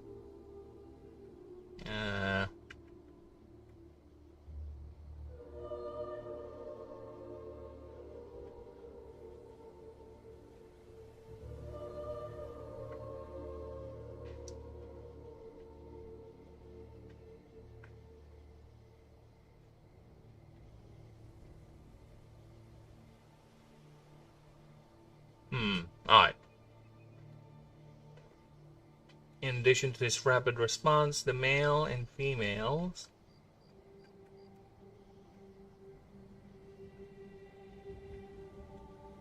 aside. See, I don't like it. I don't like it.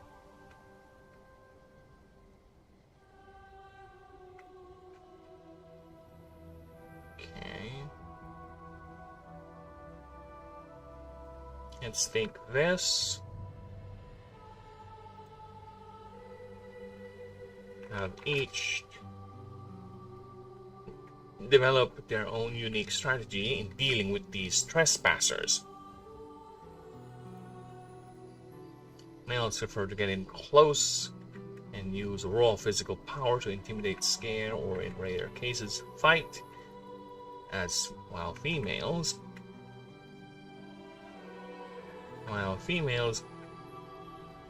capitalize, on the other hand, prefer using loud noises and are even to loud noises too for intimidation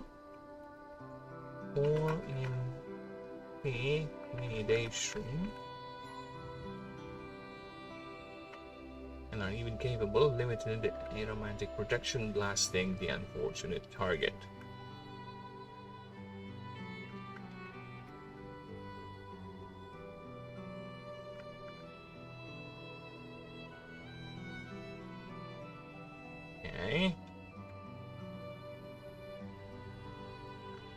Aside from these combat preferences. Combat preferences. They differ in physical appearances. Oh, fuck off. They differ in physical die preferences of thou art. Aside from these combat preferences,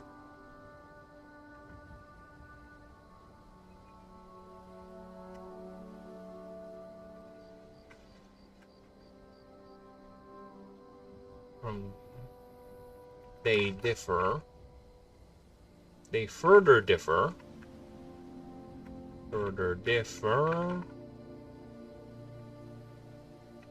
with females having narrower snouts and curvier tails, while males have bulkier bodies and shorter snouts.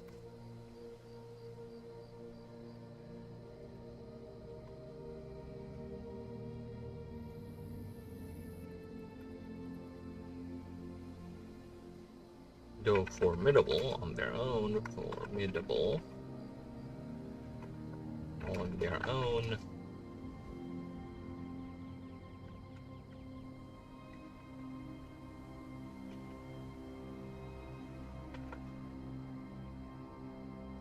they are highly effective together. As the male gates on, protecting the female as she blasts the opponent with her arcana,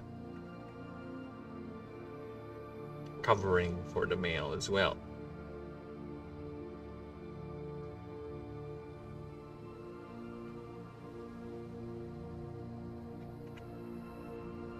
While the female covers him, while the female provides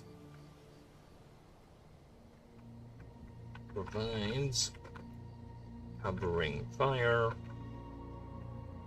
covering blast with her,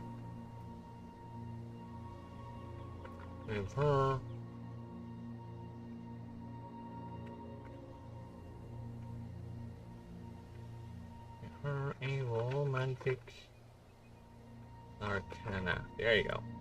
Aha! Alright, that's better. I think.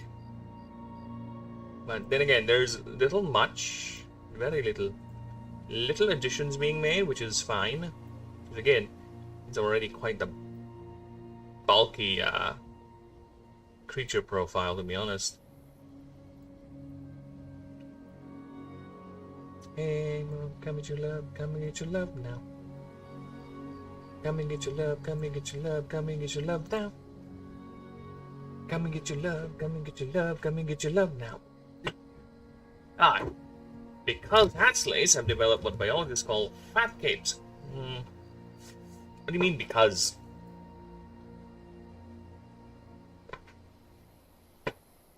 What do you mean because? What do you mean by because, huh?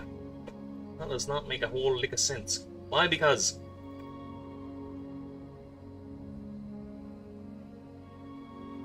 Another remarkable adaptation.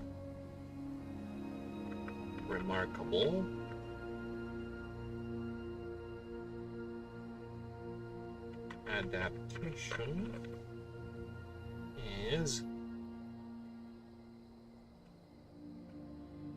what biologists call fat capes. These are specialized layers of thick fat that grow from the creature's heads down to their backs, with males having longer the ends near the tip of their own tails. This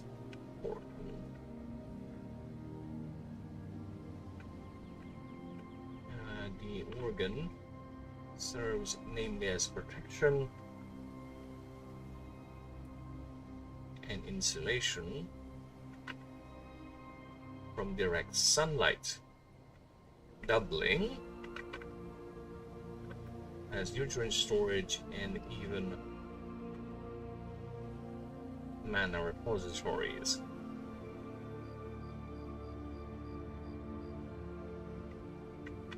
Converting the stored fat into arcane fuel, into the substance. Into arcane fuel. There you go. Enabling the creature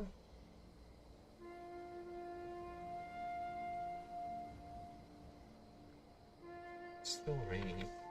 Enabling the creature to perform extended periods without leaving its post, and even enduring prolonged engagements.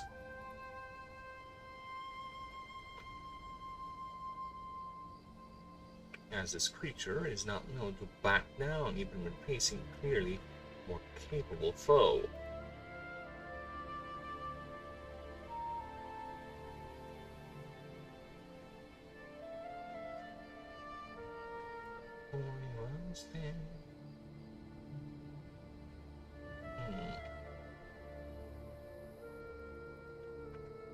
With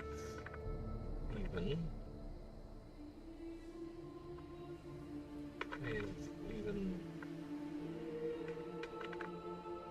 pieces of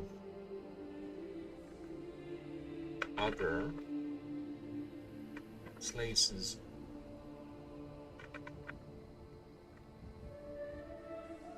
from other postings joining in help out, but never inter-family, inter-gang. These reinforcements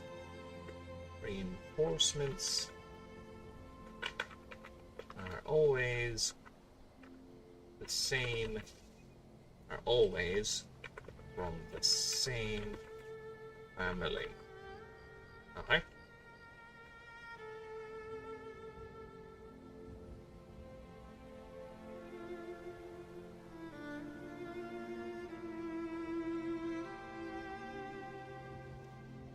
Many cultures have taken the creature as a symbol of everlasting duty and loyalty.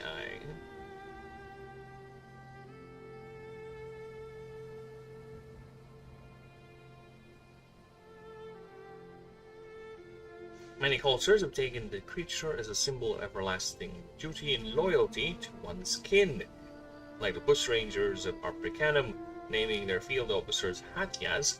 However, it's known.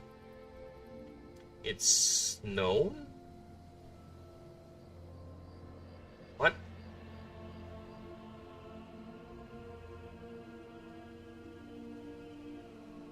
It's not always. Yeah, it's not. Should be always. It's not. It is not always a passive interaction with travelers, as those what experts call as there are those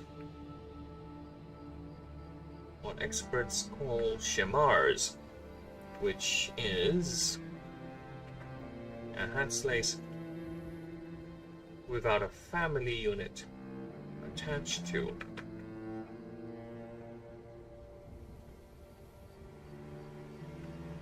Which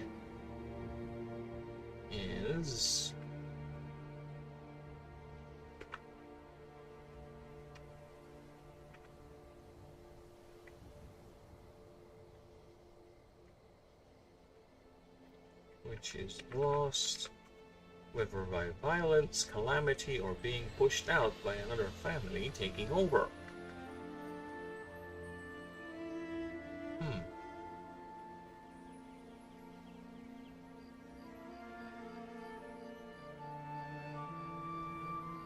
That doesn't make sense. The family pushes out a PixellByte family in that area. Right? I think would the Hatslays move out with the same family, right?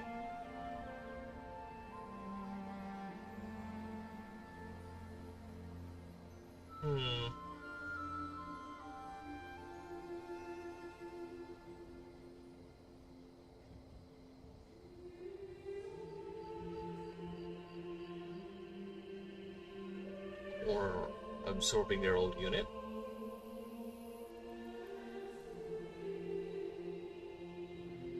They should be ended. And absorbing the old unit.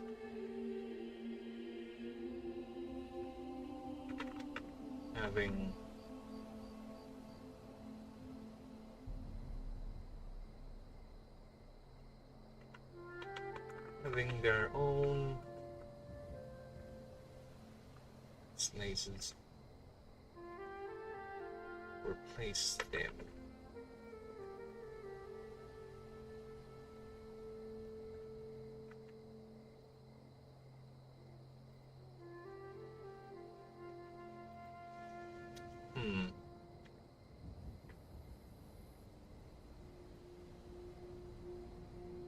Let me just think here for a bit.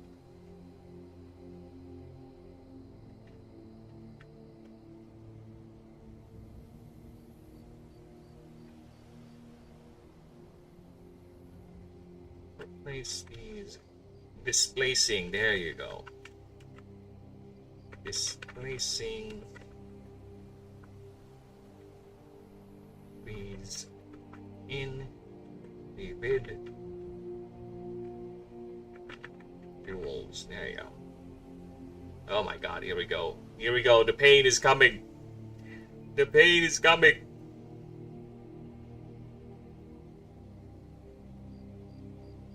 Oh shit, Mirage. You need a space, man. You need some space, brother. The pain is coming. They're individual. These individuals. What is wrong with you?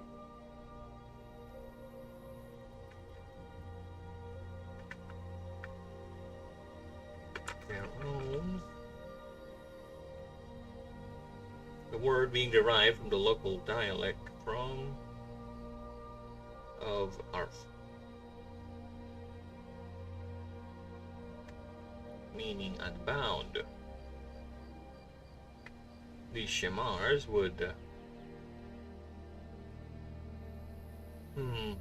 local dialect of Africanum. Local dialect of one of the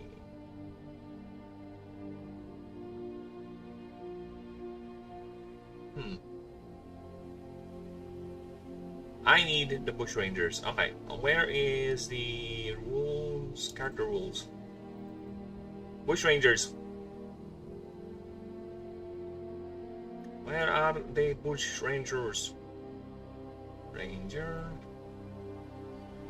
Bush Rangers. There you go. Gordons are echoes of the sea.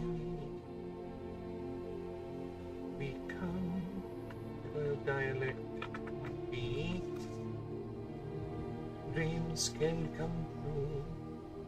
Then why not pretend? How the gentle winds beckons through the leaves as autumn covers all. Dancing in a swirl of golden memories, the loveliest lies of all.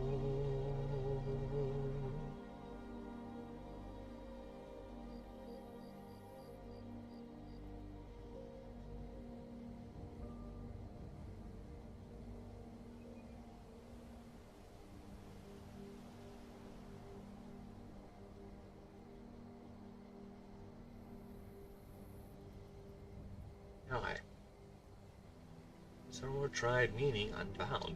These shamars would pick locations frequented by travelers or more isolated locations, and in a surprising display of behavior, would bar sapient travelers from entering or passing their territories. Unless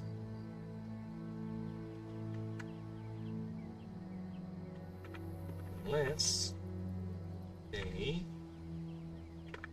first pay a certain tax in terms of food, or even cases where if the female is pregnant or raising young mechabytes. Mana informs the direct transfer, or even through mana potions, batteries, or an equivalent storage device.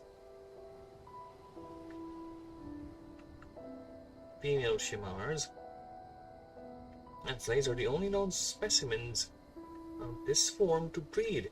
I only see this as a means toward a creature to rebuild its lost family. Another prevailing theory is that its behaviors in preparation for ascension when done by lone individuals. Its lost family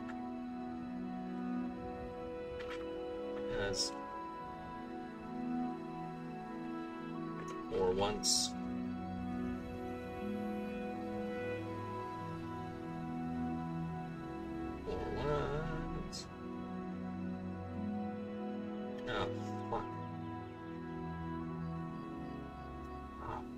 running out of space. Yeah, anything I add, it's gonna fuck it up. And that's gonna be quite the long sentence I'm gonna add. Right?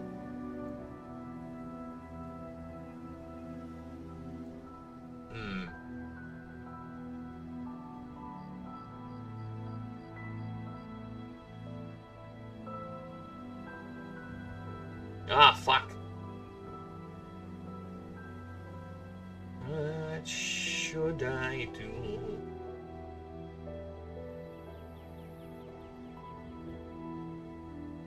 Well, it's lost family. Means for the creature to rebuild its lost family. Well, you see, this means... How can I add without fucking up the formatting?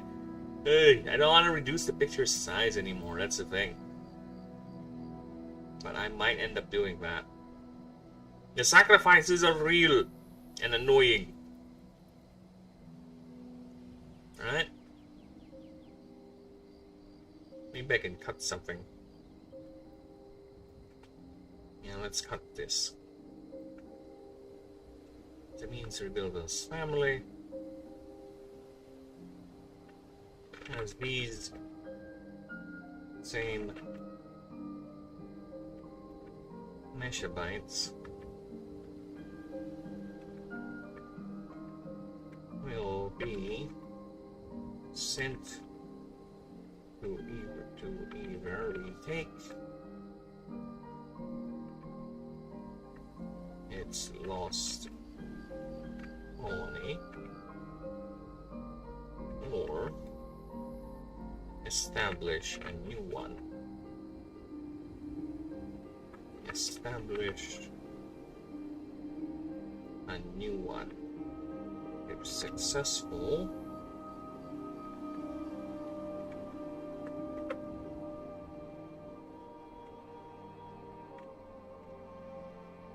the hat slaves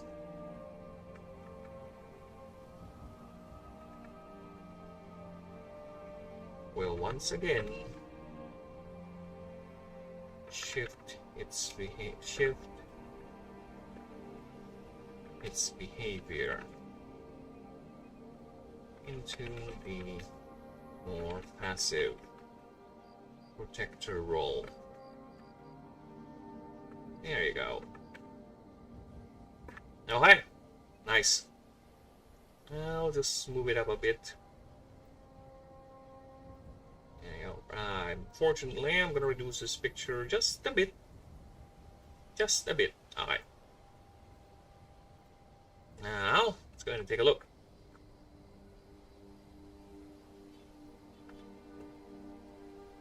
Alright. sight of a hatslace loafing atop a cliff looking down is a sight many travelers have taken as a good sign. They are considered omens of good luck and safety for not only Ameshabite families near, it also means the roads are practically clear of any wild dangers, as hatslaces are the gang's ever vigilant and stalwart watchers. They are mostly paired male and female, for they were the family's eldest breeding pair that ascended together. Regardless of which, these hatslaces were the alpha creatures of their respective family units. Biologists noted that the trigger over the ascension is not through environmental pressures or competition, but rather the family's overall prosperity, where the old alpha gives way to a new generation and ascends as some of the larger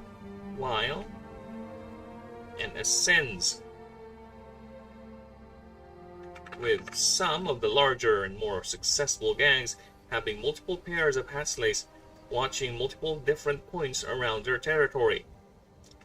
For once a Meshabite ascends into hatslace, they are never seen within at least 100 feet near their familiar mounds. The creature now lives in the perimeter, ever watching, becoming a family's vanguard against rivals and predators. They will fend for themselves, however, fending only for themselves. Yeah, that's better.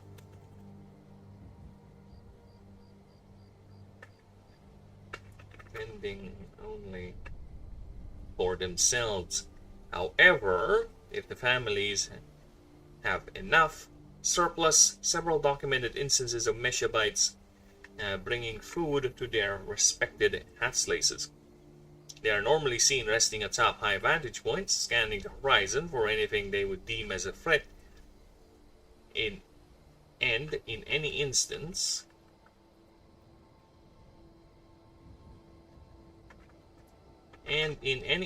a threat was found, be it a opposing family or a predator, a hatslace does not hesitate and immediately goes on the offensive. In addition to this rapid response, the male and female have each developed their own unique strategy in dealing with these trespassers. While males prefer to get in close and use raw physical power to intimidate, scare, or in rare cases spite, females, on the other hand, prefer using loud noises for intimidation and are even capable of limited aromantic projection, blasting the unfortunate target aside. Aside from these combat preferences, they further differ, where females have narrower snouts, curvier tails, while males have bulkier bodies and shorter snouts. Though formidable on their own, they are highly effective together, as the male takes on the threat head-on, while the female provides covering blasts with her aromantic arcana. Nice, so far so good.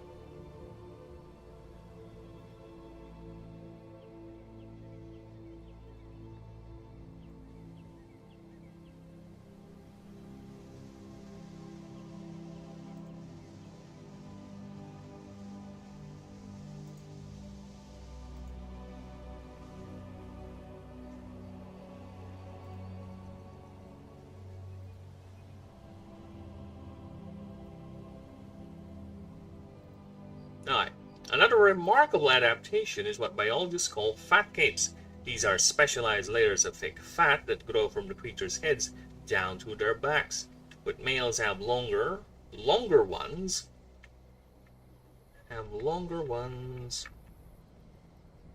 that ends near the tip of their tails.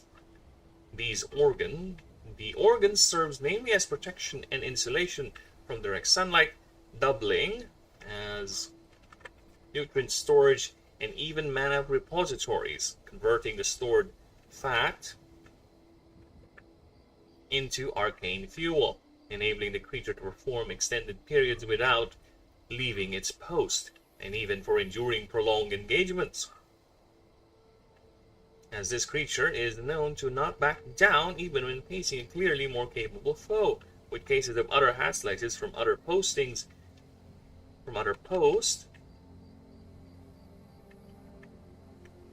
joining in to help out, but never intergang. These reinforcements are always from the same family. Many cultures have taken the creature as a symbol of everlasting duty and loyalty to one's kin, like the Bushrangers of Africanum naming their field officers Hatyas. However, it's not always a passive interaction with travelers, as there are those what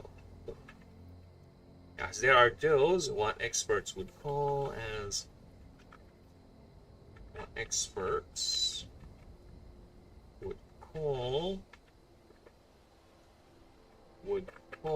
Shamars, which is a hat slice without a family unit attached to, which is lost whether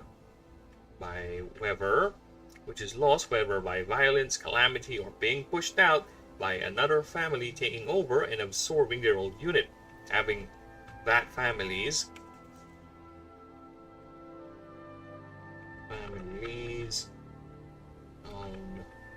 hat slices displacing these individuals.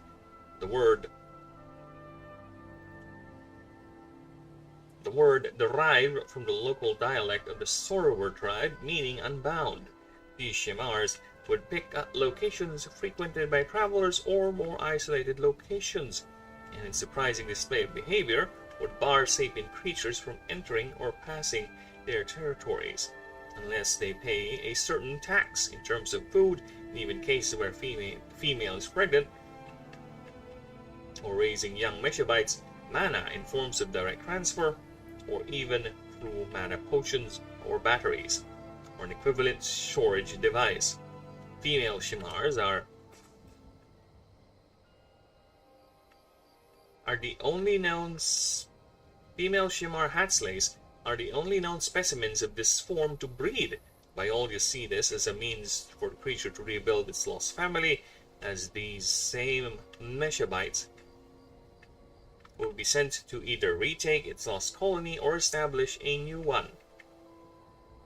If successful, the Hatslays will once again shift its behavior into the more passive protector role. There you go. Yep, that's donezo. Now let's look at my... Ooh! Another favorite design of mine. Mirage. Alright. What dooby-doo you, Mirage? Heavily muscular frame hidden underneath layers of mana-sensitive and reinforced fur. Bone crest called Ragic horns acts as arcane focal point, while also means to display dominance and intimidation. Creature has two sets of claws that act. One act as the arcane focal point, while another set on top extends up to 4 feet. Alright, that's size comparison right there. That's how big you are against this guy. So yeah, good luck. Good luck, Irune.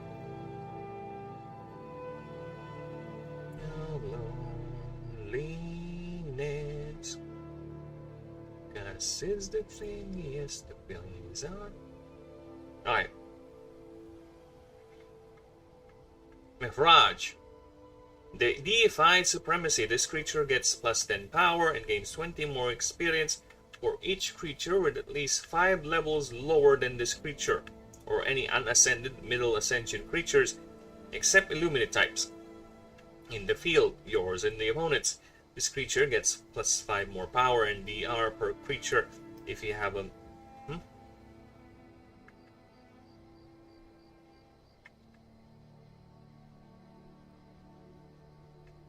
In the field...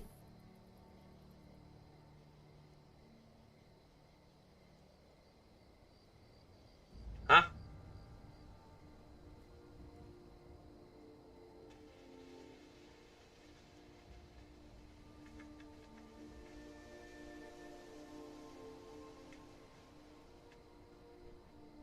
Oh, yeah, I get that.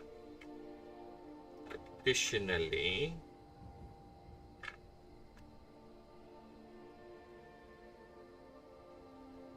yeah, it's weirdly worded. The entire thing is weirdly worded. Alright.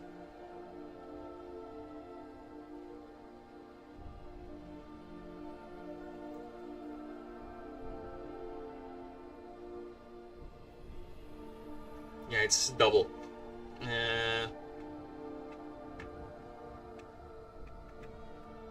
As long as there are there's and one is in the middle stage creature, this creature gains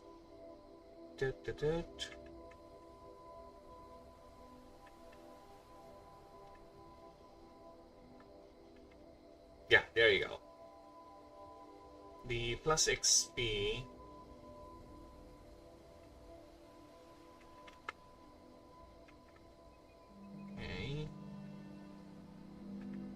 so I guess it gets 20% more XP on its own because it makes sense. It has to over level.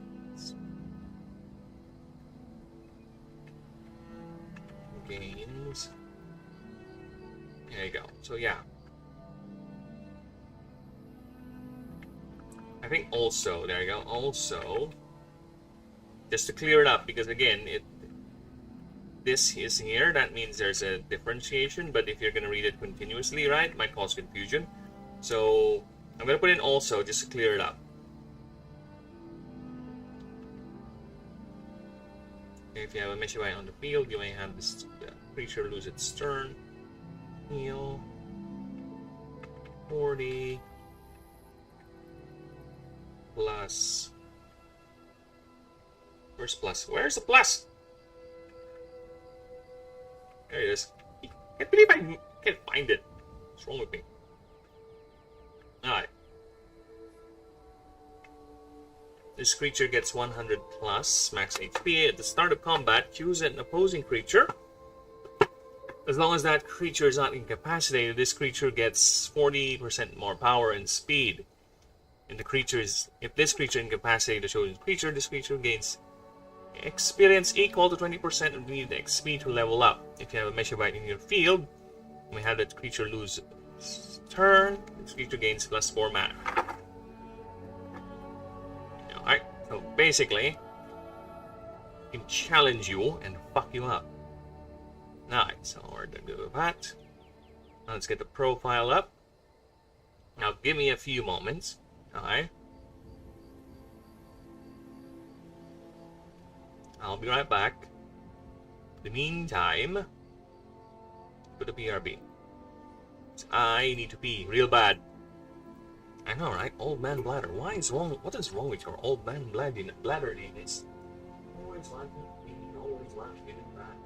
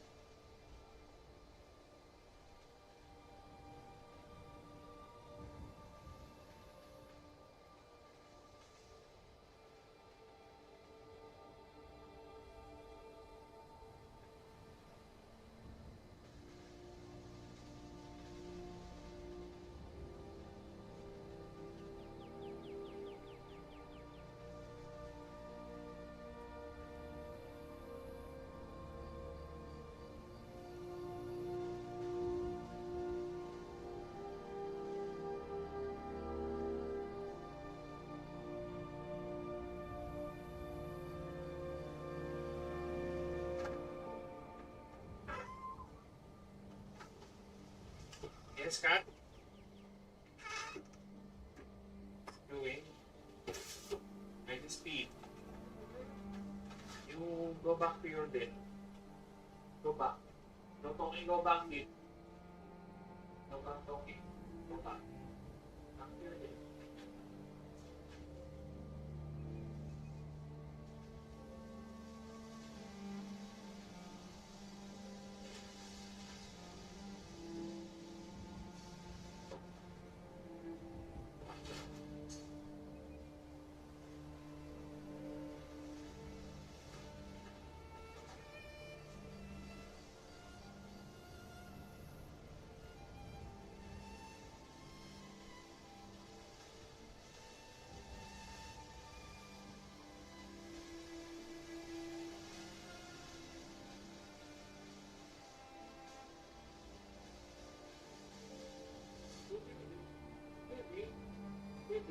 Baby. Oh, look at this cute baby cat. Oh, baby cat. Oh, baby cat. I love this baby cat. This baby cat. You're my baby cat. I'm hugging the baby cat. I'm hugging the cat. Sorry, chat. You have to wait. I'm hugging the cat. I love this cat so much. It is cuddly. So cuddable. I will cuddleize you.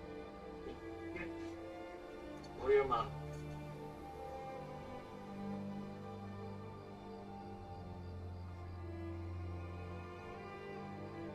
Cat has been cuddleized, potterized, incuticized. Aye.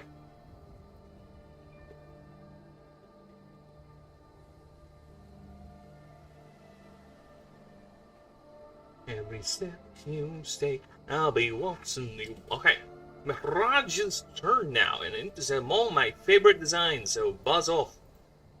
It's already 9. Oh well.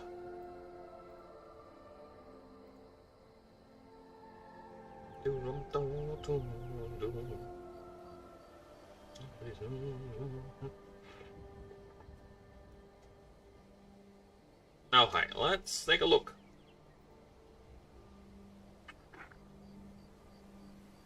Let's see what Mr. Mihraj has to offer.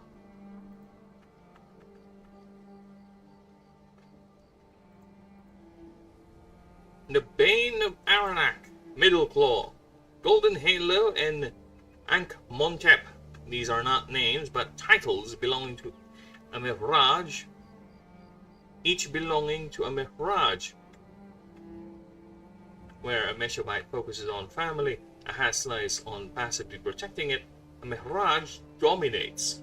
The creature lives to project its overwhelming power, ever seeking prey. It can ever seeking prey, or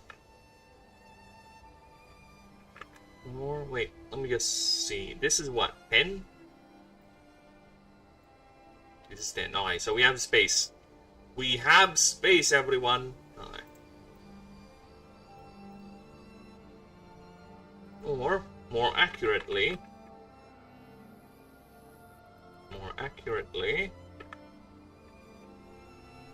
opponents.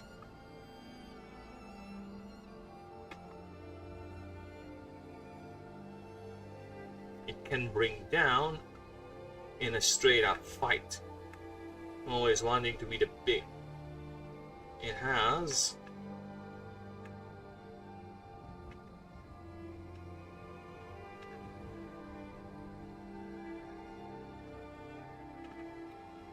with this insatiable in how do you insatiable?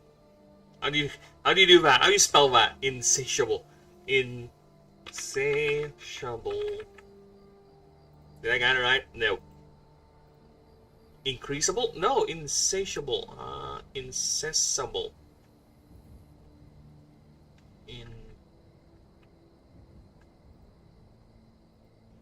Incapable.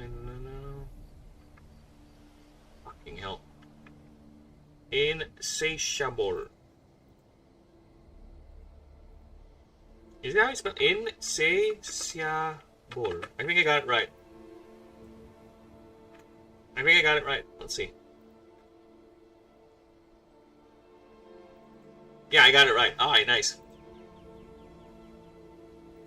I got it right.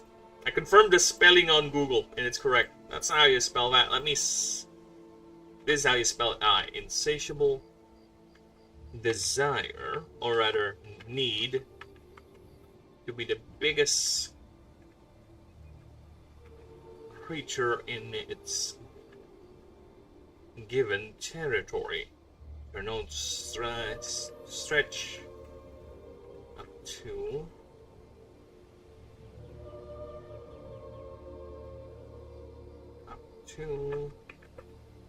5 kilometers, which can grow even larger the more colonies it controls.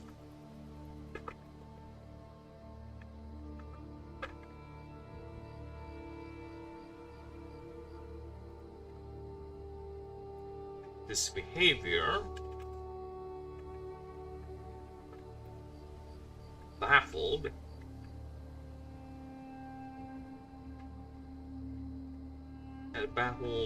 most biologists till animators notice the creature has a tendency to improve and learn from its victories at an accelerated rate. Muscles growing tighter, fur becoming bristle, its mana channeling becoming more efficient.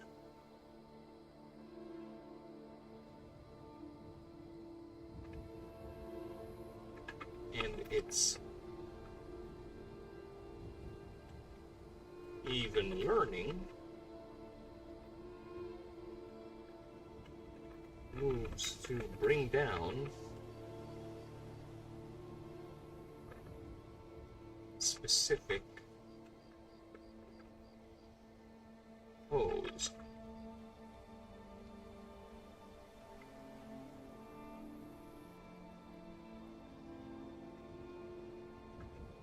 Many eyewitnesses' accounts of Mehraj battling creatures are themselves considered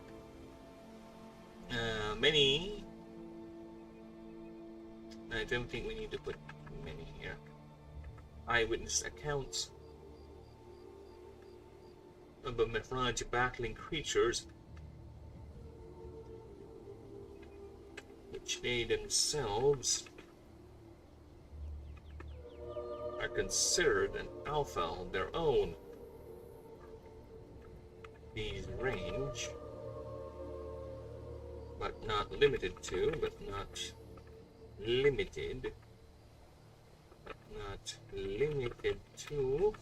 the Dark Oyusha, a Draconic Martial Master, Hydromancy and Dualmancy, the Zweimariner, the fully armored Draconic Subterranean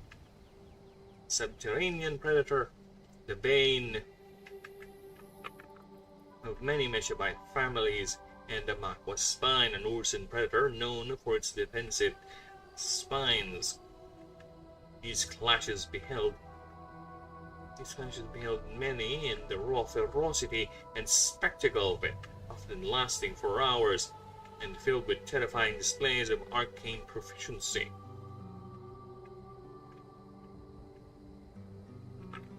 And raw primal violence, as even as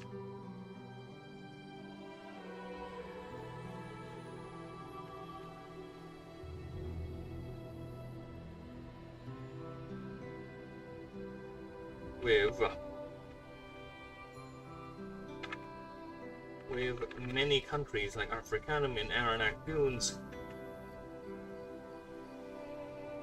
advised or enacted laws to stay away from these clashes.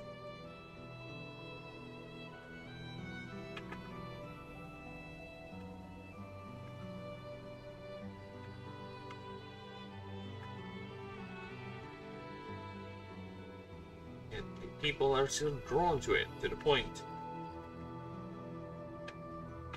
Skirting and risking the law just to catch a glimpse of these legendary clashes, legendary duels. To the point, many animancers prize the creature to a degree.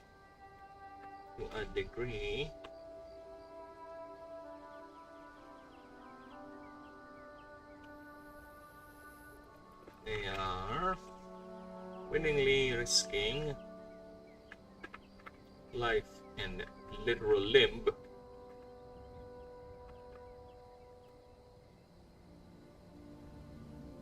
to bond with one in the wild rather than to waste one from a PixellByte.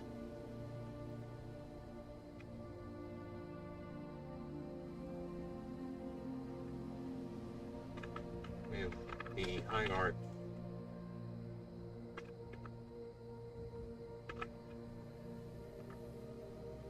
of the Valley of Miracles.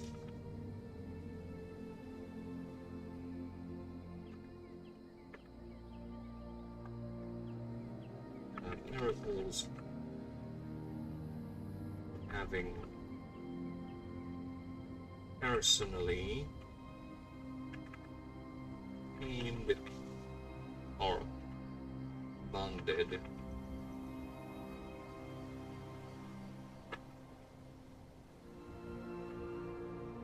with the notorious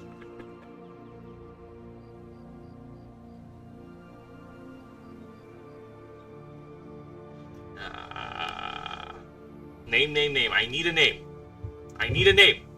Notorious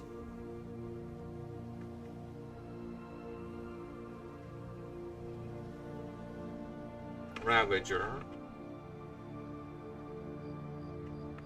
of the Doom of the Aranac Dunes of the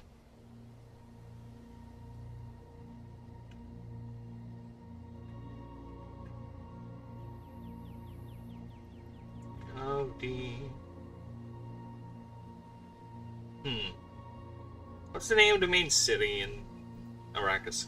Capital city of Arrakis. Arrakeen, okay. The Ravager of the Dunes of Arrakeen.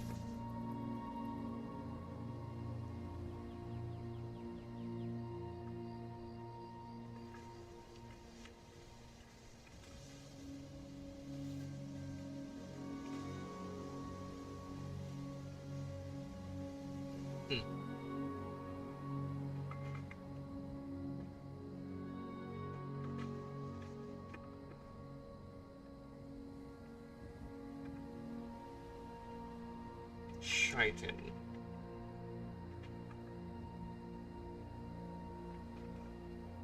Which she tackles Jessica Albright.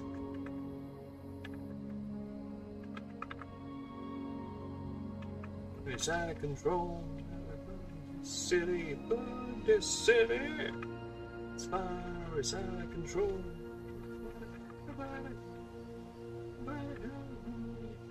Which she affectionately calls.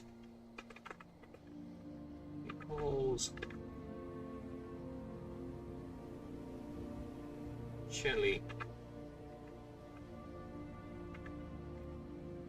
This particular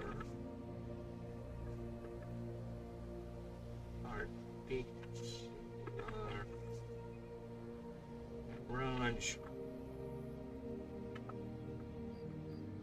was known to attack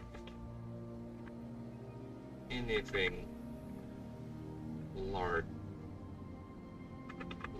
creature or as large as it.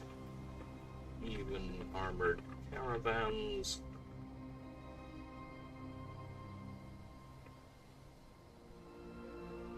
And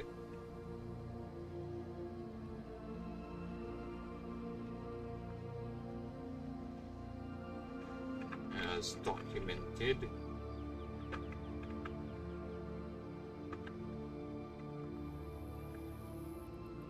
to decimate the swine mariner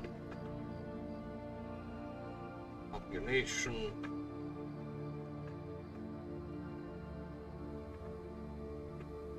in the area. Swine mariner and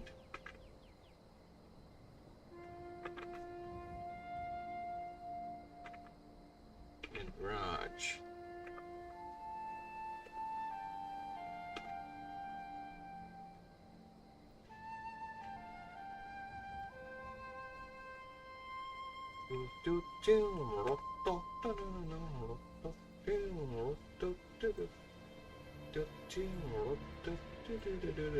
Istanbul.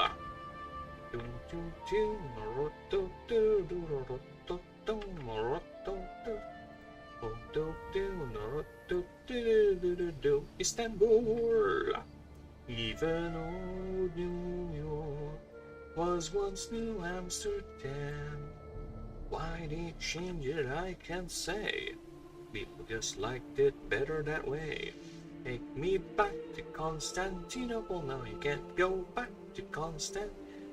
The ascension trigger for this in the wild is largely a mystery, and as has been noted, many head slice, approximately 1 out of 150, as per current estimations, ascend into Mihraj, and almost always a Shemar. No head slice bonded to a current family ever does ascend.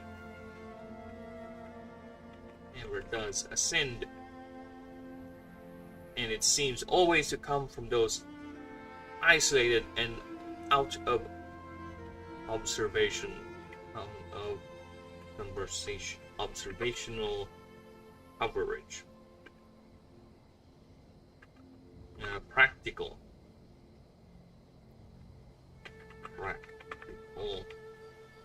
observational coverage with nothing but speculation and theories, the most prominent being due to the pressures it's due to the pressures of solitary life, or a sort of genetic vengeance against its lost family.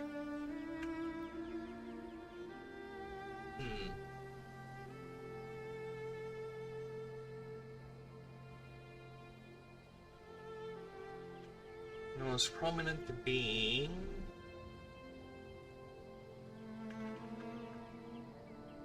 that of a sort of genetic vengeance to its lost family and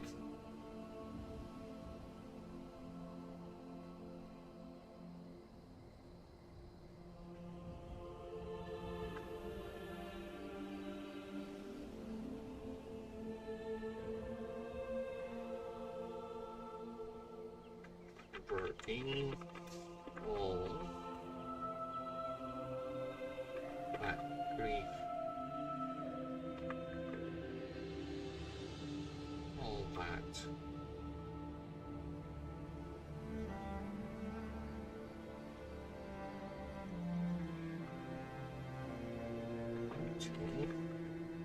sheer unadulterated and adulterated violence towards anything.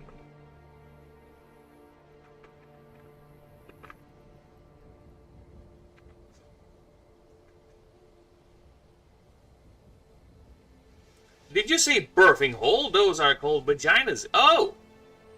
I didn't know that. I don't know that. I don't know they're called birthing holes. Apparently, so that's where I came from? That would explain why I stink. I smell a vagina.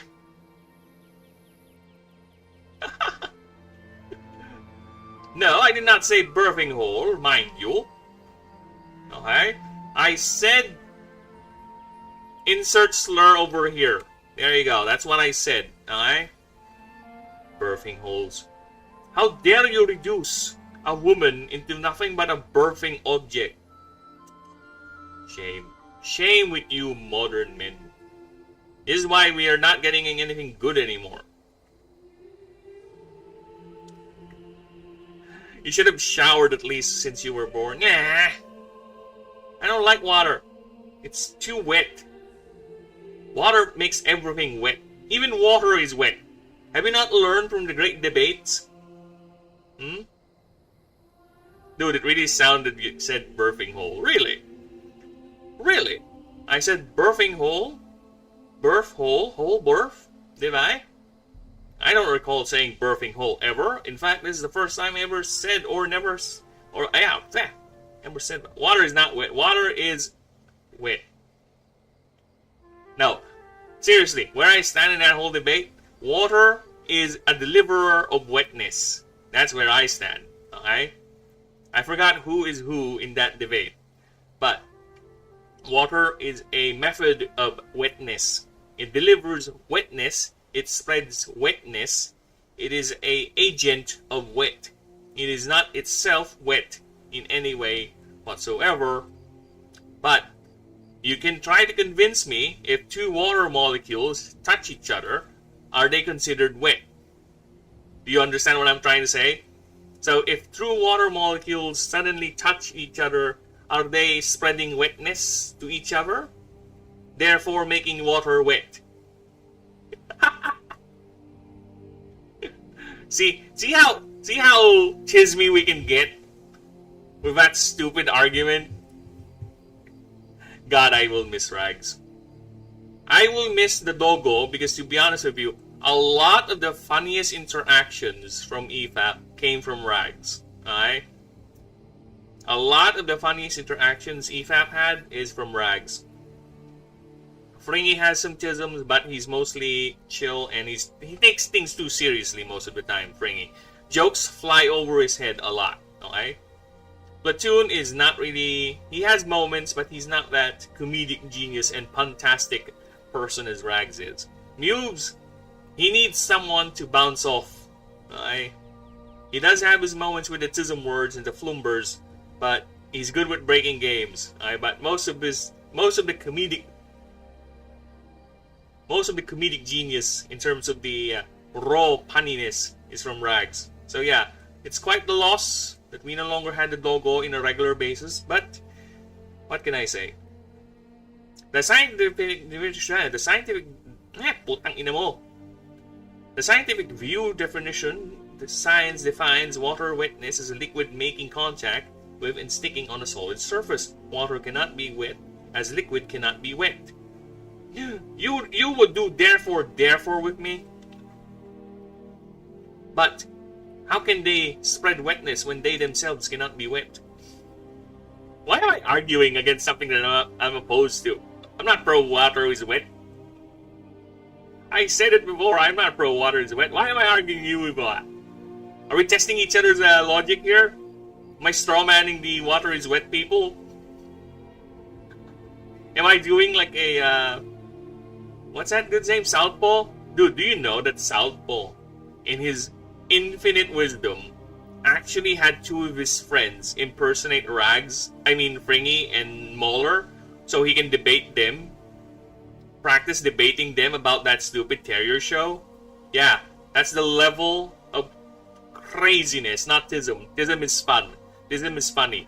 That level of craziness that guy has. And for 5 years, he's still coping and seething about it. I miss the elevator music. Dude, I miss the elevator music too. Mubes doesn't use it anymore because he thinks it's too rude. Right? That's his reasoning. I think he said a long time ago that it's he finds it rude to some of the guests and his host if we would just randomly play the elevator music. But that is a funny gag. I gotta say, I think you just need to depend on the guest. Okay? I think if you do that with Gary or Az, they're gonna find it funny, right? I think Rag is okay with that. Fringy might be offended because Fringy, again, he takes things too seriously sometimes, right? I think Platooners are gonna be okay with that if he plays an elevator music while they're arguing over tisms, right? I don't know. And oh, speaking of music, remember that remember that thing? The chill music you recommended to me the other day? It got copyright, by the way. The Into the Sun thing? Yeah, that one. It got flagged for copyright. Fucking hell. I did challenge it, so I have not checked if it got reversed, but it got flagged. The same music got flagged. It's not, I don't think it's a bogus one, but it got flagged, unfortunately. I know, I asked him about it on, so you are the one. So you're the source of it. Hey, when is your next Mootle appearance? Have you ever been to Mootle's Discord? I have not been on that Discord for God knows how long. To be fair, I'm not really not active on Discord. Even on my own Discord, I barely go there. So I need to learn how to be active on Discord. It was usually when Wolf's in Rags. Yeah. The very best or the most remembered one for me with the elevator music, I think it's with the scissors. Remember the scissors argument? The scissor argument? And the pants argument? That was fun. That was a fun one. There was also one about the bed. I forgot about the bed one, but there's also another argument those two had about the bed. That's another fun one. But yeah, I doubt we'll be having those types of interactions nowadays, now that Rags and Wolf are gone, especially with Rags being gone or being no longer a regular one, right? So who knows? Who knows? Maybe Platoon will pick up the slack, but I doubt that. Platoon is too chill. He's too posh for that sort of thing, right? And Mubes again. Mubes just lately he just wants to move on. He when the tangent gets too deep, you would tell he just wants to go on. I don't know, I've been so busy, I pissed James and Swole off when I defended Latmon and banned him, so for the same shit. I know, right? That whole drama thing. Snakes is a tardy boy. He is. I don't know if he's lurking right now, because again, I never checked my view counts. I don't know if he's lurking right now, but Snakes can be a tardy boy. He can. He will. He shall. It is an inevitability. But I do agree that it is a bit overboard that you carry that drama to that server from the other server, right?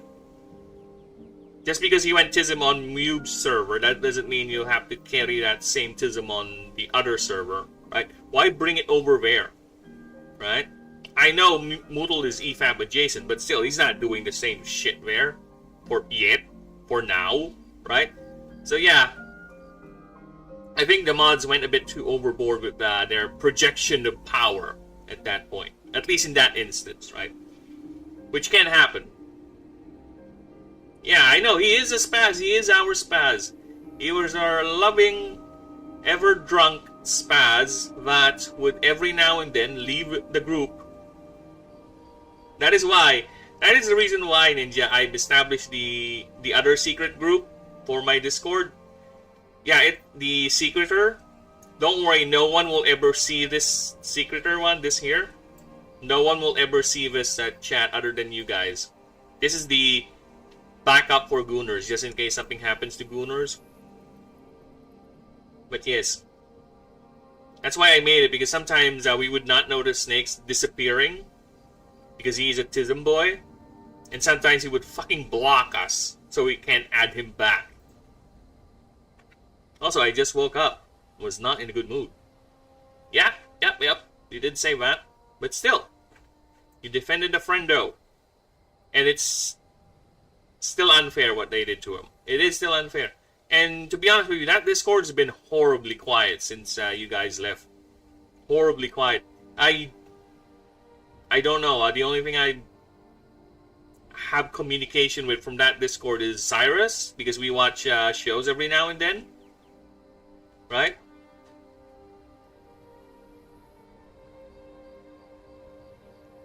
If I asked Moodle to be on, I'm sure I could still be on. Sundays are family days for me. Yeah, no problem. Right? Dude, I am sure Moodle is gonna accommodate you. I'm sure. Moodle is a nice dude, alright? Moodle's not a snub. It's gonna accommodate you. But yeah, Sunday fun days. Sunday fun days. Gotta reserve time for the family, man. Gotta reserve time. I wish I had kids, but gotta cherish them while you have them. Alright. Enough of the drama.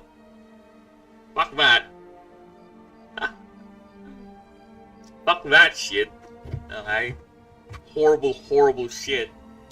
I want to deal with stupid drama. The only drama I want to deal with is my own drama with my story I'm writing, alright? With this setting. That's it. But either way, I was about to ask earlier, so you done with, what's that game you were playing the other day?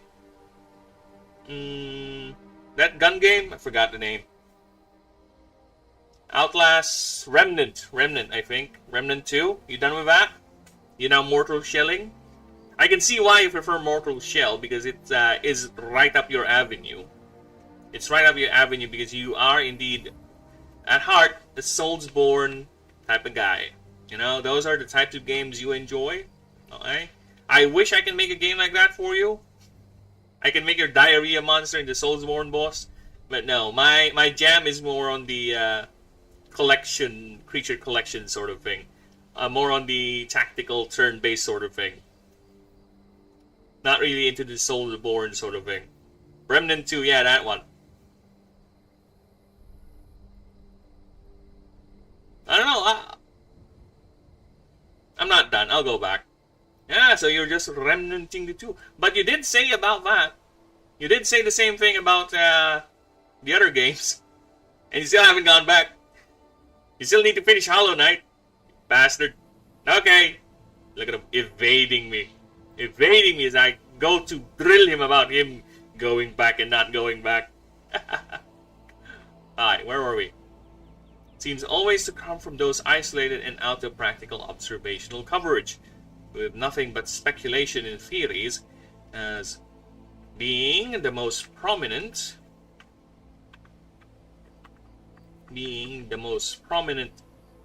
Is that of a sort of genetic vengeance for its lost family, converting all of that trauma and the frustration into sheer unadulterated violence towards anything.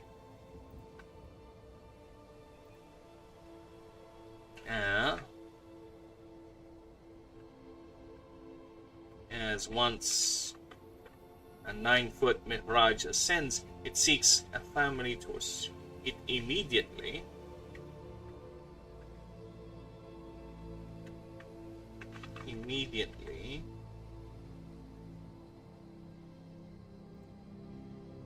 However,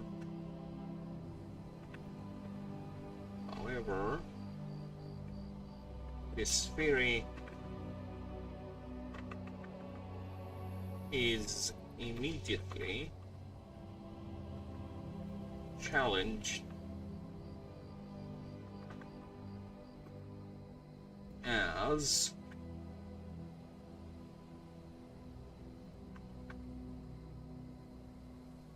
once a 9-foot mirage ascends, it immediately seeks a family to assert itself And unless that family already has a beverage, it does not resist.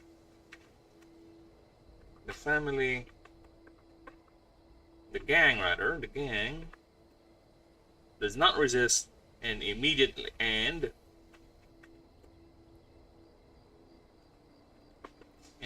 willingly. I'll figure I play Mortal Shell while it's not. I getcha.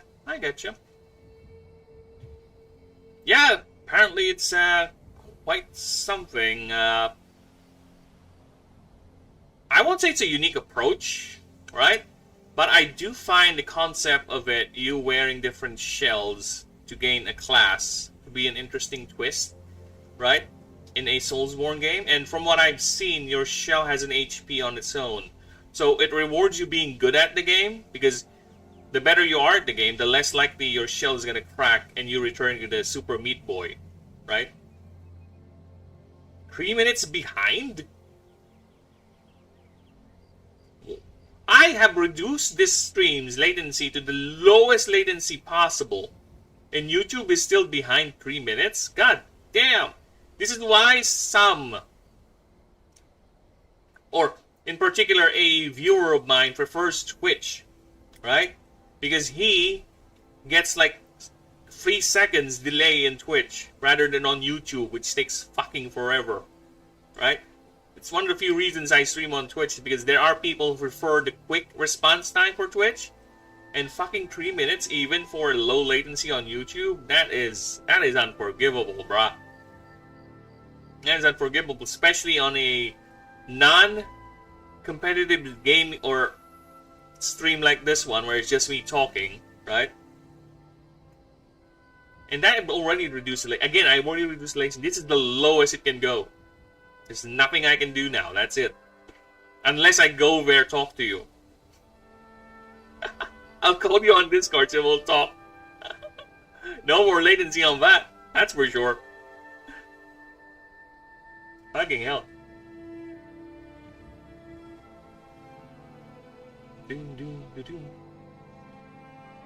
Oh, dude. Oh yeah. Speaking of comics, I am planning to take a look, or rather use my connections to watch Nightfall, that new Batman animated series or animated show. It is quite interesting because I heard good things about it. So, and I am a Batman fan, so I will go ahead and check that out, see if it's really good. But I have seen rather, Batman's design for that game, or that cartoon or series, whatever movie. I find his. Let me just show you. It looks weird. Kazan, Hollow Knight, Dark Souls 2, Neo 3, Spider-Man 2. I won't finish that. These are games I started and didn't finish. Mass Effect 2, Ninja. You forget about Mass Effect 2. And I didn't finish. It's a beautiful thing about being a small channel. No one knows when I don't finish a game. Well, I do. We do. Alright. By we, I mean collectively me. Alright. You forgot Mass Effect 2 unless you finish that offline. Here's how Batman looks like in that show. He looks fucking weird. This animated. I was bored by it. Yeah, I get it. It's more of a talking game than a shooty game. Look at Batman. I don't know. I guess it's the interpretation, right? It's their version of Batman. I just find this thing over here very odd. This thing. Hello there. Hello, snakes. I'm talking about Batman Nightfall. There's a new animated show that came out, and apparently it's good. And Ninja being bored with Mass Effect 2, which is a grave offense, but I will forgive him because he's a friend. But if he were something else, other than a friend, he's immediately gonna get banned because that is a sin. That is a crime. Look at this. This thing here for Batman is the first time I saw a Batman design with bat. And even fucking Zack Edgy Snyder never thought of giving Batman spikes on his shoulders. And apparently, I don't know. I don't know if that's the original design for Batman Nightfall in the comics, right? Let me check. Or just a thing the animated version wanted to do. Yeah, it doesn't have the spike thing, so yeah, I don't know. I don't know why they give him the spikes. The spikes is weird for me. Does he use that to stab people? Or does he use that to hang his clothes or something? Right? Gonna grab an evidence bag and hang it there. Right? That's where he stores his extra batarangs or whatever. His bat spike. Bat spike. Well, at least the DC animated versions are doing well. And while we... And let's not talk about the blunders of Mr. Gunn. Poor Mr. Gunn. It's over. Hey, Avengers coming out September. And I don't give a fuck. Anyone else gives a fuck? I don't think anyone in this audience gives a fuck about it. But I will predict it will have a strong weekend. A strong opening weekend. Then it will teeter off. Sharply. Sharply. It might have some success overseas because you know, especially in China or in some other Asian country, because they don't really care about much of the nerdness. There's a lot of normies here from where I at because I'm watching too much anime. I grew up surrounded by anime, molded by it. Batwoman stole it. He just stole his suit and bat weapons. Jacob should have taken her out with that shotgun. Well, that shotgun is surprisingly... Here's the thing, Snakes. You see that shotgun, right? He used it against those flying bats. You never saw one bat fall down or get picked off. And if Jacob, you use that against Batwoman, it's not going to work. It's not effective against bats. The only thing that can take out Batwoman is not a kryptonite bullet. No, even that was not enough to take her out. It's Batwoman herself. It's Batwoman herself that took out Batwoman. Right? The moment Ruby Rose, what's the actress's name? Whatever her name is, resigned, that show is dead. Alright? Fucking dead. Just plummeted to the ground. I think it only had one season with the black chick, then the next season is not even, I don't know, not even discussed anymore, just vanish. Right? Because Ruby Rose killed the Batwoman, and that's the only way you can kill Batwoman. Right? Cruel. It should have used the Desert Eagle to shoot through anything. You know what? It can shoot through anything except through a woman. Have you not learned anything from that show, Snakes? A woman is impervious, a woman is strong, a woman is incorruptible. Not even a Desert Eagle can pierce through a woman. That's why, if you would look at that show, a lot of the surviving population are women. Women and lesbians. Because a lot of the men have died. Because they are fragile and weak. A Desert Eagle can cleave right through multiple men. A woman, if a Desert Eagle hits a woman, she's gonna shrug it off. You can smile at it. Hey. And she's gonna sing that, I'm a woman. Here I am. They're gonna sing that and they're gonna reproduce just by scowling at each other. Yeah, that's how women is gonna take over the world, Snakes. That's how they're gonna reproduce eventually. They don't need men anymore. They'll just scowl at each other, hate each other, then they'll eventually get preggo. That's how it's gonna work. That is the future for the planet Earth. We are now obsolete, Snakes.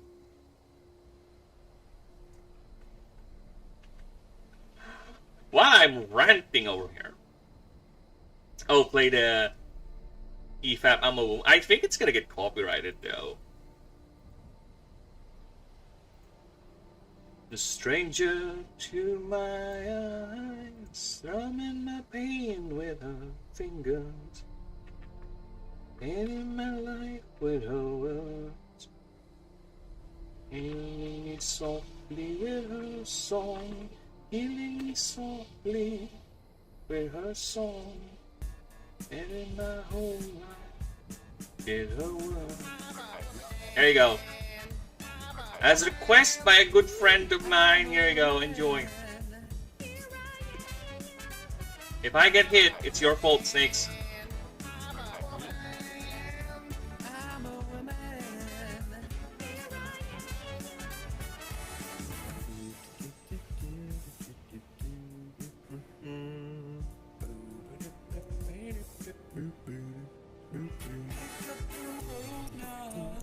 Oh yeah.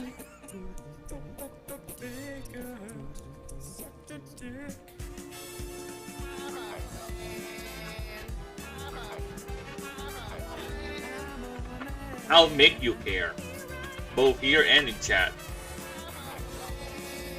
Yeah, I'll make you care. I'll guilt trip you until the end of time, Snakes. If I get hit.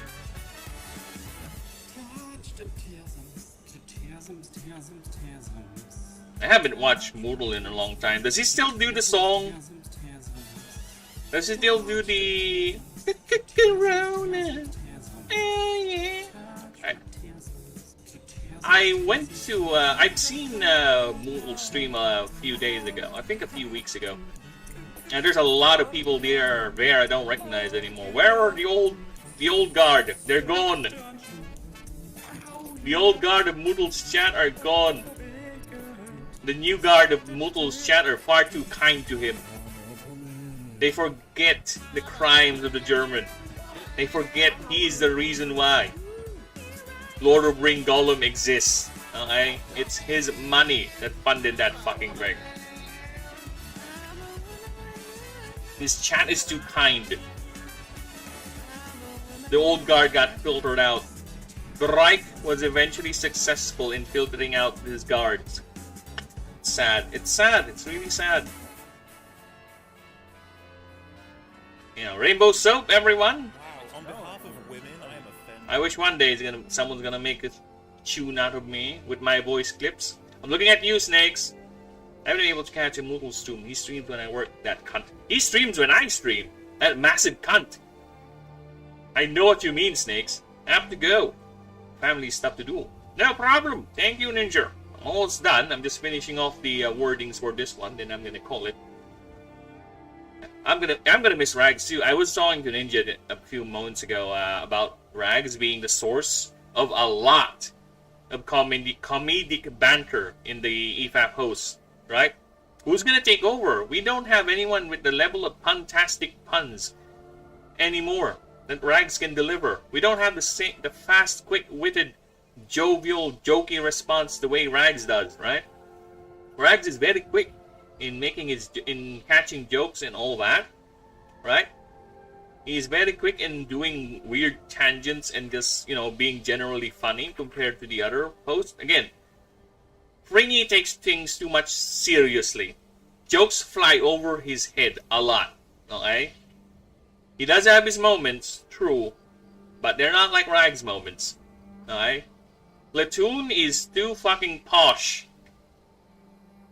He's too fucking posh to do the level of Ragsisms as Rags does. Alright, Noobs, he has to have his moments, but most of his comedic moments are either bouncing off someone else or doing his gaming streams. He's good at breaking and tisming out in games and doing the flumber cumbers, right?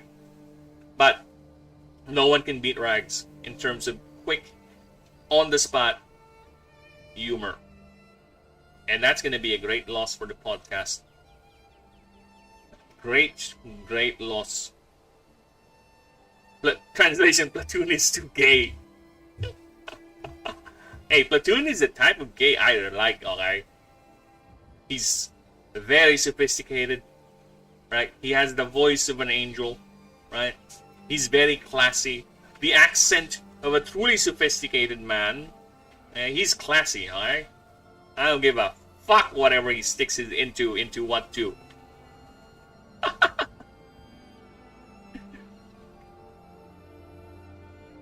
But yeah, I'm gonna miss Ragums. Dude, actually, to be honest with you, I skipped that part. I was so not in the mood to hear Rags going away or leaving this host spot, one of the as one of the main hosts, I skipped that part. I know it's coming. I know when it's coming. And the moment I saw them talking about that or preparing to deliver the resignation thing, I immediately skipped it. I immediately fucking skipped it. I don't want to hear it. I don't mind Nick DiOrio as a new host. Nick DiOrio is fine, but for a media podcast, I don't think so. He's more on the drama side, alright? He doesn't contribute much in terms of the media conversation, right? But he is good at supplying memes and being performative. Okay? He is good at that. He is good at supplying memes, references, and all that, and being very, very performative, like what the Xander Hall reading. But other than that, he has to have a contribution to the media podcast, not just, repeating every now and then. Which is actually what a lot of people would say about Rags. But at least Rags does have his moments when it comes to commentary, like with the Lilo and Stitch one, right? I don't see Nick can do that. Metal can give a contribution. Moodle already has his own podcast. He has his own EFAP 1.5. He has his EFAP 1.5. He's not going to be a host. Unless they are willing to accept the demands of the Reich and move EFAP on Sunday. But no. Mubes is not going to give way. He will fight him on the beaches. He will fight them on the shores. He will fight him in the hills. That's what Mubes will do. If Moodle continues that demand that EFAP moves to Sunday so he can be a host. I tried to do a Churchill accent, I just can't. He has a certain way of saying things. Mivraj ascends, immediately seeks a family to assert itself, and unless that family already has a Mivraj, the gang does not resist and willingly welcome it with food, and the Mivraj claims the family's territory. And the Conqueror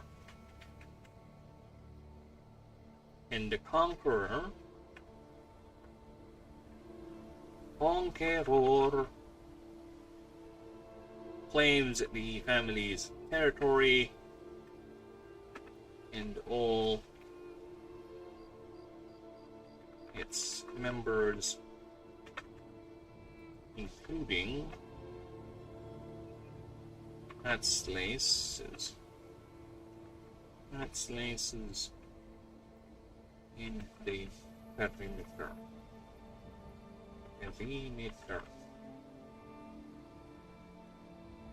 Oh my god.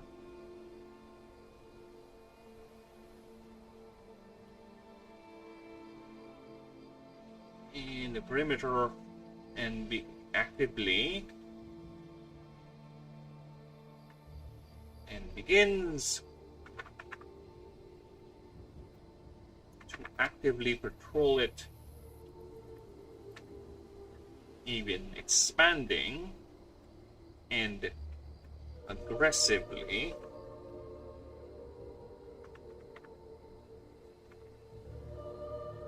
expanding by taking over other gangs.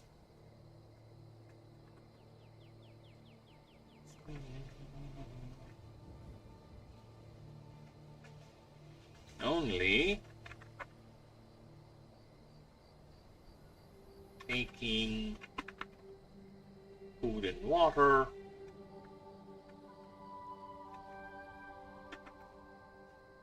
only taking food and water. It takes nothing else, and nothing else, and nothing else. If they made Az a new host, I'd kill myself. Don't worry, that's never gonna happen. It's never gonna happen because Az knows he's already. Here's the thing with Az, okay? He is too old to go ahead and expand even more. I think he has found his niche. He's happy where he is, right? if somehow his channel gets nuked, I think Az is just gonna be fine. He's found his niche. He's fine to what he is. That's it. He's so fine to what he is, he doesn't even allow his chat to criticize him. Fucking onion skin bastard. Shad is unfortunately locked in his tisms. Shad is too... I'll even call it arrogant, actually. Shad is too arrogant to change his way, what's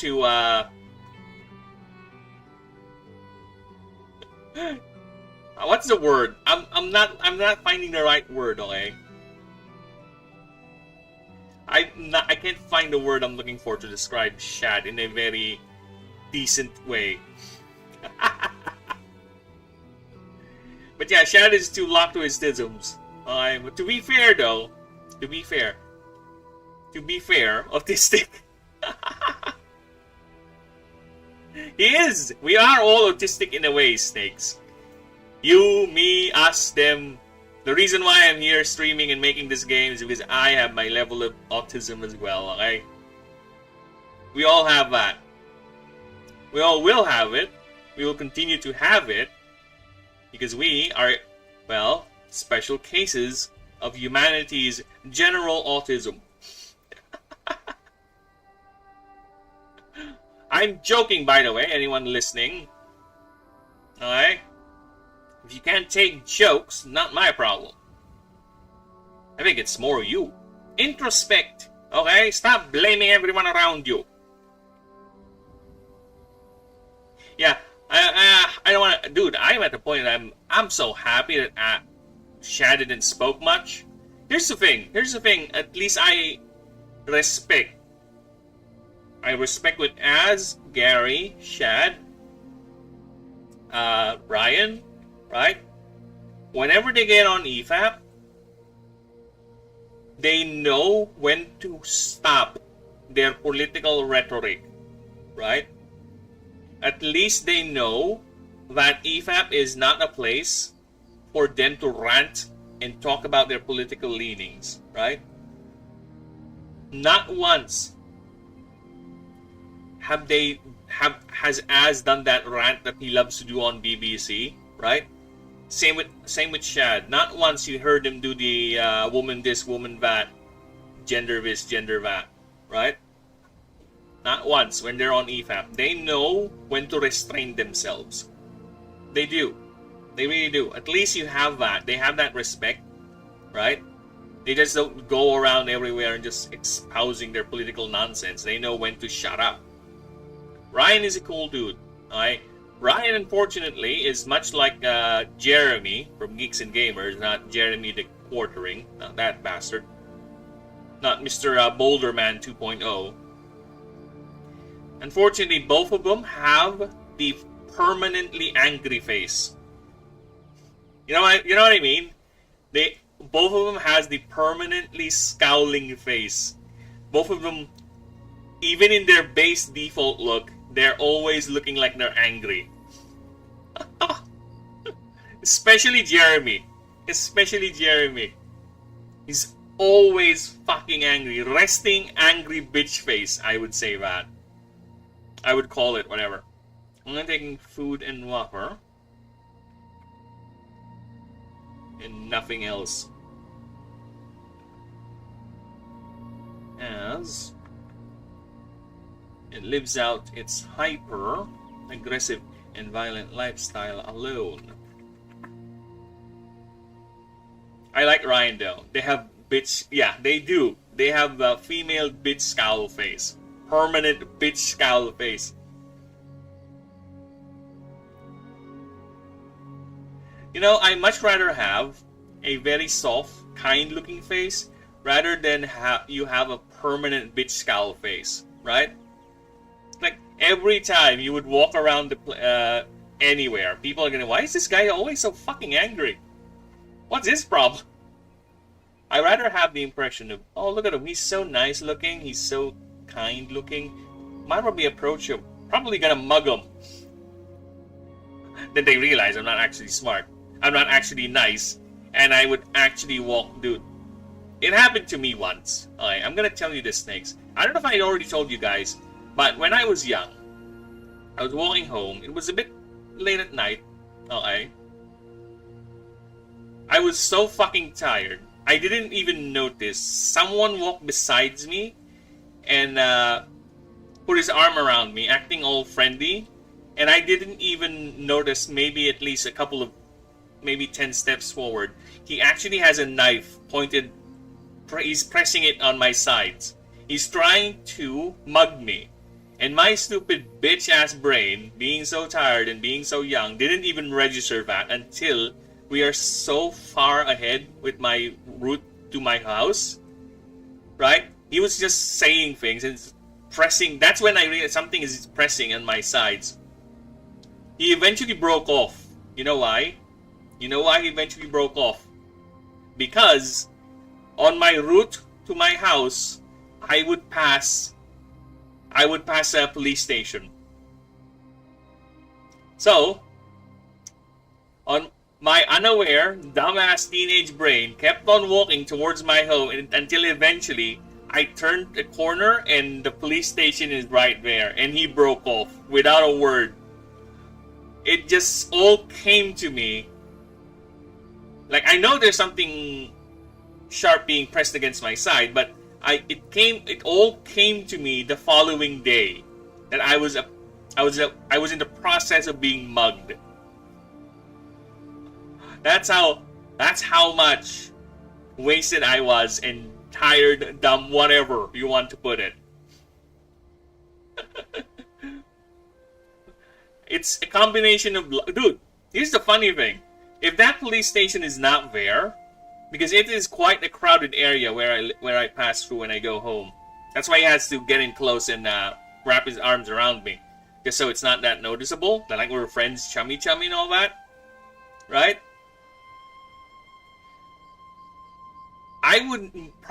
That guy would have accompanied me till maybe I'm a few steps at my grandma's house, where I live at the time. Probably, right? He would alert every dog in that house, in that neighborhood, as we walk by, because he's not familiar, he's not from that place, right? And he's gonna be like, what the fuck is going on with this guy? I'm glad you were not gutted, Burb. That's the thing, I don't think he can. I don't think it has the balls to actually do it. Because if he has it, he would have done it long before we have gotten to the police station. Right? I think he's just using it to intimidate me, but it's not working. He just kept on pressing it. So it's a combination of me being very dumb. It's literal dumb luck. It's like I rolled a nat 20 on stupid. Okay? I rolled a natural 20 on a luck roll. I'm glad you were not gutted. Yes, I am too. Because otherwise, I won't be here talking to you. And getting stalled. The creature does nothing but seeking challenges. If there is none, stand alone. Forever,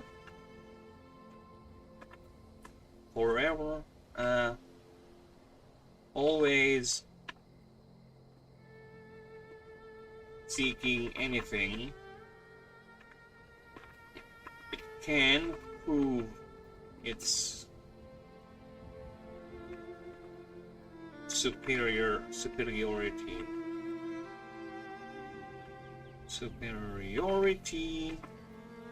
on. No! I refuse. If Jesus Christ came down and gave me $1 million, then probably I'll consider it. Right now, you're my Jesus, Snakes.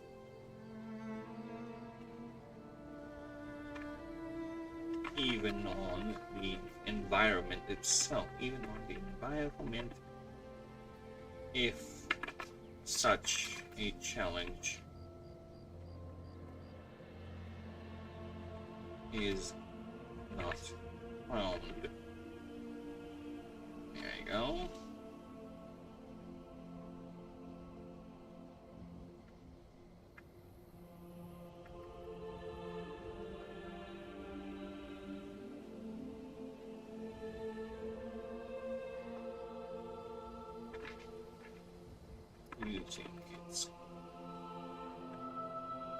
with claws, sundering rock and felling massive trees. All the while, a throng of PixellBytes follow in its wake, harvesting anything the family can use in its trail of devastation. It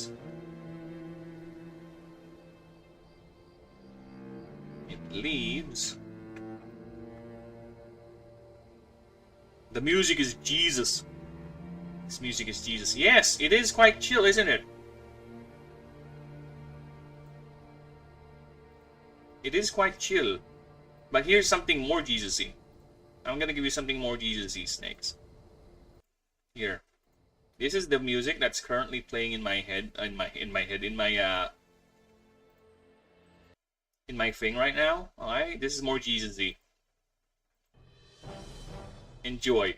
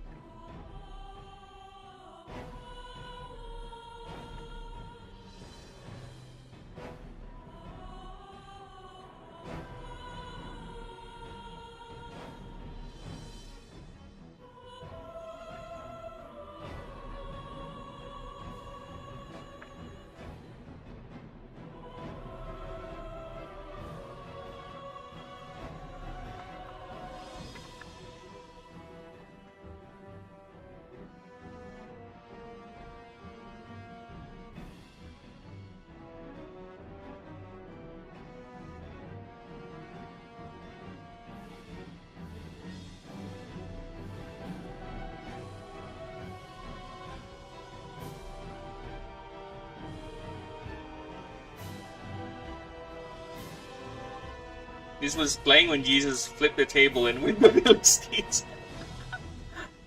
Yes. Be gone from my house. Be gone from my father's house. While he's holding a fucking giant gun. My faith is my shield and all that. He's holding a massive fuck-off gun because it's actually a music from Warhammer. Warhammer 40k, everyone. See? It's Warhammer Sisters of Battle team. So, yeah, it's basically a theme of a faction of hyper-militant nuns that are... Here, let me just show you what the Sisters of Battle look like.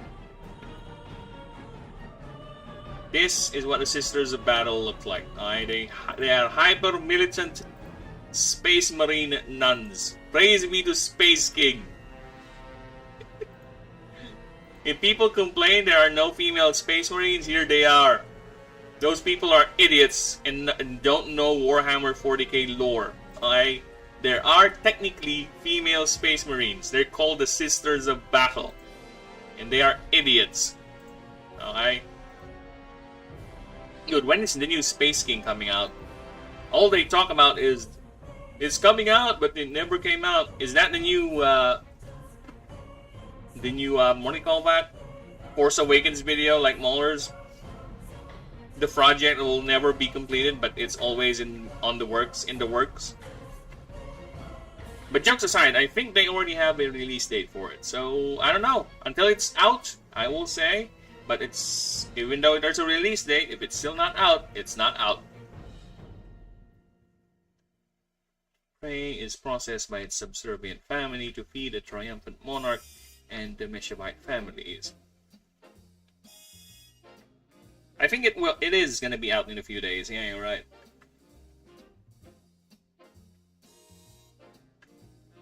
Alright. Oh, no. Oh, shit. That's copyright. This is why I don't like doing that, because I get carried away and might let the music play. That's going to be copyrighted. But either way, it's been 5 hours and 30 minutes already, and it's a bit late. So I'll have to call it for now. I'll go ahead and continue this tomorrow. We'll be moving on to the next one in the list, okay, which is Merkid. Now, the Rat Pack's gonna sue you. Yes, they will. They always will. But there's nothing they can do about it because I have no money to give them. Alright. So I'm gonna go ahead and continue this. I appreciate everyone stopping by. The lurkers, you, Snakes, Ninja, Denisium, Hobbit. Thank you. Garg, all of you, and all you lovely bastard lurkers out there. Please go ahead and join Discord, like and sub and all that. And in the meantime, I would like to say bye-bye. See you tomorrow. Loves you. I will give her smooches as well. No problem. The smooching will be given. Now, how do I turn off the stream? Snakes, how do I turn off the stream?